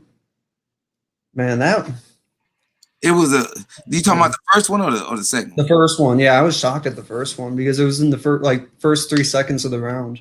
But look, I ain't trying to toot my own horn, but if you go watch the video, he is a way sharper puncher than Ramirez. Ramirez come in like how he got caught. See how he came in wild, trying to throw that looping, hooking, whatever shot he thought he was gonna throw, and it was a short. I thought it was an uppercut. I could be wrong. Let's just call it a left hook, a counter left hook. You know what I'm saying? Those shots was going to be open, and it's 12 rounds for those shots. And he caught it at the perfect time. It was like the perfect shot, the perfect time, the perfect opening. You know, but the kind of fight that it was, you're going to see those kind of shots. If you go look at a throwback fight, I can't even name off top, but Chris be watching with me, Trey most definitely. You see those kind of fight in great fights, you will see a knockdown like that. You will see 2 knockdowns like that, and they get up and it'd be a competitive fight still. You know what I'm saying? Yeah. Yeah. Hey, did any of y'all catch what Jose Ramirez was saying? Like after the fight, because they were talking about that second knockdown, because you can kind of see where the referee goes in to break him, and he puts his hand on Taylor, and and then Taylor pushes him off and lands that uppercut and knocks him down. He was saying something about it, but I didn't get to catch it. I didn't hear you. Uh, Once the fight was over, I was out of there. Yeah, I was watching on a stream, so when the fight was over, I just looked it up to see who won. I didn't even wait for the announcement. So then I just went on to Wikipedia and started fixing all hey, the Marlo, stuff. what'd you say about the video? That you're gonna do what, Marlo? About this one, I'm gonna leave the fight up, but I'm gonna wait, and then I'm gonna have this, and it's gonna be like the aftermath. You know what I'm saying? Or like break it into 2 videos. Yeah, bro, I'm learning about YouTube, Already. and you know that's kind of studying our growth about not being active. And then a lot of people leaving. Like right now, we had 30, we had 80 people in here. They're not gonna hear this conversation. Yeah. Only our loyal fans that's here every day is gonna, you know what I'm saying. So they want to see it, they look at it, give it a like or whatever. But we just got to be more active with our videos. Yeah.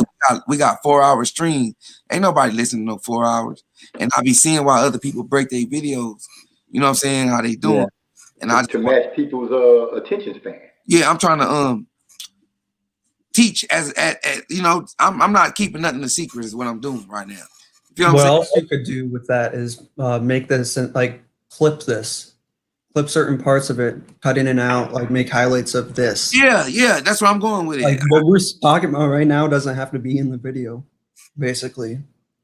Yeah, but whatever. Like I'm gonna mark the fights where Trey called the fights like I did in the normal videos. That's a plus. You know, things like that. But I just want to say, because this right here, just ain't nobody gonna really listen to this. All this good talk that we doing right now, if you look at your algorithm, they only looking for the fight calls. You feel what I'm saying? Right. And you give it after opinions. Yeah, there's good opinions. All of us can get some exposure from it. There's a lot of good benefits from us chopping up conversations. You know what I'm saying? Well, not conversations, but separating the fight calls from the conversation. You know what I'm saying? Right. Makes sense to me. Yeah, but anyway, I just want to give y'all a game about even in your topics, because a lot of your videos, people ain't gonna listen to the whole 10 minutes, 20 minutes unless they really focus on your opinion. Feel what I'm saying? Right. So you could chop those and make them 5 and 5, or make them 3 videos, and just make sure you cut it to where it's a whole subject. You know what I'm saying? Yeah, I'm gonna have to stop being lazy. I'm gonna have to start stepping my game up on my videos as Yeah, well. talk about being lazy. I was supposed to go out to Barbados Joe Walcott's grave. I still got to do that. I'm gonna put that on my channel when I finally do it. I just got to drive 2 hours basically. Where's it at? Yeah. It's in Ohio. It's like a little Oh. bit south of Canton. The dispensary, they be. Hey, my bad. Go ahead. Nobody got no. Hey, you want me? Oh You yeah, I want me to want read the to speak chat a on. little bit? So Yeah. Oh yeah. when Please. we talk about championships and DB. like titles, like really, this guy is the only champion in boxing right now. Because you look at the definition of the word, it's a person who has defeated or surpassed all rivals in a competition. That's what he's That's done. Josh Taylor. Surpassed Josh everyone. Taylor. What other weight class has somebody surpassed everyone that It is a hasn't champion? happened. It Yeah, hasn't he's happened. like he's the only champion to its fullest extent of the definition,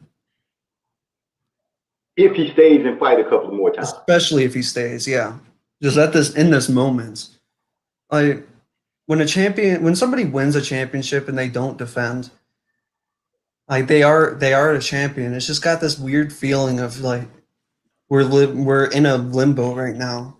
Hey, like right now though, like I'm gonna tell you about the confusion about Crawford, where I see why Crawford should have stayed at 140 and let Spence do what he did, because Spence already announced what he was doing before he beat Brook. He already said he wanted to be undisputed at 147.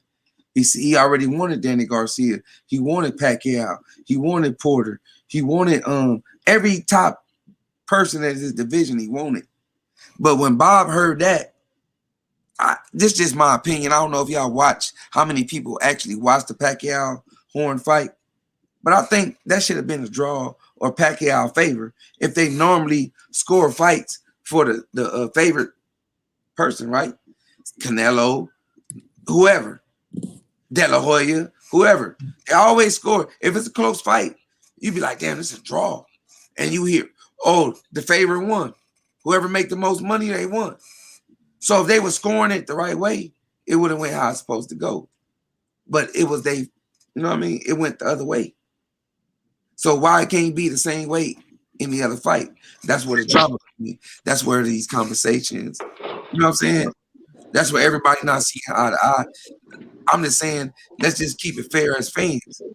If you scoring a fight for your favorite fighter and you saw him win a close fight in a certain way, you should see it when your close fighter in that same fight and the same reason you gave it for him and the other guy won that reason, you should give it for that fighter.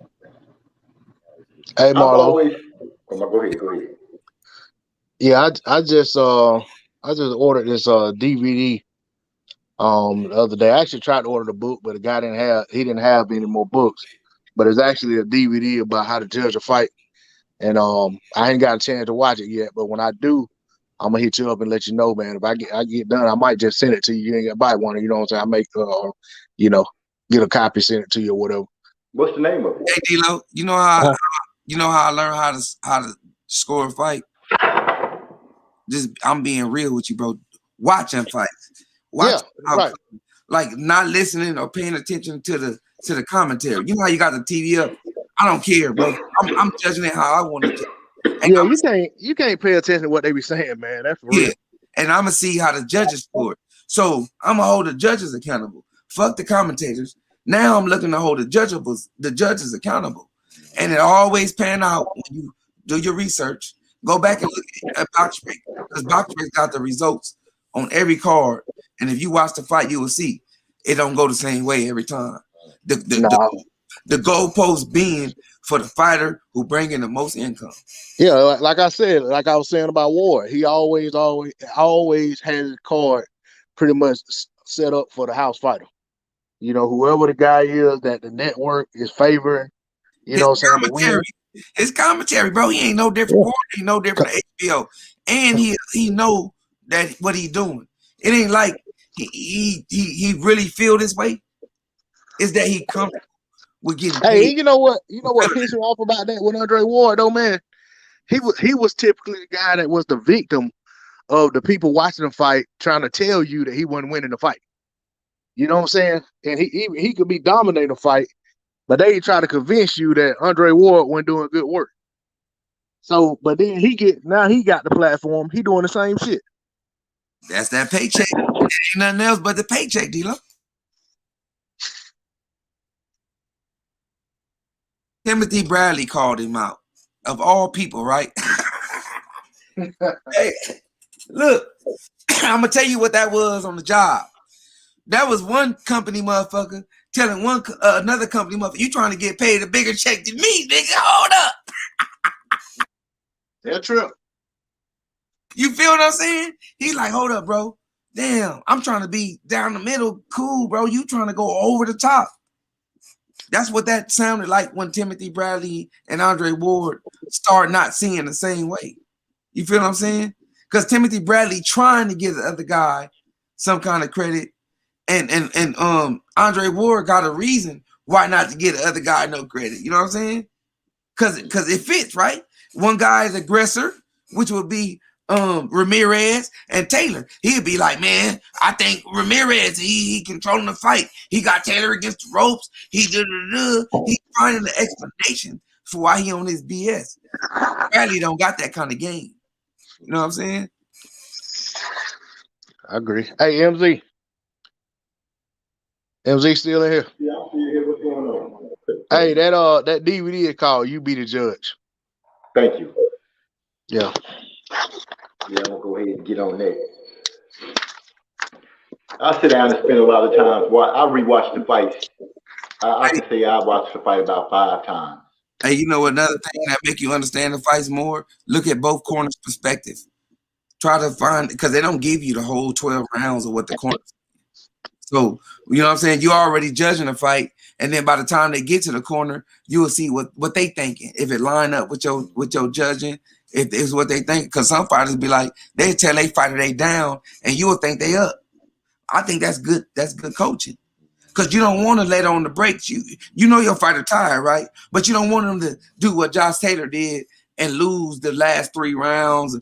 That's because you never know how the judges is gonna look at the fight. That's right. You want to keep the gas on from beginning to end. As much as you can. So when you do get to 11 and you do lose the last 2, you still got that much advantage over the judges.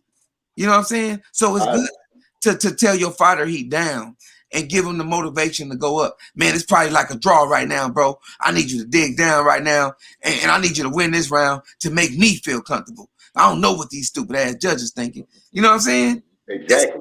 That's good talk. You don't want to hear motherfuckers say, "Oh, we comfortable, man. Just go on and ease off the brakes again." Yeah, it's 4 rounds, and you steady telling this dude to ease off the brakes, and you had like 3 close rounds. You don't know which way they could have went. That's not good advice. You know what I'm saying? You're right. I believe that you go out there, if you beat him down 6 rounds, you want to try to beat him down another 6. Right. That's why I like Ramirez. I didn't think Ramirez was no punk. The only thing is his weakness, he's not a sharp puncher. You can punch through his punch. You can get 3 punches off to his 1. And if you got a strong enough wheel and dome, you can survive that 1. You know what I'm saying? And you might knock him down. Look what happened tonight. He got knocked down in between those. Like the game plan was perfect. It wasn't nothing wrong with what Taylor was doing. You got to wear this man down. And to wear him down, you got to let him throw punches. And to let him throw punches, he might hit you out of 5 out of 10. Let's give him 50%. Most fighters ain't even 50%. But we just giving them props. Like how we seen Figueroa. Neary was like 70%. But it wasn't effective. That one body shot change the whole fight, bro. And that's how boxing go. It's a science to this shit. Wear a motherfucker down, get him in deep waters, work on his body. Let's see if he can take a good body shot in round 8 or 9, 7 or something. You know, don't get off the body, bro. Let's keep pushing him back. You know, you got to hear the corner to know, okay, I'm on the same page. It's a whole bunch of shit involved. Yeah. So body punches is money in the bank, baby. You got to go to the body. That's just fundamentally sound. Going to the body, that's automatic money in the bank for later rounds. Hey, D-Biz over here hanging out, man. He about to jet out, man. Say something, D-Biz. All right, man. I enjoyed the show tonight, man. Peace. Be easy, Oh young yeah, man. what's up, DB? You chilling over there, Marlos? Yeah. I came up, watched the fights. Shit, you didn't holler at me, bro, man. Come on. Hey, I'm just waiting on Canelo to fight somebody. You know what that is. Shit, hey, you gotta wait longer to wait for Charlo and fucking Andre to fight somebody, bro. I've been waiting for fucking 5 years already. Hey, both of those guys will be fighting somebody. Canelo raises his hand. Hey, I've done got gray hair waiting for them to fight, bro. Come on. Hey, see, there go Chris already moving the goalpost for Canelo, but he'll say something about Charlo and Boo Boo. No, hell no, don't do that. When do I ever say they don't fight, they haven't fought nobody and this and that? I don't say it because at the same time, it's not like Canelo's fighting every single buddy. But I mean, if we're real about it and y'all want to be real about it, who's really fighting more people than out of all them three? Who's really fighting somebody? Canelo has had the most fights. But what I'll say about that, Hey, that's all I need to hear. I'll say about that, That's all you want. That's all you want to hear. No, you said somebody. Canelo. He ain't fighting somebody. He fighting a lot of bodies. Hell no. Come on, bro. Hold up. Let me ask you. Let me he say on the this. European So tour. hey, we're going. So Montiel is somebody, bro. He on the European tour, bro. He ain't fighting no Americans, no skilled Americans, bro. He on the European tour, and you talking about he fighting somebody? Come on now, be real. He's pretty much closed the scope up of who he's going to fight because he refuses to fight any of his countrymen, Mexicans, and then he's not really going after any athletic fighters. He's really fighting people that's going to be in front of him, which, you know, if his team can get that, cool. But what I'm seeing in the landscape of the way he's done by jumping up and down and grabbing belts, pretty soon it's going to get to the point where he's going to have to fight an athletic fighter, or he's going to have to fight a countryman, or people are going to really say, dude, what are you doing? Man, his own countrymen, the warriors of his boxing is telling him what is he doing before he went on the European tour, bro. You know what I'm saying? It ain't like I'm saying. You could say that all you want, bro, but at the end of the day, I mean, he's still fighting more than what Charlo and Andre are fighting. So, I mean, I'm not. Okay, I give you that. I'm not gonna knock the man because he's doing something that other people ain't. Like, he did. Why am I gonna? So did he duck both of them? I say Andre is the one he ducked because because hasn't he sent Hasn't he sent offers? He sent him a WBC belt. That's what he sent him. He sent him Charlo offers. No, he did. He never sent Charlo. He did. No, he didn't. Yeah, he did. Even his brother said. That's a lie. His brother was just messing around. He came back and cleaned that up. Come on. Trolling. He came back and cleaned that up. And if that was true, you would have said that shit a long time ago. I did say it a long time ago. No, he didn't, bro. That shit's not true. Didn't I say that a long time ago, D-Lo? I'm saying. Yeah, you said. He did not send him no offer. He did not send him no offer. Yeah, I did. We've been talking about that. Canelo said it wasn't true. So what the fuck? When did Canelo say that wasn't true? Canelo said it was not true. When did he say that? When did he say he did? When did Canelo say he sent him offer? When did Canelo say that wasn't true? Oh, see what I'm saying? We know Canelo gave that man his belt, and he's mandatory. No, I'm asking you, when did he say he didn't? listen, silence is compliance, right? Silence is compliance. By Canelo not saying that he never sent the no offer makes it true. Yeah, that build up. He gave How the does build that make it not true? Because he don't say nothing. That He motherfucker gave never the build talked. up, bro. He just started fucking talking, and now he's all saying payday, payday. You want payday? Yeah, first you didn't like That that. motherfucker could speak English. Hey, hold He up, though. just fake Chris it. didn't like that Yeah, payday. Canelo been speaking English. Chris didn't like that payday shit at first, but now Canelo talking about payday. It's all good to say payday. Oh man, come on! I'm joking, bro. God damn. No, but you can't be joking when it's a serious conversation, though. Nah, I can joke whenever I want. Shut up, Marlo. I'm just saying, bro, because it's like you picking at me, you trying to poke. Ain't no such thing as payday if other fighters can't say payday. Hey, all I gotta say is they need to wait. Just wait in line. Just get in line, bro, and he'll get to you when he gets to you. That's all it's got to be. Unless, Or he'll finish and never unless you get to put him. yourself in the right situation, then you got something to say. But they ain't really in no right. In my mind, they ain't in no right situation. Man, They ain't got the right accent. That's the problem. And they put themselves in the right. That was the mandatories. Hey, plant. We for the last 4 or 5 years we've been talking about plant this, plant that, plant this, plant that. I ain't talking no plant for no 4 or 5 years. Since he fought Uskataki, Like 2 years ago. I raised my hand. So since Uskataki, people been talking about plant this, plant that, plant this, plant that. Just me. I like Plant. I can't take nothing away from it. You know, I like Plant because he's a good boxer. Hey, Chris, just I take that. That's been me. So yeah, Rough House used to be high on Plant too. Rough House was high on Plant. Hey, so get in line. Just get in line. That's it. You wait your turn. That's it. That's all I'm gonna say. Somebody turn their background up. Hey, you got that right though. Go ahead and brag. Go and do your thing. Canelo got that right though. I ain't gonna take that away from him. But I'm just gonna point it out though. But I will say this. I will say this. When Mayweather was doing it, y'all had a problem with it. But Canelo was doing it. Who don't say y'all. Just say people had a problem with it. Don't say y'all. I didn't have a problem with it. The majority.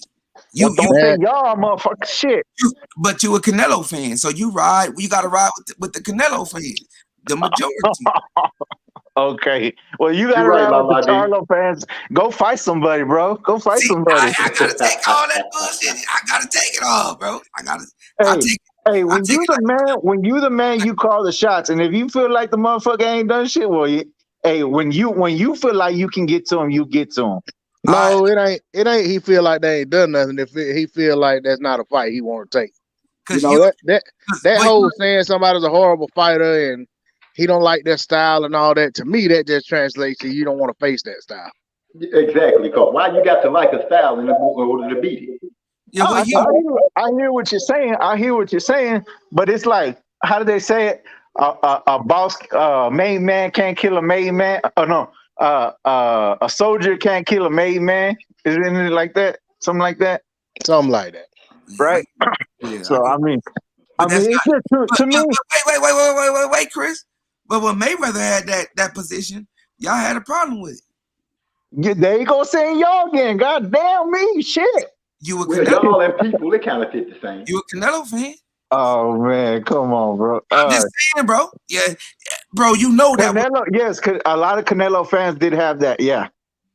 I'll say that, but I didn't have like I would. He this, he that, he this. Every reason in the world. But now that Canelo got that position, it's not the same energy. He got every excuse you can name, especially the A side. That's the last thing y'all can reside on is the A side, but not the hydration, not none of that. He ain't want to give a person his own. That's what I'm saying. But okay, yeah, look, okay, you can say that, yes, and I agree. I don't do that, but I mean there is double standards to people that do that shit, and that goes for everybody with a favorite fighter. Like just about everybody with a favorite fighter, bro. They got a lot of double standards, like everybody. I mean, I'm talking about for every single fighter in boxing right now has got some kind of double standard on there when it comes to having fans. Do Spence got a double standard? Yeah, he does. Shit. Point it Yeah, out. he does. Point it out right now. Point Huh? what double standard Spence got. Well, okay. Let's not. Don't take what I'm saying that I feel this way, but this is an argument. Okay, Spence been saying, "Oh, go get a belt, and then I'll fight you." Right? He said it. It came What? out of his mouth. No, but hold up, bro. No, bro. Wait a But minute. he. Wait. Oh, Let's keep it in context. That's not a double standard for a fight. Yeah, but let's keep it in context because this one will make it a double standard. Hold up. Before he said that shit to fucking Bud, he told the world he wanted Porter, Danny Garcia, And Thurman. Manny Pacquiao. well, what did he say? Man, He wait said, a but minute. he's Chris, bro. please wait, because I'm gonna say what you saying happened after what I'm talking about. So let me put what happened first. First, he said he wanted this, that, this, and that, and then the media asked him, "What about this person?" And he said, "Go get a belt." So the double standard would be if he do not fight those other guys, you know what I'm saying, and do what he said he didn't do, and go fight Crawford, and then ignore those other shits. That would be a double standard. Now, No, it still wait a is minute, bro. because Wait he a minute, said 2 it. seconds. Now, He said it, bro. He said it. I listen, don't man, care. give Look, me I 5 don't care about all that. I don't care. seconds. Give me But 5 I'm seconds. saying Let me that's finish an my point. argument to be Because I'm about to kill that used. shit. Because Yeah, I'm he did say it. because you And take it it is an away. argument you can use, but Yeah, in you take order it to away. have it right, you You got to take it let him away. put it Yeah, in he full take. context. Yeah, But you doing but the that full media, context is by using the exact words he bro. said. You The doing that exact media words shit. he said. You doing that media shit. But you got to let him use trying all to- his words then. If Yeah, you're I'm going trying to to use use his He all. exact did. words, He said Oh my. when he said, "Go get a belt and I will fight you." I'm about to tell you this, cause now you trying to compare Spence to Canelo. Canelo is never the man Spence is, bro, and he never will be, bro. He never ran no division. He never ran through no division at all. So please give Spence his And props. Spence ain't done it either. You crazy? Come on, Has he y'all. beat Crawford yet? No, Has he he ain't beat ran through no Crawford? division. I ain't He saying. ain't run through no division. He ain't ran through no division. Okay, can I get my point off before you say he haven't? Is he on his way to? Yeah. Is Canelo on his way too? So no, How not? no, he He's ain't got on, 3 belts out of because 4. he still got Benavidez, brother. Okay, he's 2 fights away. How many is Spence? Spence is the same at the same position, but Spence never ducked. Spence never went to 154, 160, or 175. He been there the whole time, campaigning the whole time, the same note. He ain't changed his note not one time. The media did, and Chris Rayner did. And I'm trying to tell it, and you cut me Nah, off. bro, you can't. But you can't do that Look, because you done changed it up. You done said no. Like wait. Am I changing? Hey, anybody on this panel? I'm giving y'all a chronological timeline. Am I changing it up? no, I it's the just think same. you've got too much sodium in your blood right now. Salty. No, look, because this is a real conversation. Me and Chris go through this all the time. I'm giving y'all a chronological timeline. Am I changing anything up so Chris can change that narrative? No. Okay. No. Okay, so since I'm not changing anything up, Chris, what do you have to say, brother?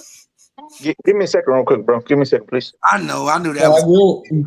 But I got look, a question. I got a question. You know what I'm doing. You know what I'm doing. Hold on. I know. Let me finish my thought though, y'all. Just to finish. So I ain't denying that Spence didn't say get a belt, but what business is he going to finish first? The new business or the plan that he had overall? The plan at hand. The plan That's that what I would have thought. Crawford's issue is that he's just got too much pride. If he didn't have so much pride, he wouldn't have felt like he needed to go up to welterweight, and he would have just stayed at 140, defended, and then waited For until those young killers. the fight. That wasn't Crawford's decision. That was Bob's. You know what I'm saying? Because Yeah. if Crawford was thinking to benefit himself, bro, he wouldn't have made that decision. And we had this conversation also. Why would he? Because now he gave Ramirez and Taylor a better hand than he got. What if he went down? That's All not right. going to happen, but what if he went down? He'd have some fights on his hands. Yep, better fights. All right, Marlo. So this is what I'm saying. Okay. So how many fighters has Spence gone through at 147? Like main fighters. I'm about to tell you, bro. Contenders and champions. Look, he damn near went through the whole top of the food chain. He got Danny Garcia, he got Kell Brook, he got Porter, and now he finna get Pacquiao. The only motherfucker he ain't got is Keith Thurman. And guess who fought Keith Thurman and beat him? It's Pacquiao. So he damn near ruled the division, bro. Okay, you said 3 names, right? You said Kell Brook, you said Danny Garcia, and you said Sean Porter. Right? And he finna fight Pacquiao. Okay, Canelo, okay, let me tell you. Okay, Canelo, he's got what's his name? Billy Joe Saunders, he's got Callum Smith, and now he's going on to Caleb Plant. Like that's his next fight trying to get. And guess what? I mean, they basically on par. So what's the difference? Guess what? That man went to that division. He was already a 3-belt champion and could have had the unified versus Boo Boo, but he didn't want that. Come on, bro. He lost his belt at 140, at 160. We already went over that. Hey, y'all. He said it himself in the interview, bro. He said it himself in the interview that everything fucked up between him and De La Hoya because he didn't get them that fight, and when he got stripped because of that fight, that's why he left. I don't want to hear that. That's a lie, bro. I want to say something about Canelo. How's that a lie though, bro? Like because I could pull up receipts of what he said. Situation of 147 because. Spence is beating all the champions and all the people that laid claim to a championship. Pacquiao doesn't have a belt right now, but he laid claim to a championship. If Canelo gets this undisputed fight, it's still loose ends to a degree because Benavidez still laid a claim to a championship, wasn't beaten, and Chris Eubank beat James DeGale, who had the IBF title, but like he didn't lose it in the ring, but he did lose at one. He lost to Chris Eubank at 168. So there's still a few loose ends. Even if that's semantics, bro. When you start going into like that, but wait. Before you come in, look. What I'm saying, I'm not talking about. Not like loose ends. I'm talking about that when you start going into Eubanks and this and this and that. That's are there any loose ends at 147? What champions can you think of that weren't beaten? Like Pacquiao's the only one. The point, Chris, that you missing right now, bro, is that Floyd Mayweather. He's retired though. Spence ran through every top welterweight. Wait a minute, bro. You talking about Crawford, where he came up to beat Horn, who subjectively, I don't know how to put it, beat Pacquiao. Spence, Crawford is not no top welterweight. Look, I'll put it like this, so you understand where I'm coming from. Unless Spence fights Crawford and Canelo fights David Benavidez, then undisputed still has loose ends. Man, that's not true. Well, see, when you say that, in mine. No, hell no. Hold on, Marlo. Let me cook on that one. Put it like that. That means he need to fight Boo Boo. He need to fight Boo Boo or Charlo. He need to fight He need to fight both of them. Benavidez, all 3 of them. Fuck that. Yes. All 3. No, but you can't say Boo Boo and you can't say Charlo because that's 160. That's different. I'm talking about 168, one division. He made this conversation because he moved up all these different weight classes, and he holds belts in all these different weight classes. The champion who held the IBF title before Caleb Plant was Caleb Truax. Right. I know it was James DeGale who beat Caleb Truax, and James DeGale didn't lose his title in the ring, but he lost at 168 to Chris Eubank. And Benavidez hasn't lost his title in the ring.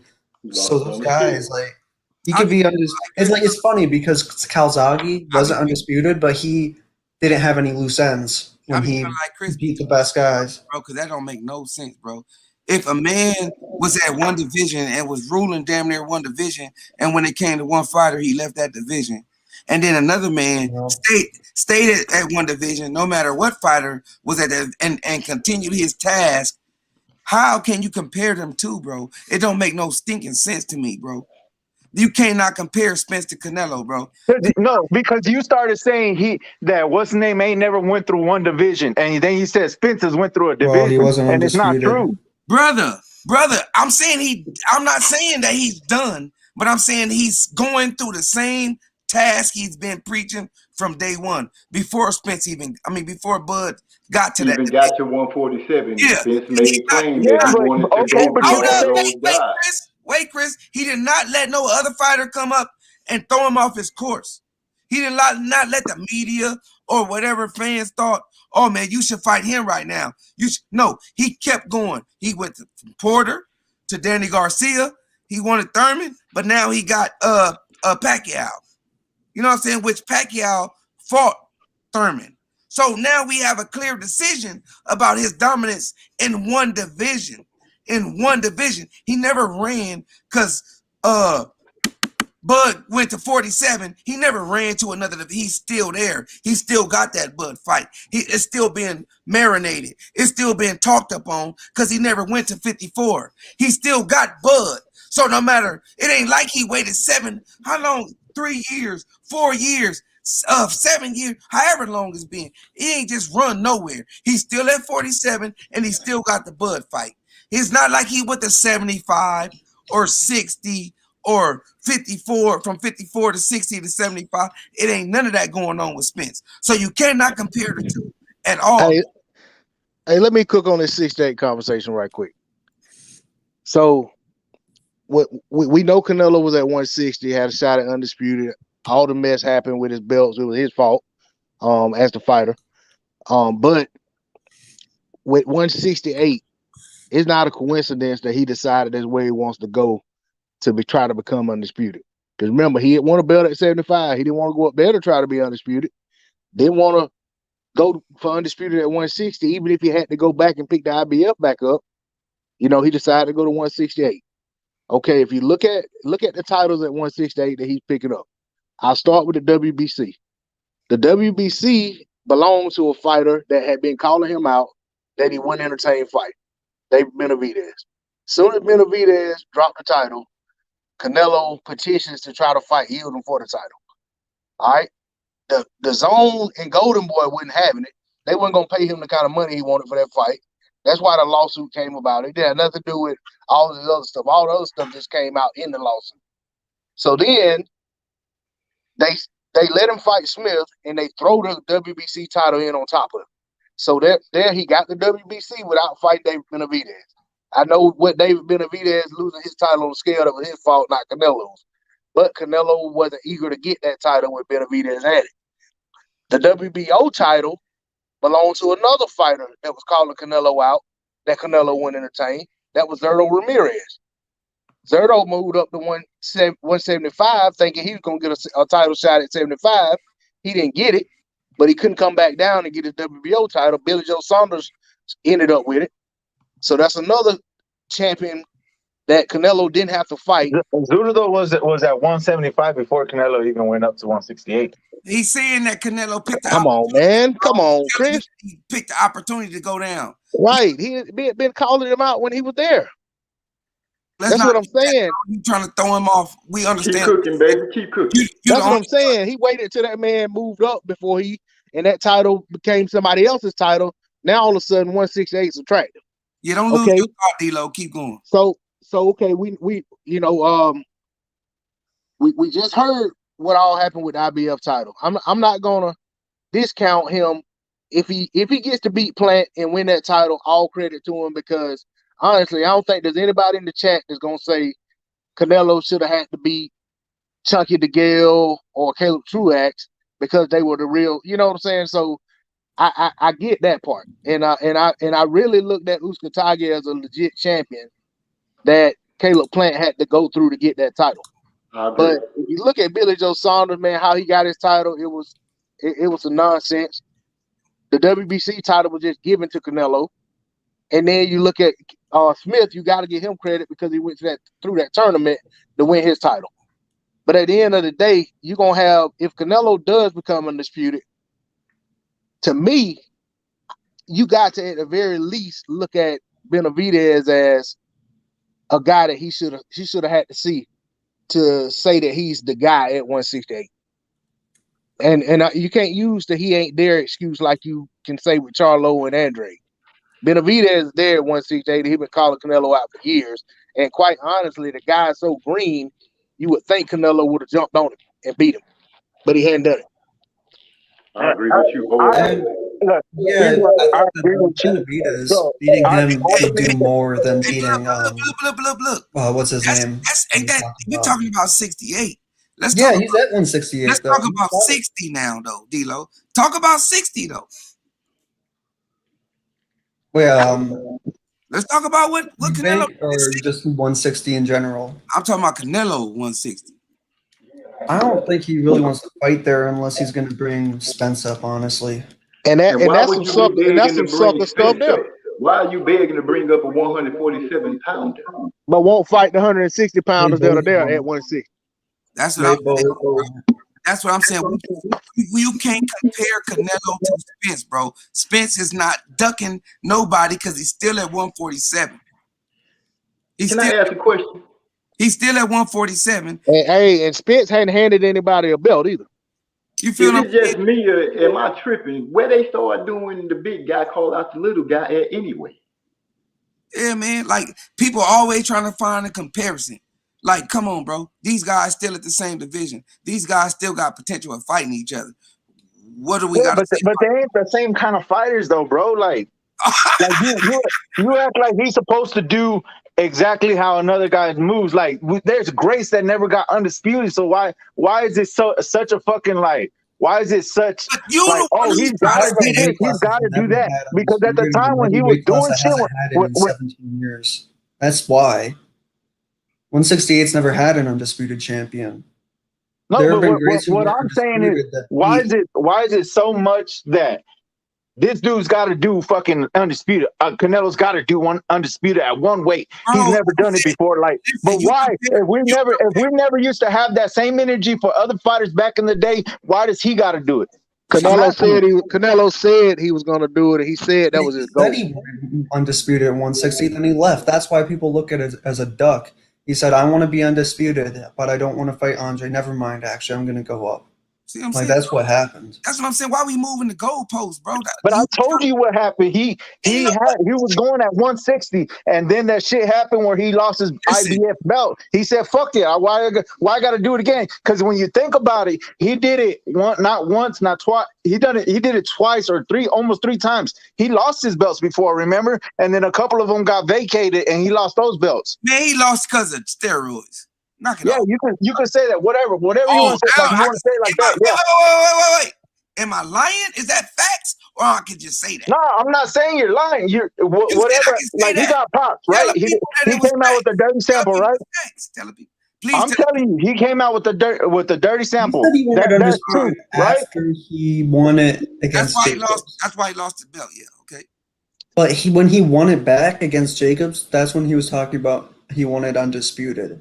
You can't don't and then what happened? And then De La Hoya got one of his belts lost. So I mean, by that time, like, man, what the fuck am I gonna? Why am I gonna keep doing this shit? I'd be the same fucking way. I ain't gonna lie. Now you blame it on De La Hoya. Hey, Canelo didn't lose the IBF belt and it went to Jacobs. Golovkin lost the IBF belt, and then Jacobs and Derevyanchenko fought for it because Golovkin didn't fight Derevyanchenko either. No, because he got it vacated.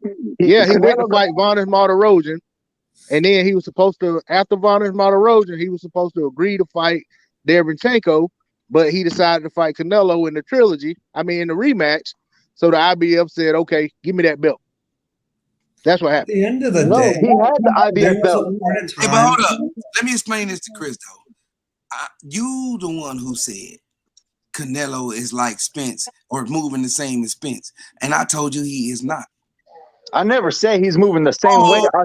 What I said was I was just basically saying it's the same thing because Spence ain't gone through a whole division. You asked when did he go through a whole division? Hey, bro, wait. Let me stop you. He's closer than Canelo. How? Canelo's got 3 belts. I'm saying, bro, he's jumped over one division and went to another. And then he didn't run through that division. He didn't run through the Benavidez or the Zudos or anybody else. He picked and choose like he did when he was at 60, like he did when he was at 54. He got the same energy. So he's Well, not. but we're gonna talk, but so we're gonna Listen, do that. bro. What we My talk, point. but no, but we're gonna He's do not we're like gonna do what we talk about he's a not fighter that's like above everybody that moves up. Oh well, I waited till this he's so and so. not We could do like. that all day about other champions, bro. Like, No, we Can I not. tell you? Can I tell At you the No, why end no. he of the really day, doing it? Can I Wait he tell a you minute. had why he three really Come on, belts. doing y'all. it? He Come on. wasn't scheduled for a fight. Please, He come out. could have fought He's Andre. not He- like Spence. Is my only point. If anybody think Canelo is moving like Spence, tell me. I'm Hold saying on, that was Marlo. my point. He's Hold not on. like Spence. Hold on. This gonna end it all right here. The only reason Canelo is doing it at the weight he's doing it at, because one, there has never been an undisputed there. He will not only be the first if he pull it off, but he'll be a Mexican. So he'll be riding up there with Andy Ruiz, because Andy Ruiz now is the first Mexican heavyweight ever. Remember, unified. So I get what he trying to do. It just looks funky because of what's been left behind. Right. Well, to I'm just me, saying that he's not like Spence, bro. He's no, not no. no way in form or fashion. He's moving the same as Spence, bro. You can't say that, bro. This Bud and Spence is still in the same division, and they still got potential to fight each other.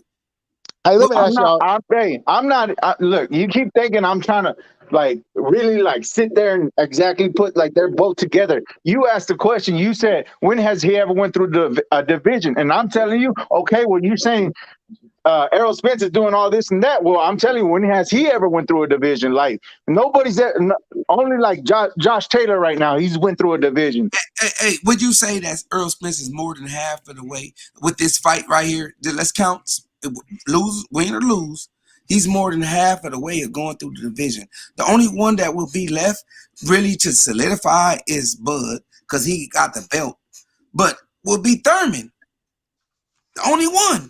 Well, And if Usyk still got that, if Ugas yeah, keep but that, Ugas wasn't hold up. But Ugas wasn't in the play, is what I'm talking about. His plan, his whole game plan. Ugas wasn't even the play, bro. no, I'm just talking about for undisputed. That's all. I know I'm talking about his playbook, though. What he Right. said that he was going to do and what he's still doing, and never went off course or try to go to 154 to avoid this guy or something to avoid that guy. This is what I'm talking about, D-Lo. I'm not talking about who's in the way or who moved up to get in the way. He's still in that division, bro.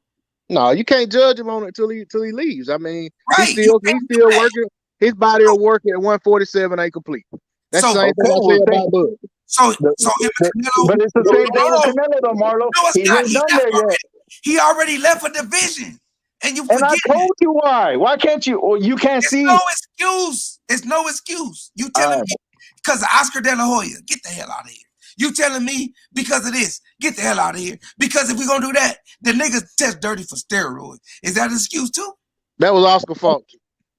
I didn't say. He was eating at Oscar's house. I'm just saying, bro. Like, if we gonna make one excuse, we gonna make them all an excuse then. And so we keep moving the goalposts. Let's not move the goalposts. But I'm just telling you what he. I'm telling you what he said. He not only did his cherry picking at 54, he did his cherry picking at 160. He not only did his cherry picking at 160, he's still doing it right now at 68. He even went up to 75 and cherry pick. Come on, man. That's not Oscar. How did he cherry pick at 154? Then he offered Kovalov a fight off for 60 How days. did he cherry pick at 154? Man, he fought around. 154 was his worst cherry picking. No, who did he fight? That's a good question. Who did he fight at 54? Okay, he fought Mosley. He fought Lara. He fought Mosley. He fought Mosley. Mosley. Mosley Man, old as fuck. Okay, hey, how old is Pacquiao? 42. Oh my God! See, here go another Earl comparison, y'all. But Mosley was at the top of the game. let's keep it real though. How old Mosley was not at the top. Hold up, y'all. Hey, Pacquiao's coming off a win. Thank you, D-Lo. I'm just gonna tell him that, bro. I mean, I hear you, but how old is he? I'm asking the question. Look. Not only coming off a win, he coming off a win on a unified welterweight champion. Took his own. Also a dude that almost lost to Rocky. Randy Pacquiao was the oldest welterweight champion in the history of boxing. Hold up. Canelo almost lost to what's his name? Trout. Canelo almost lost to Laura. So you're gonna say Trout and Riverside Rocky are on the same level? Oh my God, bro. When did he say that? Yeah, probably Yeah. so. Yeah. I'm gonna say that. In they divisions, yeah. Oh, okay. Well, Canelo whooped the shit out of Riverside Rocky, knocked his ass out. He was a smaller guy, brother. He was Manny Pacquiao. Hey, and Pacquiao was a smaller guy. Boxing, and he beat an undefeated champion in his 20s. Hey, remember they is just showing how good he still is. Make it worse for Canelo, bro. Shane Mosley was not winning titles in his 40s. Why That's the difference. Canelo, instead of wanting him to fight the best fighters when supposedly he's supposed to be the best fight the best, bro. That's weird. This man got a history of ducking and putting himself away from other fighters and a perspective division. Well, if you really want my opinion, I don't think. This is why boxing fans shit on Spence right now, y'all. Because Spence is keeping his word, his original, not what the media asked him. What he told the media what he wanted to do in the division. All those other questions about Bud and all these Canelo, those are questions that media asked him. Hey, what about this guy? What do you think you'll do about? Hey, what about that guy? That wasn't his original mental plan that he told the world. His original plan he told the world, he's still doing. He never left or went to another division to go do something else. He's still doing. He also told us, and this is a second thought, if he was to leave 147, it'd be to fight Canelo. Other than that, he gonna stay course and do what he said he was gonna do. So all that extra shit, but that's what the media wanted.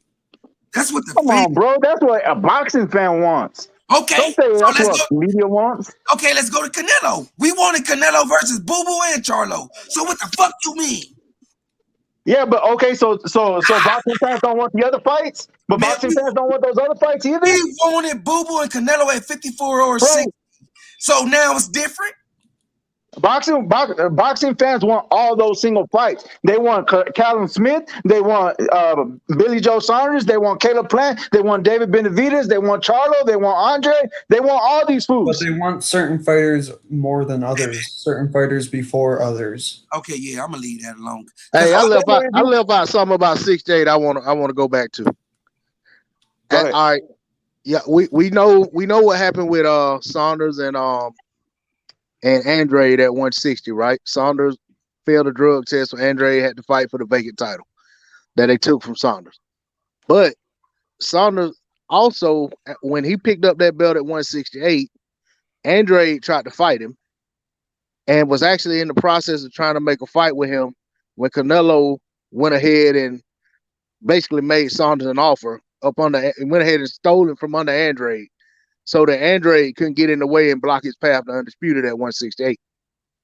But that's not Canelo's fault. What? That's not Canelo's fault. And let's come back to why Canelo get in that business? Canelo had a fight with Rocky Fielding coming up. Not Rocky Fielding, Yildirim. Why would he worry about what Andre and Billy Joe Saunders are about to do? You say that. Okay, that's the same shit like people say with Deontay Wilder and Anthony Joshua. That's not the same thing. Nobody gonna stop him from fighting Andre. They still in the same division, Chris. Canelo got on. It's gonna get. You can't compare when people leaving a division, bro. But bro, you can't put that on Canelo, bro. Come on, you can't put that on Canelo that he went into the fight. Hey, hip hop. He stole the opponent of a guy that he already himself had done refused to fight. If you leave, that's not his fault though. Maybe Andre should have been a bigger fucking a priority to fight for everybody else than Canelo. So how's that his fault? Hey, Chris, hip hop. No, hell no. You know what that's like? That's like if a girl is dating a man and then another man comes along and is better than that dude and she wants to leave him for that dude. Is that really that other dude? But she already got a man, right? No, hey, that's not his fault. The other dude's fault. No, it ain't. Man, that's not the same situation, man. You ain't listening to what I'm saying. Situation. No, he saw pretty green pastures and said, you know what? I don't want to. I want to take another one. So we can talk about how the fact that boxing has been balling us for years, and we finally got what we needed tonight. Yeah, hey, I was just gonna say that. Hey, hip hop. Because boxing is like a woman that just won't give out, but then when it does, Xavier. when it does, we get a great fight like that. Yeah, Right. yeah, I agree. Hip hop just said that in the chat, and I'm not ignoring the chat, y'all. I'm just enjoying this conversation with Chris. What did he say, Marlo? He will never. Chris is never gonna give up, bro. He gonna throw everything he can to protect Canelo and smash every other fighter and use them as his crutch to protect Canelo. No, but see, you're wrong, bro. You're wrong. You're wrong. Okay. I'll be wrong. But let's point do by this. continuing. Look, bro. Hip hop is. Thank you, bro. Thank you. That's what I'm doing. I don't give a shit about all that, Marley. You of all people should know I don't give a shit about all that. So why are you saying? Because I'm trying to prove a point, and I'm giving you double standards in every situation that you're talking about. But you can't use Wilder, bro. You can't use Spence because they still in the same division. Bro. I can't use. Okay, now you're protecting Errol Spence and you're protecting Deontay Wilder, bro. They in the same division, on, bro. They in the same. Am I making any sense to anybody? Where Wilder gonna go? He a heavyweight. Yeah, they in the same. Okay, but why does Canelo have to stay at one fucking division, bro? Matter of fact, they tried to pull Wilder out of the heavyweight division. They tried to get him to go to that new division. But hey, look, let's be respectful, bro, because we haven't did the chat, but hip hop is on here. Let him get his thoughts off about the fight and how happy he is about the Scottish pulling off this victory. Is that cool? Yeah. Oh yeah, hell yeah. Yeah, go for your thing, man. Hey, hip hop, go and get yours off, man. Hip I hop. just wanted to say I was a big fan of the channel. Is it working? Yeah, we hear you. Yeah, we hear you. Yeah. I'm a big fan of the channel. I just wanted to say it was a great fight, and I thought Ramirez put up a really good performance, to be honest with you. So I just wanted to say I'm really enjoying it, just having a few drinks and listening to you arguing. Man, congratulations on the win for you, man, for you and your people. Yeah, man. I'm really happy. Yeah, we have. He's a really good fighter, and he's got the heart. But I thought Ramirez was really tough tonight as well.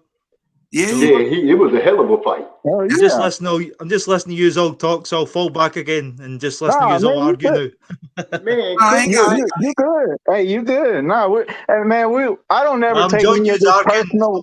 As long as it's not me arguing, because the Scottish have got a better temper. You know what I mean? Yeah. Hey, look, look, man, we just having fun, man. We just kicking the shit. We do this all the time, so man, we're not taking none of this personal.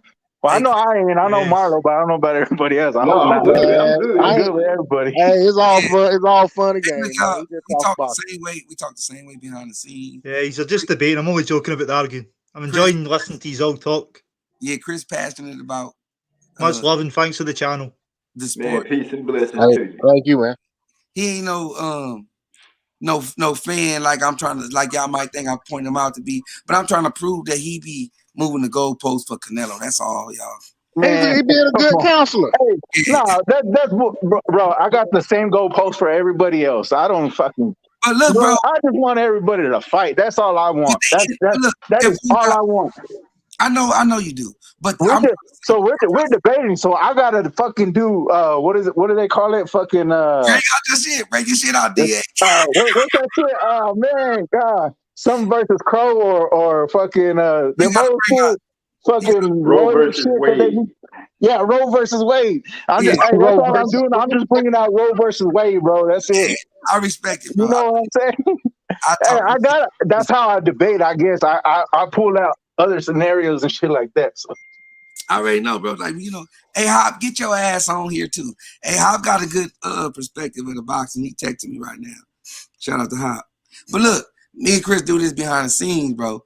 I'm just trying to say, let's have the same standard. We can't say about everybody if a person moving from division to division. If one person moving in one division and he still got that chance or that action to fight that fighter, we just got to see. But when we notice that one guy went 3 divisions away from the same fighters, it got to be some type of bullshit going on. And we all just bring our receipts. That's all we saying, bro. Nobody's saying Canelo don't got the skills to beat these guys. Nobody's saying Canelo is trash, but he do got a lot of history of ducking out of division for certain fighters. So that's what I'm trying to agree on. Do you agree on that, or do we still got to debate, bro? I mean, I don't know. Like, No, to be honest, bro. Okay. look, To be honest, I set you up. to be honest, Guess what? You look, got look, to agree because you told me he ducked boo boo.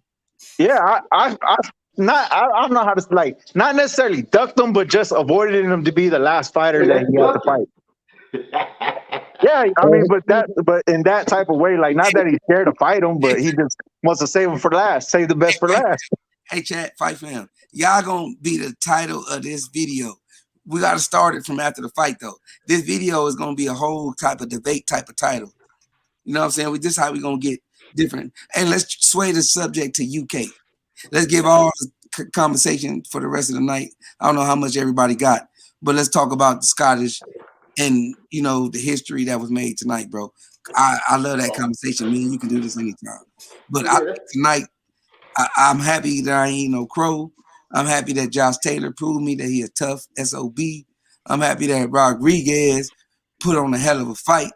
You know, Ramirez. I mean, I said Ramirez put on a hell of a fight like we thought he would. Man, the shit was a historic night, and Scotland won tonight. And what y'all think about that?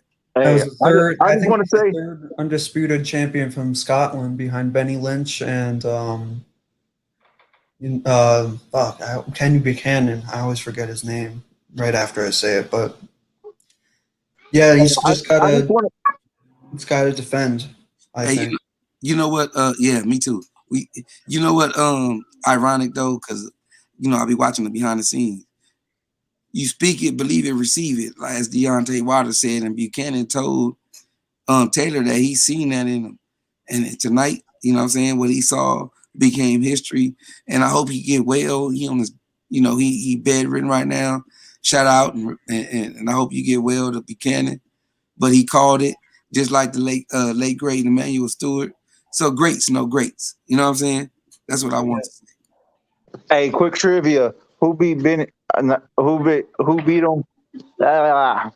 Who beat Buchanan to? And don't answer this, Xavier, because I know you know the answer. Who beat Buchanan to take away all of his belts? It was only one belt. He was stripped of the WBC. Damn, you see? I said don't answer it. I didn't. I'm not saying who did it. I'm just saying that it was just one. It was just the WBA belt that he lost. Oh yeah, who did it? Yeah, look in the chat for the answer though, bro. Who is it? Hey, I'm gonna jump back because who beat Sugar Ray Leonard? Hey, I'm gonna jump back, bro. Chris or D-Lo, one of y'all take over because there's another UK representative that's gonna come in the building, and I want them to get the shine. You know what I'm saying? Because I'm gonna make this a video. All right, bro, I got you. Yeah, hey, what's up, Marshall Simmons? Roberto Duran. Yeah. How's it going? How's it going, man? I bet you on a high tonight, right? It was good. It was really good. You know, even to, you know, hope that happens once in God knows how many years. You know, to get it straight after the lockdown, straight after, you know, as things are starting to get back to normal and boxing starting to be there a bit more often, and you know, to get it from you know, such a good it was close, wasn't it? It was close. Oh yeah, it was a great fight, man. I was at the edge of my seat the whole night. I was like, man, and I think the tide just turned once Taylor really got that when he got that knockdown, the first one, and you could see what's name got a little deflated. Like he ain't ever been in that situation, and everything changed. Well, I think it's great to hear an Englishman support the Scottish tonight. Man, hey, how's it going? He shined under the bright lights. I didn't say hello too quickly, but we've been sort of chatting in the comments anyway. But in the comments during the fight, I said before the start of the round where Josh got the knockdown in the first 3 seconds, I said he's got to effing do something now, because you know, like it was turning. You know, he had to do something to turn it his way, and he come straight out and did that. You know, that they realised that you know, it was really turning towards Ramirez if it you know, went to a decision, and you know that's the danger, isn't it? Especially when you're from home, you know, and he turned it around, didn't he? Simply. Yeah, I thought he was going to go down in the 4th round. I thought Taylor was based off the way he was getting buzzed in the 3rd, and then but he Yeah, made because the adjustments he had to. He's got some power, Yeah, that well- Ramirez. I thought he fought really well tonight, but he just slowed down after that first knockdown, I think. So started hey, fast, didn't he? let me ask you this: how does it feel like to have a Scottish a person of Scottish descent and basically a fellow countryman become undisputed, like basically declaring all the belts as First his, time in and he's the king of that 15 division? years. How does it feel, man? He's not the most we're not the most athletic country, so we'll have to take the rough of the smooth. We're not used to winning a lot of sports, so we'll have to keep championing him. But he's not like a big name in Scotland. He should be bigger. Do you know what I mean? He should be a bigger name in Scotland. He's not getting as much coverage as some other sportsmen. Do you know what I mean? Yeah. The attention. That's the messed up part, right? About the sport. That's why the goalpost should never be moved. I'm gonna let D-Lo back, y'all. But I just wanted to say that the goalpost, if we all kept it fair, no matter if you was from Scotland, Mexico, Japan, Australia, we all looked at it the same. Even if we got our favorite fighters and we rooting for the fighter, we all should be keeping it fair down the line. You know what I'm saying? Not because I feel is my favorite fighter, he should win, or you know what I'm saying? It should be fair. Or trying to make a point by just going the opposite direction of other people. That too, because he's from my country. You know what I'm saying? Because we shouldn't. Yeah. I know it's a prideful sport, and I respect that it's a prideful sport. But at the same time, after it's all said and done, we're gonna shake hands. You know what I'm saying? Say, damn, them some fucking warriors. You know what I mean? Yes. So On that point, Marlo. Oh, go on. No, I'm saying that's the thing about this sport, bro. Like we got some sore losers, and we got to call them out too. Like the Butler guy, when he lost, he socked the guy and wanted to beat the guy up. We got those kind of guys, but we gotta call the shit out how we see it. You know what I'm saying? We got to call the weak ones out. We got to call the tendencies out. Just because it's my fighter, bro, he got to do the same things that other greats have done. You know what I'm saying? He can't have an exception because he's East side, because he's from Australia and he bringing these numbers. It got to be the same. You know what I'm saying? And I need us to understand that's where I'm coming from. I'm not shitting on the motherfucker because I'm telling you he can't compare to the guy that I'm rooting for. That's why I don't root for Keith Thurman. Keith Thurman was a guy that I thought that was something. But I don't root for him no more because he proved to me that he was a bully. If you understand what I mean by bully, he was sizing people up, cherry picking. You know what I'm saying? His way about it. Yeah, he'd rather lose to Mayweather or Pacquiao than lose to Earl Spence. You feel what I'm saying? Like if y'all know what I mean, because Earl Spence. So he could say I lost, but at least I lost to this guy. Yeah. Exactly. That's what I mean. Because he got all the way to the top to lose to Pacquiao. And I was a fan of his, but I knew he would lose to Pacquiao. You know what I'm saying? I knew. It don't matter because we rooting for the guy. We want to see him win, but we know his mentality. We know how he get down. We know his weaknesses. He don't like it to the body. We know he's subject to even get knocked down. And he goes straight back.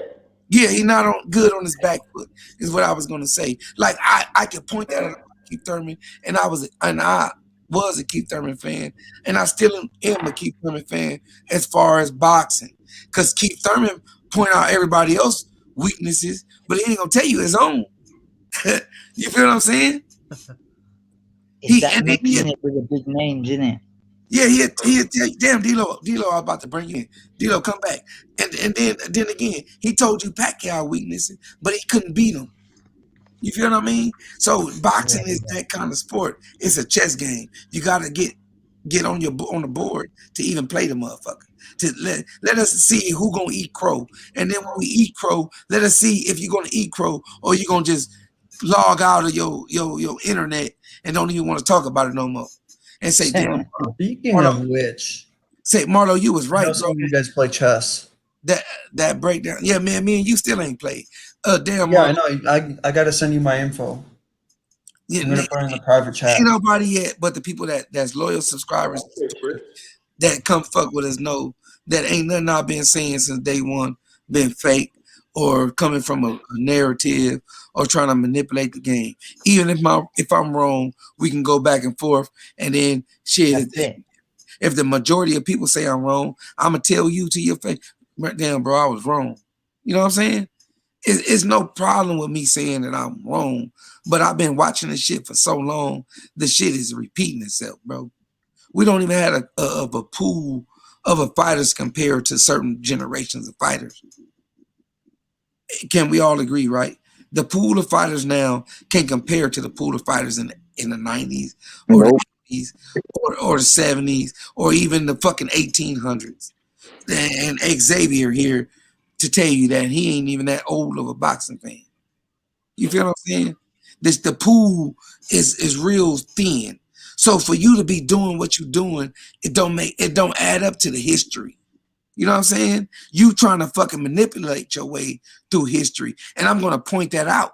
But Spence is not manipulating his way through history in no form or fashion. The Charlo, which is male, the 54, is not manipulating his way. Bud is not manipulating his way. Bud is trying to be an opportunist, but he's not manipulating his way. He did that, which we all agree he should have defended, but he's not. I can't say he's manipulating his way. He earned his 140 undisputed champion with the competition that was there, and he got up out of there at the right time. Can I Right? just say something briefly, Marlo? But I'm about to put the Scottish on the map real quick, though, please. All right, go on. But Taylor, I like this Scottish talk. yes, Taylor is a different breed at 18 fights. Taylor went through the World Boxing Super Series. He fought competition that Crawford fought in the division to get to where so everything that he's standing on right now, he can say, damn, I went through the same steps. And he can say, Ken Buchanan, damn, I did it like you. I did it like you. I ran through the toughest guys that was there, and I didn't leave. I didn't run or pick. I just did everything that I needed to do to earn this, bro. And that's why I respect Taylor. You know what I'm saying? He got the opportunity to stay at 140 and dominate, or he got the opportunity to go get him a pay-per-view fight at 147. That's how you view a fighter, bro. Taylor, motherfucking Sugar Ray Leonard, Roberto Duran, Chavez. You know what I'm saying? Like, even Oscar De La Hoya, bro. Even though in his older days he went the other way. Barney Ross and Jimmy McLaren too. Barney Ross. You know, like, bro, that's how you view a fighter, bro. Scotland is on the map today. The media is not saying this, but you know, Marlo's Corner going to tell you this just based on the fighters. I love it, Marlo. In this love to hear that. in this Scottish up. Yeah, in this pool, bro. This pool, Scottish is in this pool of fighters, and its history was made. You know, exactly. I use Xavier to tell you that history was made. You know what I'm saying? He follow it. He look at the lineal. He look at the what's going on right now, the landscape. That's real important for the casual fans to know how significant this fight was tonight. And we ain't overlooking it for no Canelo or Wilder or AJ or Spence. You know what I'm saying? We just comparing this fight to what we got in store for the future. And you can count on one hand how many Scottish undisputed champions there have been. It's been 50 years. This is the first one in 50 years, and before that, it had been like another 50 years. There have only been 30. And it'll only make the headlines in Scotland. It won't be big worldwide news. I hope it gets bigger in the globe. And it goes far. None of this was mentioned today on ESPN. They just kept saying the sixth undisputed champion of the four belt era. That's all they kept saying. As if there haven't been like 50 undisputed champions in the sport. They didn't mention Scotland once. Nope. There's an Englishman supporting Scotland. I love this. As the UK. Hey, do you want a quick laugh? Right? You'll know this, won't you? Okay. hip hop #1. So Yes. you know where Carlisle is, don't you? Carlisle, yes, I used to have an aunt for there, so Yeah. that's strange. Okay. So my family was at Gretna, yeah, Yep. and my mum was pregnant with me. They took me across the border to be born in England, in Carlisle, because it was the nearest hospital. So I'm going to ring her later on and just check. Was I half out in the ambulance, and am I Scottish or am I English? Carlisle's 'Cause pretty it would close be to bad. Scotland. They Exactly. don't know what That's you're it talking there, about, though. It's boys, like yeah? geography. It's quite close to Scotland, the place he's talking That's about. what I'm just about to say, yeah? The nearest hospital is across from where Ernie Simmons retired, actually, Marlow, yeah? From Gretna to Carlisle. And I was being born in the ambulance. So they say Carlisle on my birth certificate, but am I Scottish? I might just be for Well, you today. better not tell him down England he's Scottish.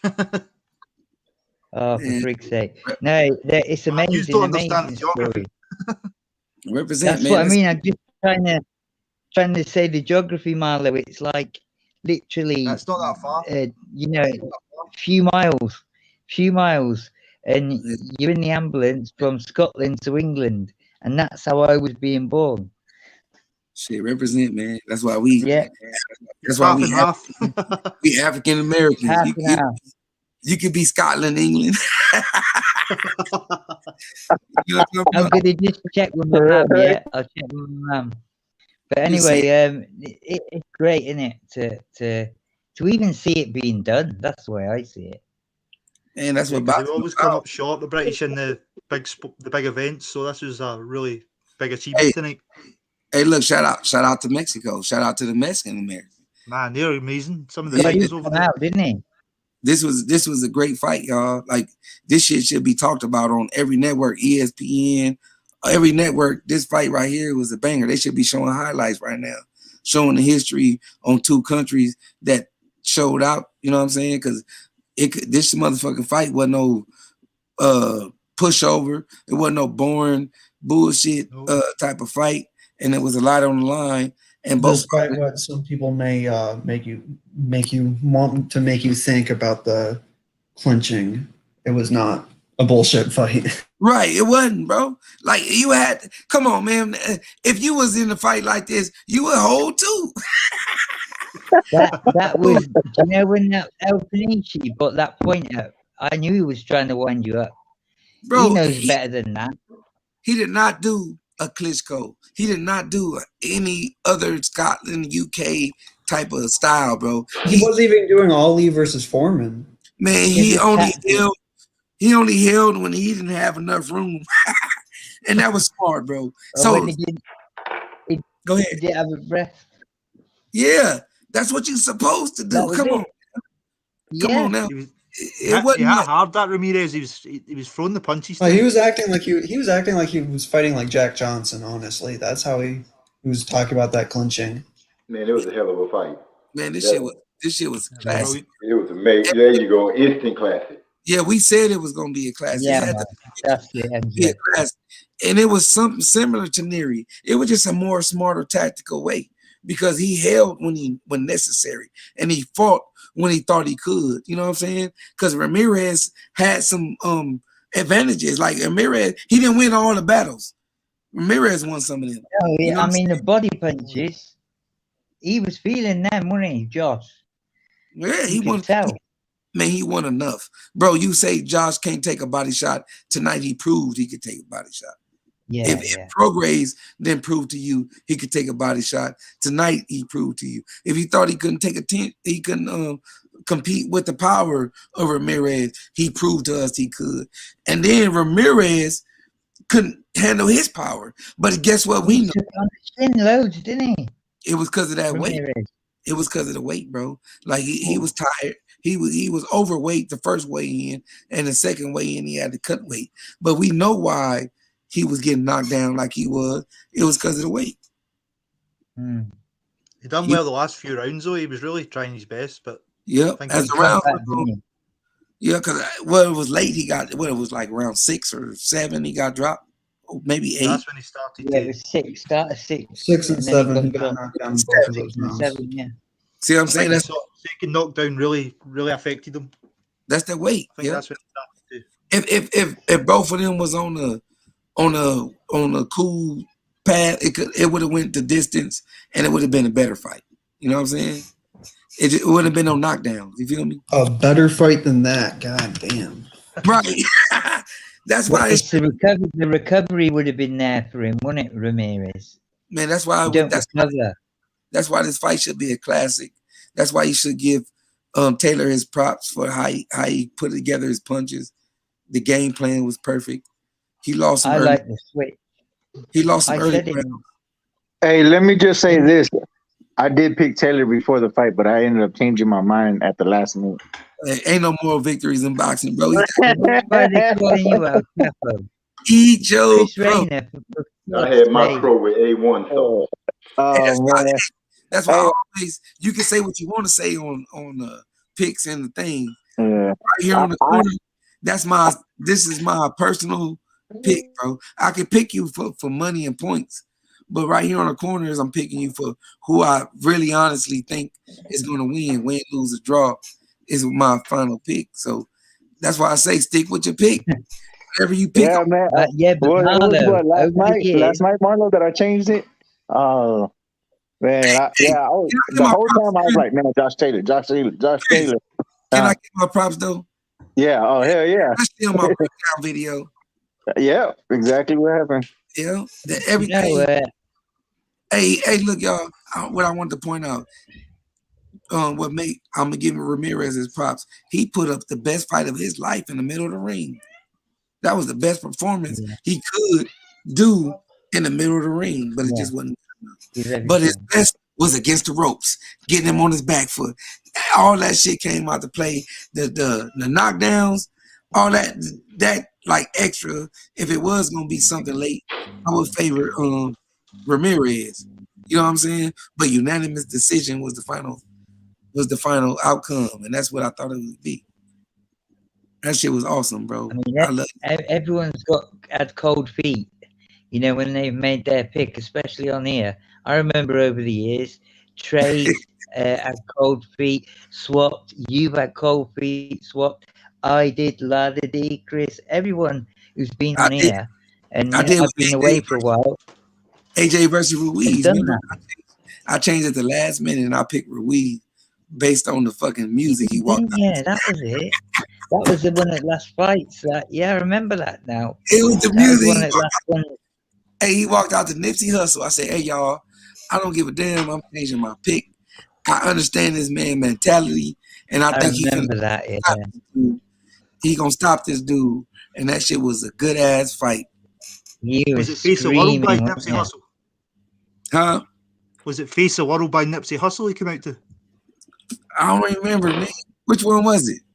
I think it might have been Face the World, and he came out to that, and I was like, man, he's ready. It was the one with Kendrick Lamar, I think. What was it?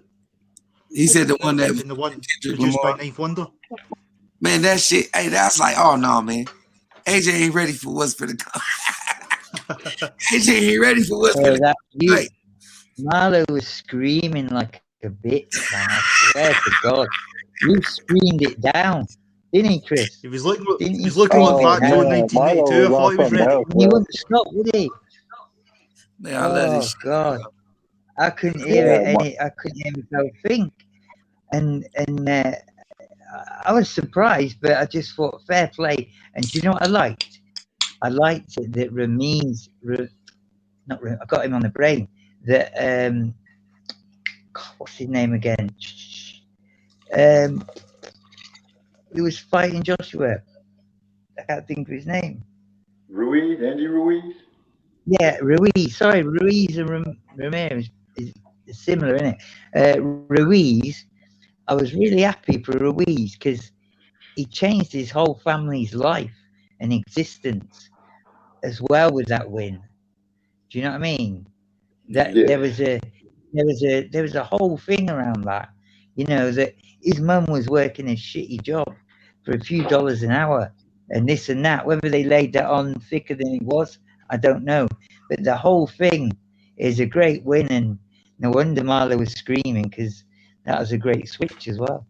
Yeah, it was, man. You know that was AJ's first time in the United States, also. Yeah, that Man. was it. Of course it was. I knew that. You knew I'm not a great AJ fan at all, you know, and I used to have it with a lot of English fans over that. But yeah, his first time Probably there, his last time and then too. he gets done by a Teletubby. Hey, That was look, it. That was the narrative. hey, but Yeah, look, that was the narrative. the passion came from, and look, I'm gonna tell y'all, I know my what majority of the subscribers are American subscribers. The UK subscribers don't even come mess with us, bro. You know what I'm saying? Because they think Not very much, no. no, like I'm talking about the majority, No. not you guys, not none of you guys. I'm just saying majority. It's like 3% of my subscribers are UK. That's a shame, bro. And we don't be biased about nothing. No, you know what it is? It is. It Hey, is what it is. But you see, here go the cold UK part. fans are biased. Yeah, that's what I was gonna say. The irony of it all is that the majority of the UK fans is biased. They never gonna say they wrong. They're never gonna come back to Marlo's corner and say, "Hey Trey, damn, you was right, bro. Hey Marlo, all you guys That's it. you guys were right." They just never gonna come back. Hip hop. What do you reckon to that?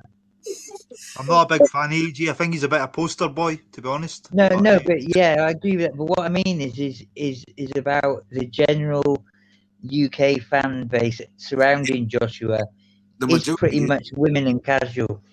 because everybody that judges, women love like him. even though the is LDBC fans, right? Everybody judge us like we were one of them, because some of our views be theirs, but we breaking it down for skill, not for bullshit. You know what I'm saying? Or if we lose, or if we wrong, we're gonna say that we're wrong and give the props to Taylor, which I picked Taylor, but Anthony Joshua, which I thought Anthony Joshua didn't do a good job in defending his title by boxing Andy Ruiz in the second fight.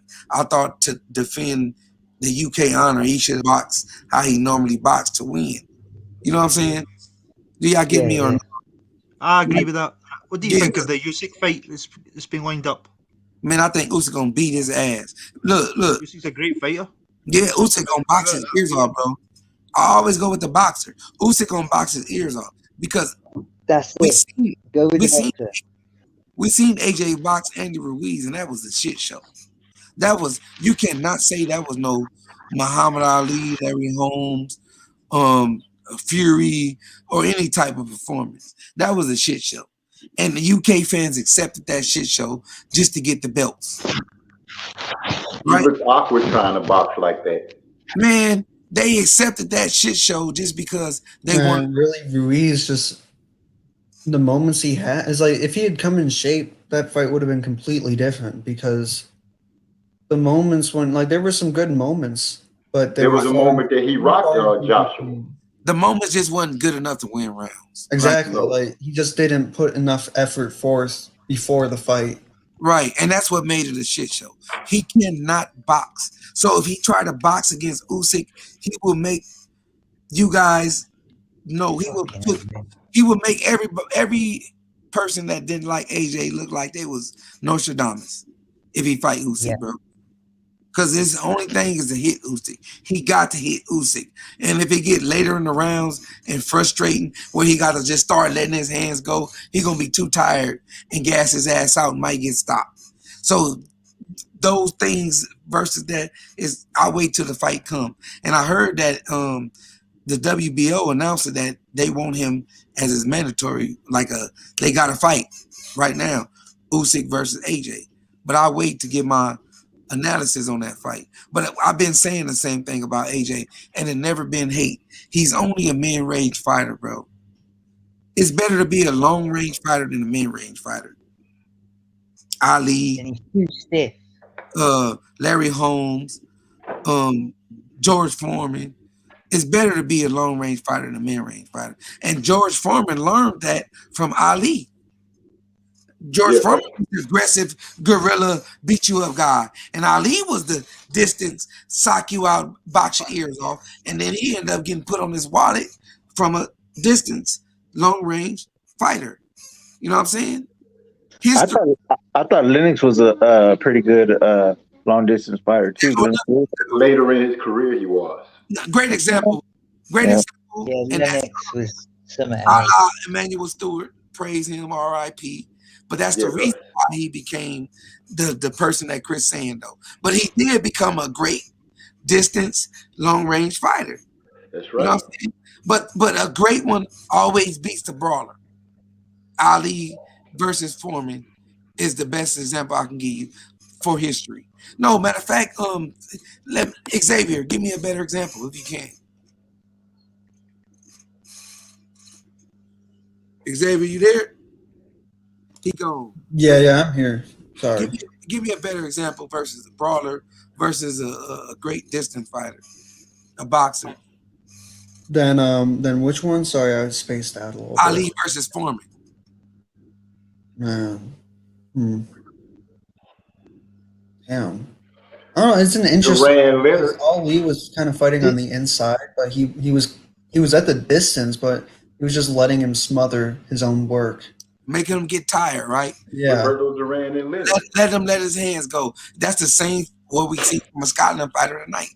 He let Zudo do. He fought Zudo fight, and he took advantage of it in the mid to late round, 6, 7, 8. You know what I'm saying? And then Zudo came back in 9-10, which was the same with Ali. Ali got his jaw broken in one of those fights, didn't he? Ken Norton. Ken Norton type of Yeah, fight. Ken Norton broke his jaw. Same style. You know what I'm saying? The boxer, a great boxer, always beats a great brawler. You know, Sugar a Ray better Robinson better versus, example I got. Wait, were you about to say Sugar Ray Robinson, Jake LaMotta? yeah, but go ahead. Yeah, I was just about to say that. Yeah, go ahead.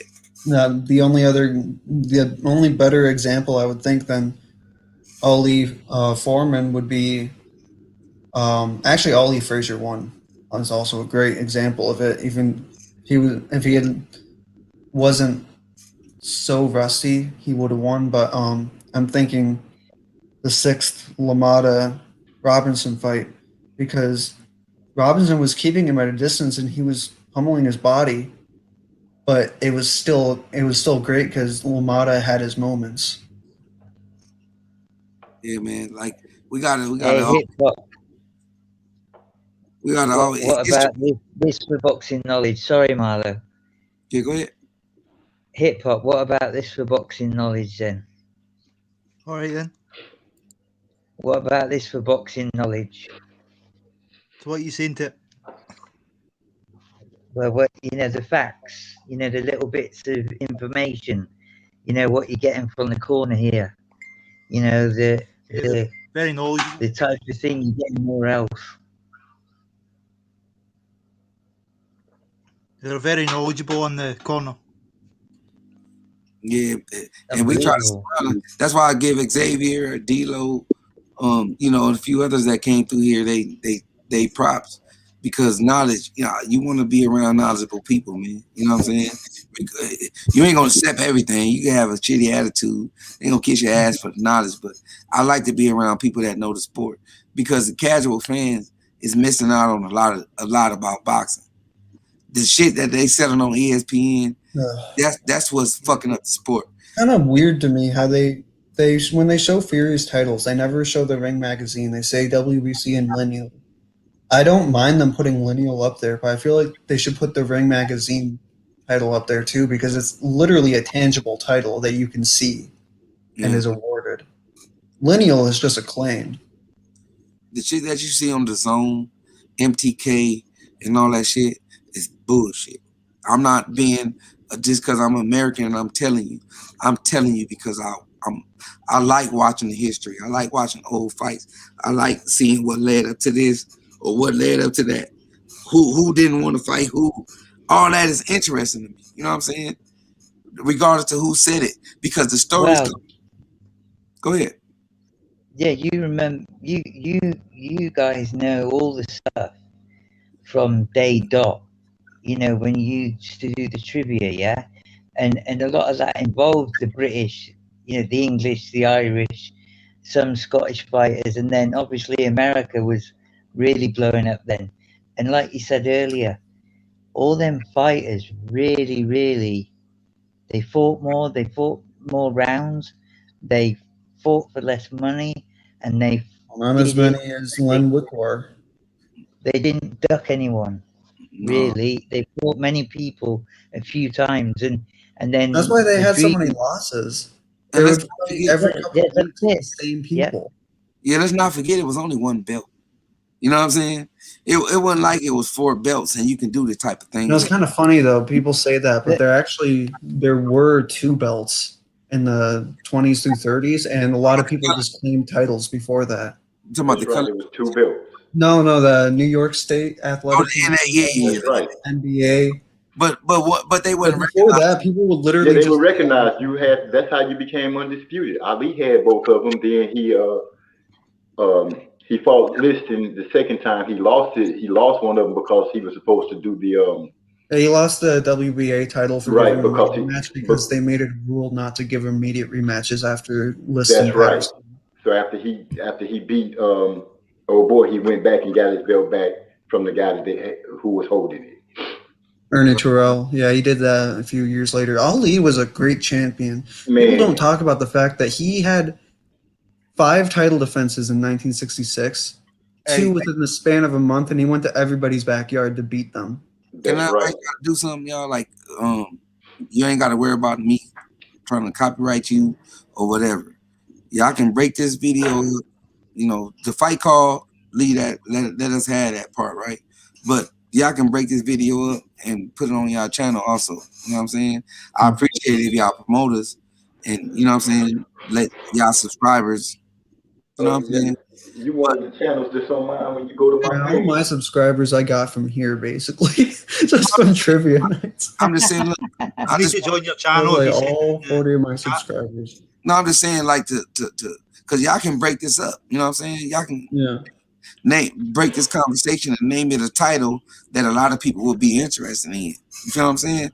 And I want everybody to grow, fam. I mean, but I also want, you know what I'm saying, let y'all know that you know y'all able to do that, bro. Like, don't ever feel like I'm gonna try to strike you, copyright. I just appreciate if you shout out Trey in the corner so we all can go together. You know what I'm saying? But feel free to record it and put it on your channel. I know Xavier liked this conversation, so I'm asking. I particularly wanted him to do it on his channel because I don't know how to record all this. That's too much. No, not the whole conversation. Just go through what you want.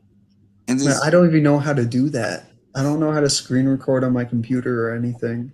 Well, I'm gonna help you out, brother. I'm gonna help you because we need your knowledge, bro. We need you to teach these casuals. Yeah, I've been thinking about something I learned today. This whole time that I've been wanting to quiz you guys on. A little welterweight trivia. Who was the first 2-time welterweight champion? A Puerto Rican dude, right? No. You said welterweight champion? The first 2-time welterweight champion. First person to lose the title and regain it. I got mine wrong. Hold on, y'all. Go ahead, take over, Chris. Ooh. He's a Canadian. Canadian.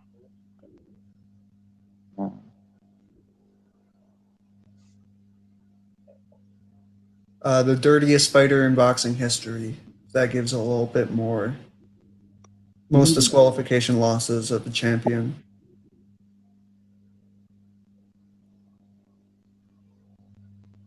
Hey, who what? Y'all ain't do the answer yet. Let me know when I come back. Mysterious Billy Smith. I don't think you guys were going to get it, but yeah. Mysterious Billy Smith. He claimed the welterweight championship after Patty Duffy died, and then he lost it to Tommy Ryan. And when Tommy Ryan moved up to middleweight, he won it off of Matty Matthews, who had won the vacant title. But he won. He beat Danny Needham in 1896 for when he claimed it.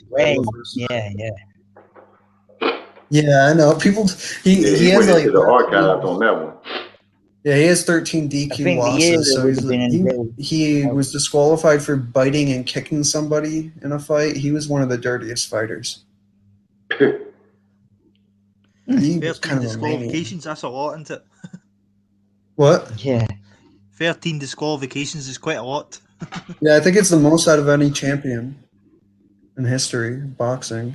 I remember in the trivia came up once. There was a hitman. There was a mafia hitman, and he was. I think he threw the fight. I think that might have been 40s or 50s. But yeah, he was one of Mafia's best hitman, and they just put him in the ring over a few times, and his pure grit and sort of people fearing him out of the ring, he ended up winning a lot of fights where people were giving in really, and then they put a load of money on him, and then he lost the fight. Yeah, so it was all fixed. But yeah, he was one of the Mafia's biggest hitmen, and that came up in one of the trivias. I'm trying to think of his name now, but it I was haven't well heard that known. story. Pardon? I haven't heard that story. Yeah, he was one of Mafia's biggest hitmen at the time. I know Everybody. I can't think of his name off the top of my head. I But can't. You know what I'm on about, don't you, Marlo? yeah. Hey, he had, I think, look, which one of the fighters that was fighting in the motherfucking bar with peanuts on the ground? Was it Jack Dempsey? Or, Oh, God. I feel like that was Jack Dempsey, but I'm not sure. It probably was Jack Dempsey, right? But whoever was his managing promoter, he was tied into the mafia. He was the guy that was doing the dirty, tied in, doing all the dirty fights and fixing fights. Man, Barbados Joe Walcott had some dirty fixes too, because his manager Tom Ruark, or however you say his last name, he was really a racist. Like, it was pretty bad. There But was a lot of. he had this fight with Tommy West where he was winning the fight, and in the 11th round, he just said his arm was broken and he quit, and he was forced to do that by his manager. Hey, and boxing, y'all, this is what I always try to tell y'all. And this is what I don't give a fuck what color your skin tone is, because we on the internet. A lot of us behind thumbnails, you know what I'm saying? And a lot of y'all that come here fuck with us just based on our conversation and boxing skill. But boxing always been about race. It started on race. God, from Cowboys. Wyatt Earp and one of them Cowboys was a referee of a fight. You know what I'm saying? Like, it always been about race, and we can't never forget that. It's 2021, and it's still about race. It's up to us fans. Yeah, it's up to us fans to change this shit, bro. Like, I'm cool with it being about your country, you know what I'm saying, about whatever. But when it come down to that, fuck that nigga, knock the skin, then, you know, all that old racist kind of undertone, because we do use if you Scottish, knock the horns or the skirt off of them. I ain't saying none of that kind of shit. But yeah, but that ain't there's levels of stuff like that. But right, you know what I'm saying? Like when it comes down to the nastiness and the real racism, yeah. Yeah, if you ask me, like, if you say, oh man, that shit ain't cool, or that seemed racist to me, I'll leave it alone then. You know what I'm saying? Because I try to relate to being funny with you guys, you know what I'm saying? Or with what I see, how you guys dress, because I think that you guys talk to each other like that. But I'm not going to talk about your skin tone, or, you know what I'm saying? No, there's nothing in the corner, nothing. But, yeah, but the white boy thing, black boy thing, that's fine, bro. But I could tell when you're racist. Just know that. Even in your conversation, I might read your text and I'll be like, all right. But I'm going to be thinking in my mind, that sounds kind of racist. You feel what I'm saying? No matter I'm just going to assume you're white. You might be Mexican. I made a mistake. Huh? I fucking butted in again and I shut my mouth. No, I made the mistake once in the chat, Marlo. Do you remember? I'd only been coming on a few weeks, making a few little jokes, enjoying the boxing, and something came up and it made me I had to type back something involving the M word, yeah? And I've never typed that word in my entire life, yeah? Yeah, And I spelt it wrong, yeah? it was all And the good. chat jumped on me. No, they jumped on me, but I never typed it in my life.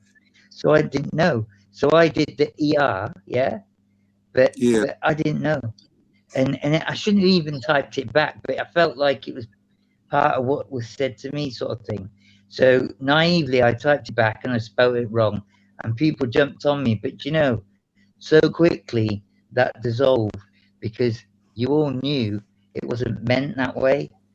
And I've never felt anything in the corner that, you know, of course there's going to be little groups of people and this and that, but often fights are made to be it. You know, the way that some of the made, they want them entertaining, and they do bring race into it, don't they? The promoters, but on the corner, it's dissolved. Always has been. that's Bob Arum famous thing, bro. His whole thing of selling fights is race. In 2010, in 2000, he was selling the race. He was selling his fights. Manny Pacquiao, I saw a magazine with a cover, and he was on it, and it just said "The Great Hope." Yep. I mean, promoting the Floyd fight. Team. Everything with Bob Arum is about race. With Lomachenko, the Ukrainian fighter, the dominant fighter in the world, like everything is about race. What was that? The Great Black Hope they were talking about? Like, what the fuck? Man, this is not motherfucking 1954 Bob Arum. That's And he it. that old. Like, there are no colored champions. Like, Right, he that old, right? He He's a that, bit of a dinosaur, Bob Arum, isn't he? yeah, that's Bob Arum, man. He that old where he is racist. You would say, man, Yeah, nah, you wouldn't change him. you know how young people be like, oh man, they say some weird shit, and you can give them a pass because they can learn. Bob Arum ain't learning shit no more. He feel like he learning, he Yeah. know everything. So when he say some shit like that, you know that he mean he really selling race. Race is not a part of boxing no more, bro. Earl Spence can show you that. Mexicans, everybody show up for Earl Spence. Motherfucking GGG show you that. He not Mexican. Look how many Mexicans show up to his fight. Race is not. When I saw, You gotta bring these people what the fuck they want to see. If you a brawler, you get up in there knocking people out, something that you got, these people gonna see, no matter if they black, white, Pakistan, Australian, no matter what. They looking for something that the media sold them already prior. They can see what's that dude name? The first UK fighter that I thought that was great, that didn't want to fight Roy Jones in America. What's his name? oh God, Kawasaki. You know, the Kawasaki's, all them type people, bro. You got to give people their prop. Kawasaki was good. I don't give a fuck if he didn't want to come to America or not, or he thought that it was gonna be biased judging and all that. it's all that, isn't it? It's the Yeah, because fear. it always being a part of UK boxing, y'all. When it came to Americans always said, man, UK, they gonna give their fighter, if it's a close fight, they gonna always give it to their fighter. That's how Americans thought about UK. That's where the racism come in, because of Bob Arum's. But do you remember, Go ahead, what you say? do you remember my granddad's era? Yeah, Yeah, my granddad's era. The dream was to go to America, because it was seen as the sport, and that was the dream. And obviously, Second World War spoiled it for him, but that was the dream, to go to America. But the race thing was huge. And every fighter wanted to go to America. After the Olympics, they all wanted to go to America because it was a higher market. It was televised. It was, you know what I'm saying? It was the best thing since sliced bread. But the UK wanted it to be that way in their own country. You know what I'm saying? So they divided. The media divided. They wanted to hype up their fighter better than they hyped up the American fighter. They wouldn't even mention the greatest American fighter. The only American fighter they mentioned was the best, whoever they thought was the best. But it was like 10 more behind that guy. That was That's just as right. good. There was so many more. Yes, Yeah. 100. Tony Canzaneri. You know what I'm saying? So it always been a race, bro, in boxing. But it's up to the fans to change that shit. You know what I'm saying? Call the bullshit out. Don't be subscribing to that bullshit just because they UK. You got to go listen to that shit. You know what I'm saying? And if you in there listening to that shit, let them know, man. That's the only way it's going to change. Because the way they getting paid is you listening to that shit. If you don't listen, bro, they will change the narrative. They going to find whatever you listen, whatever UK people listening to, they going to go talk about that shit. But as long as y'all pushing that bullshit narrative, they're gonna continue to have a different market, bro. And it's gonna be a lesser market than American fighters. A divided market in boxing. Boxing is fucked up. What do you think, hip hop? Yeah, in the UK, the main channel is that IFL, and I must got admit, the Sky Sports with Adam Smith. yeah, like Adam Smith, but really Most biased IFL. commentator you'll ever hear. IFL is kind of like run by a kid from where's he from? Sri Lanka. Yeah, knowledgeable people. That Coogan. But yeah, there's other channels that I think that are better, like Rob Tebbett's channel. You know that's amazing. But those sort of channels, you don't get it cut up and sort of and you don't learn and much. Talk about, you can learn more on this channel just by a few. Yeah, like this. Few things thrown about. I've been on all of them, and some of them just go to what in each like interviewee's saying, which is fair enough, but they don't chop it up right enough, so it's you just don't the same learn questions nothing. over again, just all the same questions. That's the one. Yeah. So it's kind of boring. And that's why the corner. You know, I believe you should have some kind of team going out, Marlo. You know, maybe going to the fights or something like that. I mean, it's your channel, you know, it's your thing. But you know, if a bit more, with like into the you know the back dressing rooms, the gyms a bit more, and this and that. I think the corner would just absolutely go even further. I mean, you've done a great job so far, but I mean, those other channels are just about that. They don't chop it up like this. So if you had a bit of both, you know, absolutely reach for the skies. Don't you think? Not that easy though, is it? I can't get no pass. Try, Marlo. Fucking hell. It was a slow start. It'd be hard to get backstage. Yeah, it's hard, bro. Because I go to the fights, like I get good seats and everything. Like if you go back and see some of the videos, but I just don't got that kind of connection. And then the people that do, they're not trying to put you on. Like it's like a crab in the bucket mentality when it comes to this media, bro. I'm trying to figure out how I found the channel. It might have been through a fight back then where it got loads of views on YouTube, and I just happened to stumble across the live, and then I was hooked after I heard all the commentary. So I think it was just work through YouTube. I think you just have to get more. You know how you would get if everybody shared a video, and you know what I'm saying. You would get to you would get go ahead, baby. You would get to the Cash and Coogan. Some of the UK people might like how we, you know what I'm saying, talk boxing and sport. They do.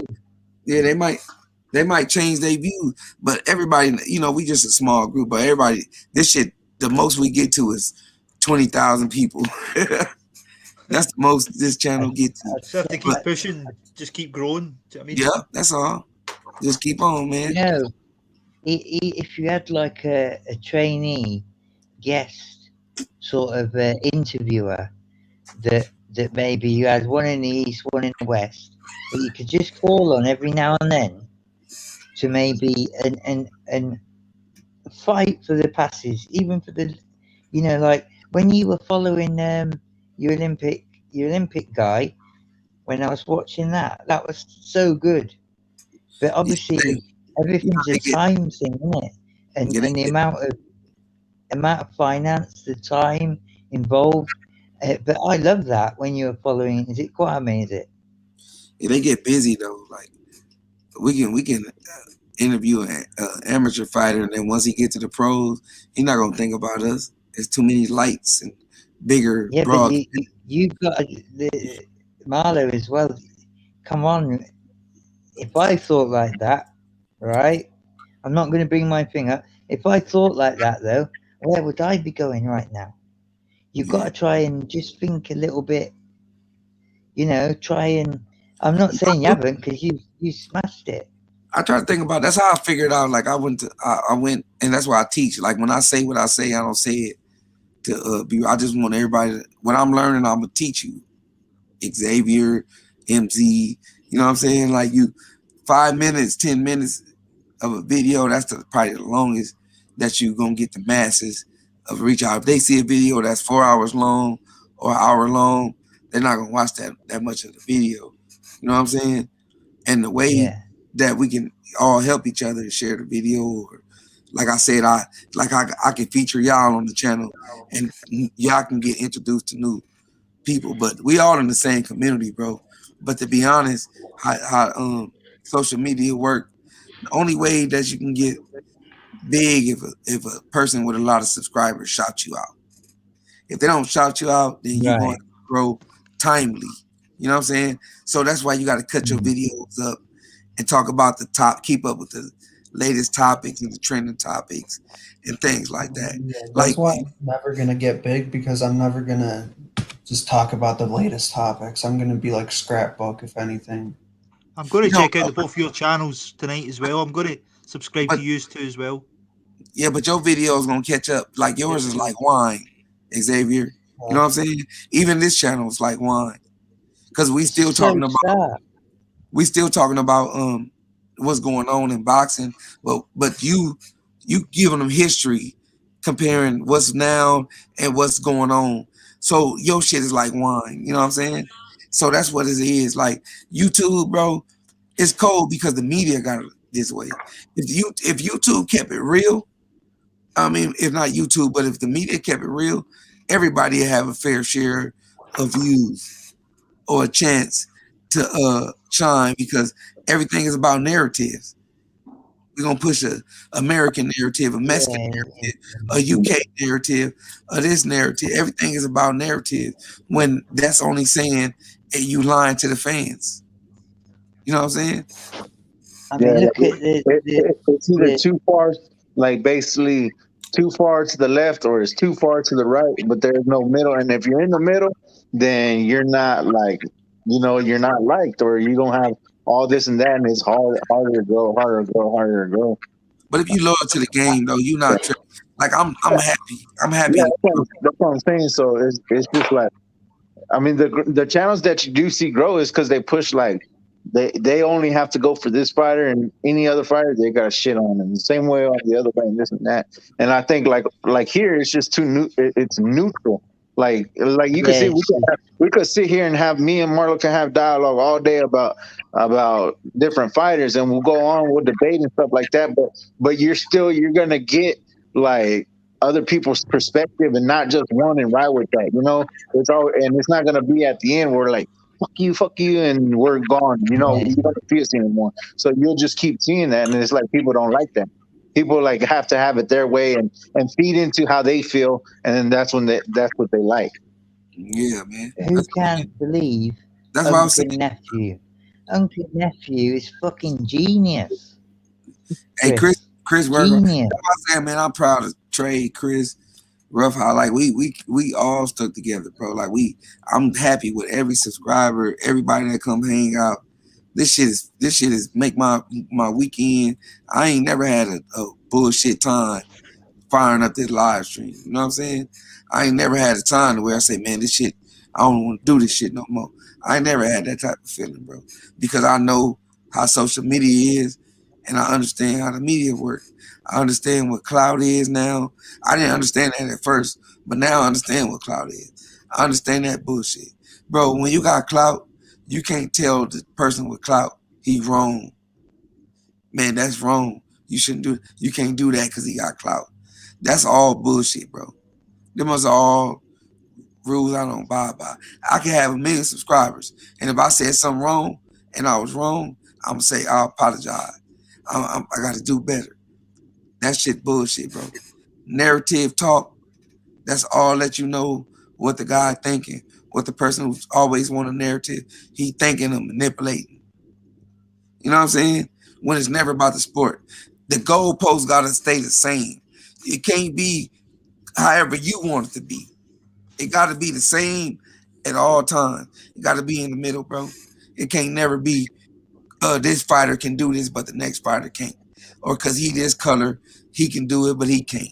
Or cause he get this amount of views, he can do it, but he can't. It should never be that, bro. And that's what it is right now. It's about how many views you get, or how many pay-per-views you get. You get to cheat and manipulate the fans. That's what it's about. That it's not all about numbers at the end of the day. You just have to just keep posting the content you believe in, and it'll just reach a certain amount of people you want to reach. Yeah. Because I did it with a hip hop page on Facebook called Strictly Hip Hop. I just kept building it from scratch and got different people on it. So just keep it organic. Keep it organic and you'll do well. Yeah, that's called hard work. You know what I'm saying? I'm even worried about it because the people that come, they're gonna be people that rock with you. They're not here because somebody else said, "Hey, go over there." You know what I'm saying? You would rather have people here that like are passionate about the sport than just some random guy coming in a few comments and going away again. Yep. Just keep doing you, man, and be true to you, and everything else will fall in line. That's why I offer y'all to do the same. Like, man, go ahead and y'all here. Y'all name is on the screen. You know, share that on your channel. Talk, you know, share what you talk about on other channels with your subscribers. And, you know, it'll go the same way. It all come the same way, you know what I'm saying? Real talk. It's all about sharing, bro. We grow together. If it take one day, if it take one video, 100, you know what I'm saying? It all mean work. You gotta work to get to where you go. Ain't nobody gonna give you nothing. That's the way. Ain't no handouts. Well, yeah, man. Y'all ready to close it out? Or y'all got something else y'all want to talk about? Or y'all ready to shut it down? I just want to ask the question real quick. Hip hop #1 and Marshall Simmons. Who's your favorite fighter right now? Well, mine's is Errol Spence. Errol Spence. Yeah, but there's a lot of good fighters out there. Yeah, I like Earl's.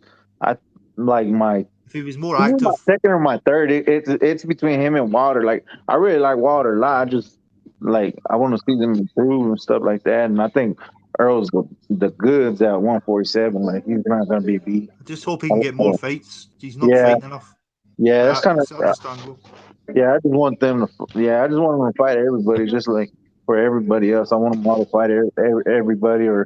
But I understand. Like, I mean, the way boxing is. Right now. Yeah, boxing's kind of, I don't know. It's just been something for a while now, and I understand. Like sometimes you can't get the fights right away or whatever. So I just kind of I don't really pick and care about all that. Like the only time I just bring it up is like when we debate and stuff like that. I will, but like really, like in my heart, like I don't care about all that, bro. Like I want to see the fights, and I'm just patient. I'll wait for them, and then when they come, they come. Like I feel like they will if they're good fighters or the fighters that I believe they are. Then I know they'll come. Sooner or later. So who's some of your other favorites? I like Canelo's my favorite, and then it's either Wilder or Spence after that, and then I used to like Benavidez, but I don't know. He just lately hasn't shown me that he's as far as what he can brings to the table, like boxing wise. He's doing a lot of talking right now, isn't he? Huh? Just need to get him. He's doing a lot of talking right now. I don't care about the talking. It's just as far I like the skills or like with Wilder. I love that knockout. Like just watching him knock everybody out. Like that's exciting. That's exciting.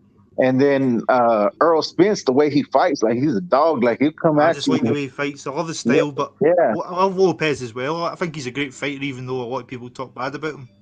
Yeah. Oh yeah. It's weird because I never have nothing bad to say about Earl, but it's just because me and Marlo go at it. I'll bring him up because I know Marlo is like really high on Earl Spence, so that's why I Yeah. bring him up. But yeah, man, man, Earl's like, man, he's special. The dude can fight. I mean, he goes at you, and here Definitely. and there he'll show you some boxing skills.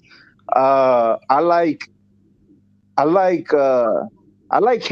I like Devin Haney, and I like Tio. I like Tio fight Fimo. He can before, box though. too. Huh? I really like Teofimo Lopez. I like what he done with Lomachenko. I really should have put the bet on that night. I believed he won the fight. He'd win that fight. But my Yeah. brother How kept about saying Deron Ennis, though? Lomachenko can't be beat. Yeah. Like as far as a prospect, yeah, I like him.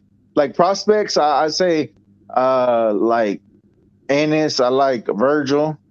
I feel like Virgil's more of a contender now because he got that win over Hooker. Yeah. And I think they're at the same level. They're kind of. Go ahead. I said Ennis is a contender too.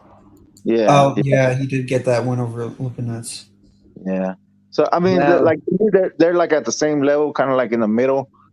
I'm just talking skill wise because like I like Crawford a lot, but Oh yeah, and I'm not gonna lie, what about Willie Hutchinson? I like Fury too. I like Fury too. I like just his boxing skills. Why? I mean, he's good in the ring. He's light on his feet for a big old dude. You know what I'm saying? Like I like him, but Charlo is one of my favorites, probably. oh, With the Jermell, champions. hell yeah, Jermell, and then I like the one. Well shit. I like Taylor. He's got skills. I like Inouye too. I like Inouye. Inouye's really nice too. So many good fighters right now. Yeah. I like Sword Mangasai a lot, actually. I'm gonna see him get this title Going back. to the Scottish thing. What a shame about Willie Hutchinson. He was an Well, he got amazing beaten, though. prospect. Yeah, He that's got what a I bad mean. beating though. What a shame. Yeah, it was a bad He one. was probably the best prospect Scotland had, really. I thought he was all right, but I wasn't sold on him completely. And when he lost that fight, I was quite surprised. But that was a. What do y'all think about Conor Benn? Well, Conor Benn What is about this Ortiz Jr.? What do you think of him? very special. Conor Benn. Conor Benn, you like Conor Benn? See, I'm not too like sure him. about Conor Benn. What about Drew Anderson? I got to bow out, gentlemen. I got some music to work on. It's whether Conor Benn can keep his feet on the ground. Yeah. Not sure about Conor Benn. I'm not sold on him. Yeah, me either. I'm not sold on him, but I do like him. I like him, but like, there's just something that I haven't like. Okay, yeah, I'm not all in on him yet. I'm just not there yet. But I like. To see him with a better fighter, maybe. He's not Huh? fought anyone like great yet. Yeah. Well, I mean, I thought the stoppage with Samuel Vargas, like Samuel Vargas isn't just a slouch to put out, and he put him out pretty quick. So I mean, that kind of he's not, and he is getting older, but at the same time, it's still like a quality of an opponent. So I was like, well, that's pretty good, you know. But still, like, I want to see like somebody more fresh, somebody who's more of a challenge, and who's not like, you know, on his way out, but just see what he's got, you know, like just a real sturdy opponent, and then I go from there. But yeah, I like Conor Benn, and then there's this other dude. Man, I can't. What happens to him? I think his name's like starts with the S. He's a prospect. Damn, what's his name? It looks like he fights like Triple G. I think he's like an Eastern European type fighter too. Man, if he fights like Triple G, I'll need to see got him. knocked out by what's his name? Stanionis. That's his name. Have y'all seen Stanionis? He's pretty good. Well, I learned something, you know. What did you guys think of?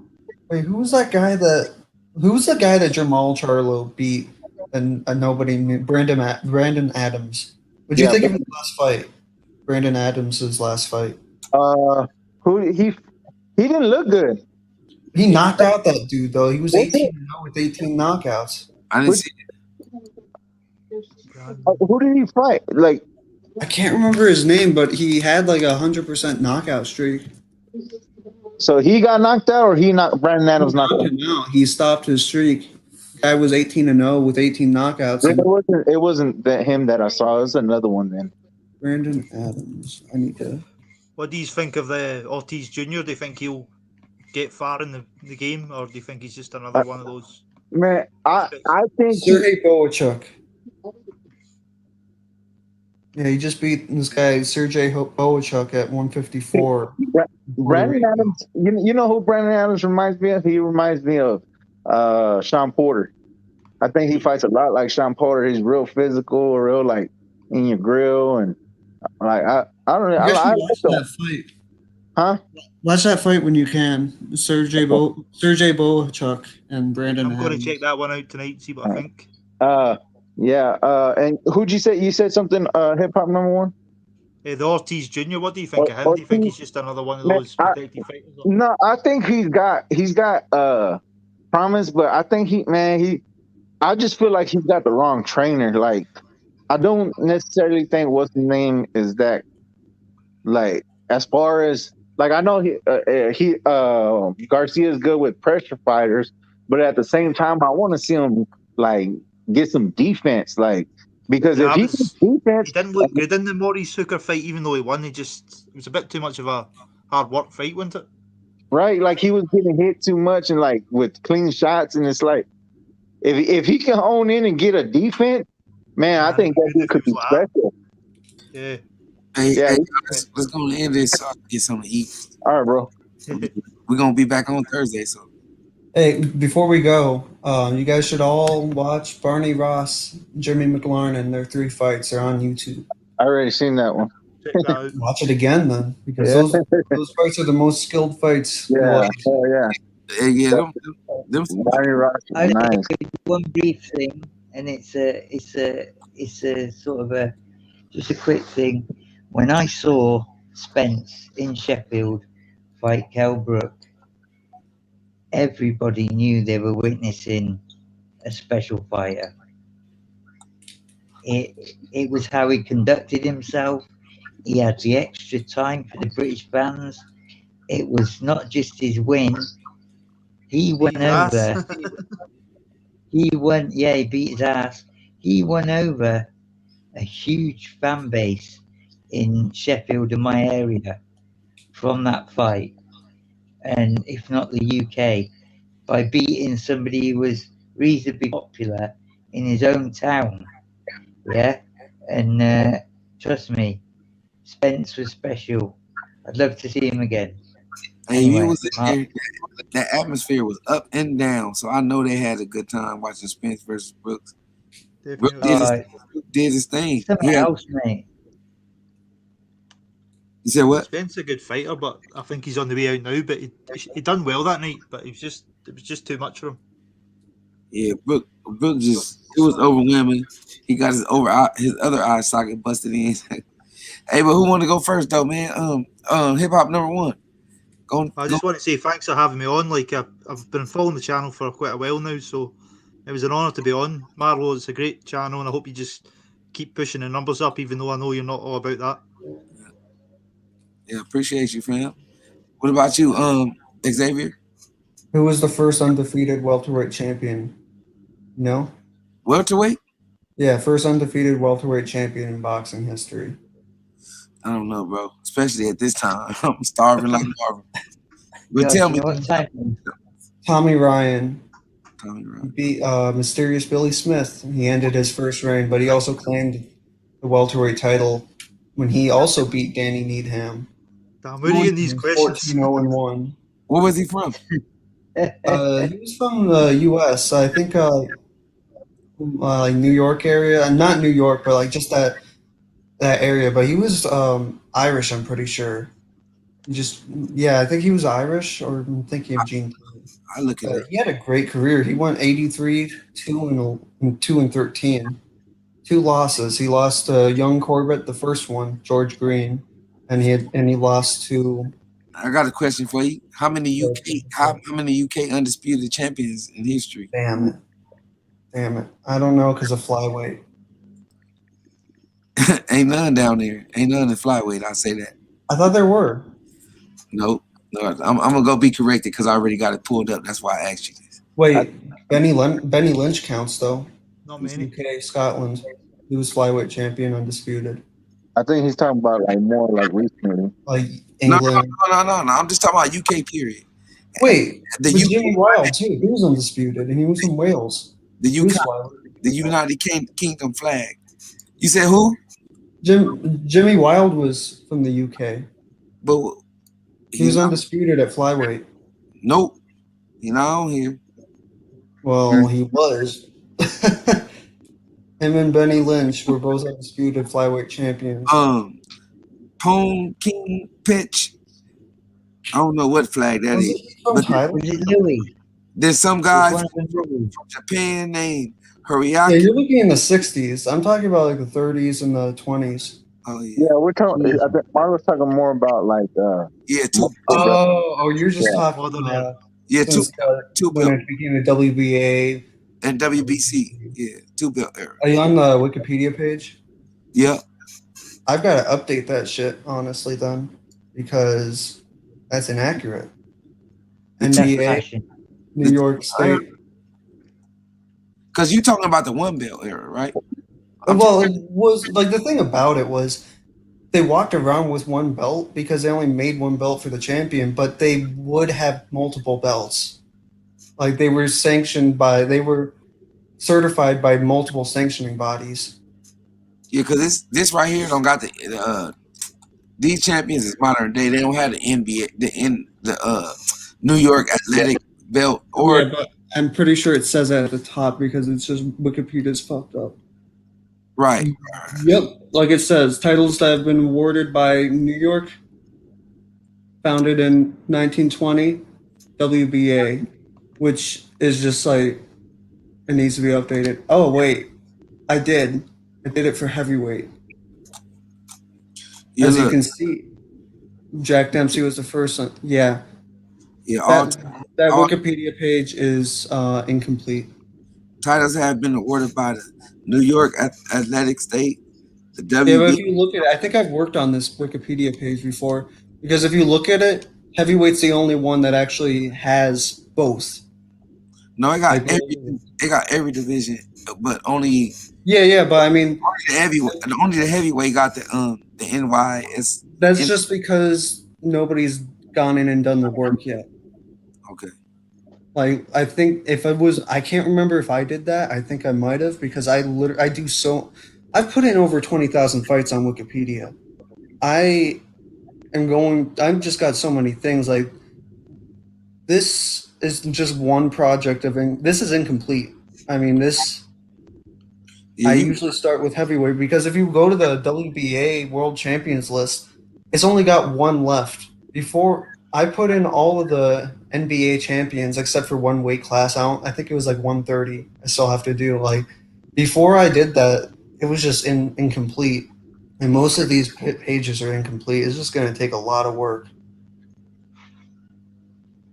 that's why I like how it is. At least with the 2 belt era, you can you can go from there, right? Yeah, I do not know how many. Now we go to the 1 belt era or the original 2 belt era. Yeah. Can we say that? Is that fair? If we go to the original 2 belt era, it'd be hard to keep up with. But if we go to the new, You know what? I've got a website I'm going to send you. This is the website I use to verify all of the information I'm adding to it. I'm going to put it in the public chat. This dude, didn't mean to put up here. This dude, like, he has this website where he just like reads all of these newspapers and verifies as much information about those 2 belts as he can. And I've helped him with the website. I'll send him emails. He's very responsive. But like, if you see something that's inaccurate, literally just send him go to the contact me, because like I've been using that for Wikipedia and it's been accepted. Like Muhammad Ali was the New York State Athletic Heavyweight Champion when he beat Sonny Liston, but it wasn't widely known until I recently put it on his Wikipedia page because I found newspaper clippings that showed that he was stripped of that title, and other verification that he was that champion of that belt, of that not that belt, that sanctioning body. hey y'all, this is important that we talking about this too, because this is Man, this is my lane. This is Belt. this The is old belts. yeah, but this is what the media is not talking about, bro. Like it's a history behind. No, man, I actually only got really down that lane because of Unrivaled Boxing, who I found in the trivia of one of your Thursday night trivias. He won, and I went to his channel. I was talking to him, and he was saying that, telling me that about Ali, and then I was just like, I just started digging and doing so much research, and I found this website and this dude with all of these old newspapers and everything. Like, really, if you want to know about those old times, you've gotta read the newspapers yourself. It's crazy Yeah, I how know. much information. You sent me some of them articles, but that's what I wanted to tell people. Like Yeah, they don't talk about that, so you can respect the new guys and follow the lineage. Where you know what I'm saying? Who's the last guy that had this title? You know what I'm saying? Where this title come from? Willie Costazoo. Yeah, really Costa was the last lineal champion, right? Well, But no, it was Manny Pacquiao because Costazoo lost to Ricky Hatton, and then Hatton lost to Pacquiao, but he was the last undisputed champion. but you understand where I'm trying to get to the people. Yeah, sorry. How it's important for them Yeah. to know this. Because they're not gonna do you, they ain't gonna do you no justice. They're gonna pump a Canelo, they're gonna pump these guys. But Yeah, they're not gonna pump Pacquiao. and what they're gonna do is they're gonna promote Tyson Fury before one of his fights, and then show a list of the lineal champions as if Lennox Lewis lost to Vladimir Klitschko. That's what they're gonna do. That kind of shit. But they ain't gonna tell you Pacquiao should be #1 pound for pound right now. Which he should be based off of resume. Yeah, he's the last lineal champion. Spence beat him. Spence holds the goddamn history of the boxing through his, you know what I'm saying, through the pedigree and resume. But they don't want that to be for Spence. You know what I'm saying? But if we say it, we hating. We putting too much on Spence. But it's true though, man. These belts go from the 1800s or however you want to put it. It's a tradition. Who beat who was the man, Yeah. who beat the man. Some of these people retired. Mosaic title. Like that shit is old as hell. Some of these people retired. People stole belts. There are belts that are still lost because people stole them. Like the history of boxing is just so incredibly deep that people overlook. Like people act like there's nothing past the last 20 years and Mike Tyson and Ali. Like they act like nothing else exists. Like people saying already, like Manny Pacquiao's top 5 all time, all weight classes. I'm like, top 15 if he beats Spence, I'll give him that. He is a modern day throwback fighter. Top 5 in the last 20 years. If you want to compare a modern day fighter to a throwback, Pacquiao would be the best example because he done went through the best of the best in every division. Went through the ringer too, getting ripped off against Bradley. Like Kid Gavilan was ripped off against Johnny Saxton. But you know, I guess little Pakistan, not Pakistan, but the Philippines don't sell enough for some of these guys to tell these people the real. You know what I'm saying? Yeah. Little old Scotland don't sell enough for these guys to give Taylor their props. You stop talking about Scotland. Did a great night tonight. Yeah, little old Nebraska don't sell enough to give, Crawford. It's sad because all of these places had boxing was so big there. Even in Ohio, Sugar Ray Robinson fought in Ohio probably like 15 times. His last win was in Ohio. Knocked out Rudolph Bent in 3 rounds. His first title defense was in Cleveland. His first title fight was in Cleveland. He fought in Cleveland, Akron. Like Ohio was off the map. The last championship fight was in 2005 with Layman Brewster. And that probably didn't do no big number. No, no, that's the last championship fight here. But people would just fight here, like Johnny Kilbane. Yeah. It's on you, Chris. Let's go on to close it out. But I mean, not Chris, but Marshall Simmons. I just want to see this Jared Anderson win the title. Go ahead, Chris. Marshall Simmons probably sleep. He in the UK. Yeah, man. Hey, appreciate you having me on. Hey, big ups to Josh Taylor tonight. He got himself a well-deserved victory. Undisputed now. Let's keep it going. Let's keep this boxing going. Undisputed, or just all these big fights of the best fighting the best. Man, it was a good night for boxing. It was a good night for us boxing fans. It was a good night on the coin. But hey, man, appreciate everybody. It's good talking to everybody, man. But last thing I say, God bless y'all, and hey, have a good night. Most definitely, man. Appreciate all y'all, everybody on the panel, man. Everybody's support. Man, y'all be showing out, man, making this even greater night. Man, shit, this was a great night, man. Shout out to Scotland. Stand up, Come undisputed. on, man. This is Scotland. You have to show You some know what I'm support saying? here. History going on around this mug, and it was made tonight. Scotland put it on for the gym tonight. I need to slow down the drinks after that performance. Man, appreciate y'all. Y'all enjoy the rest of y'all night, man. Until next time. All right. Enjoy your night, man. Thanks a lot for having me on. Man, no problem. Don't forget to tell them haters and trolls, fuck out my gym. Please, peace.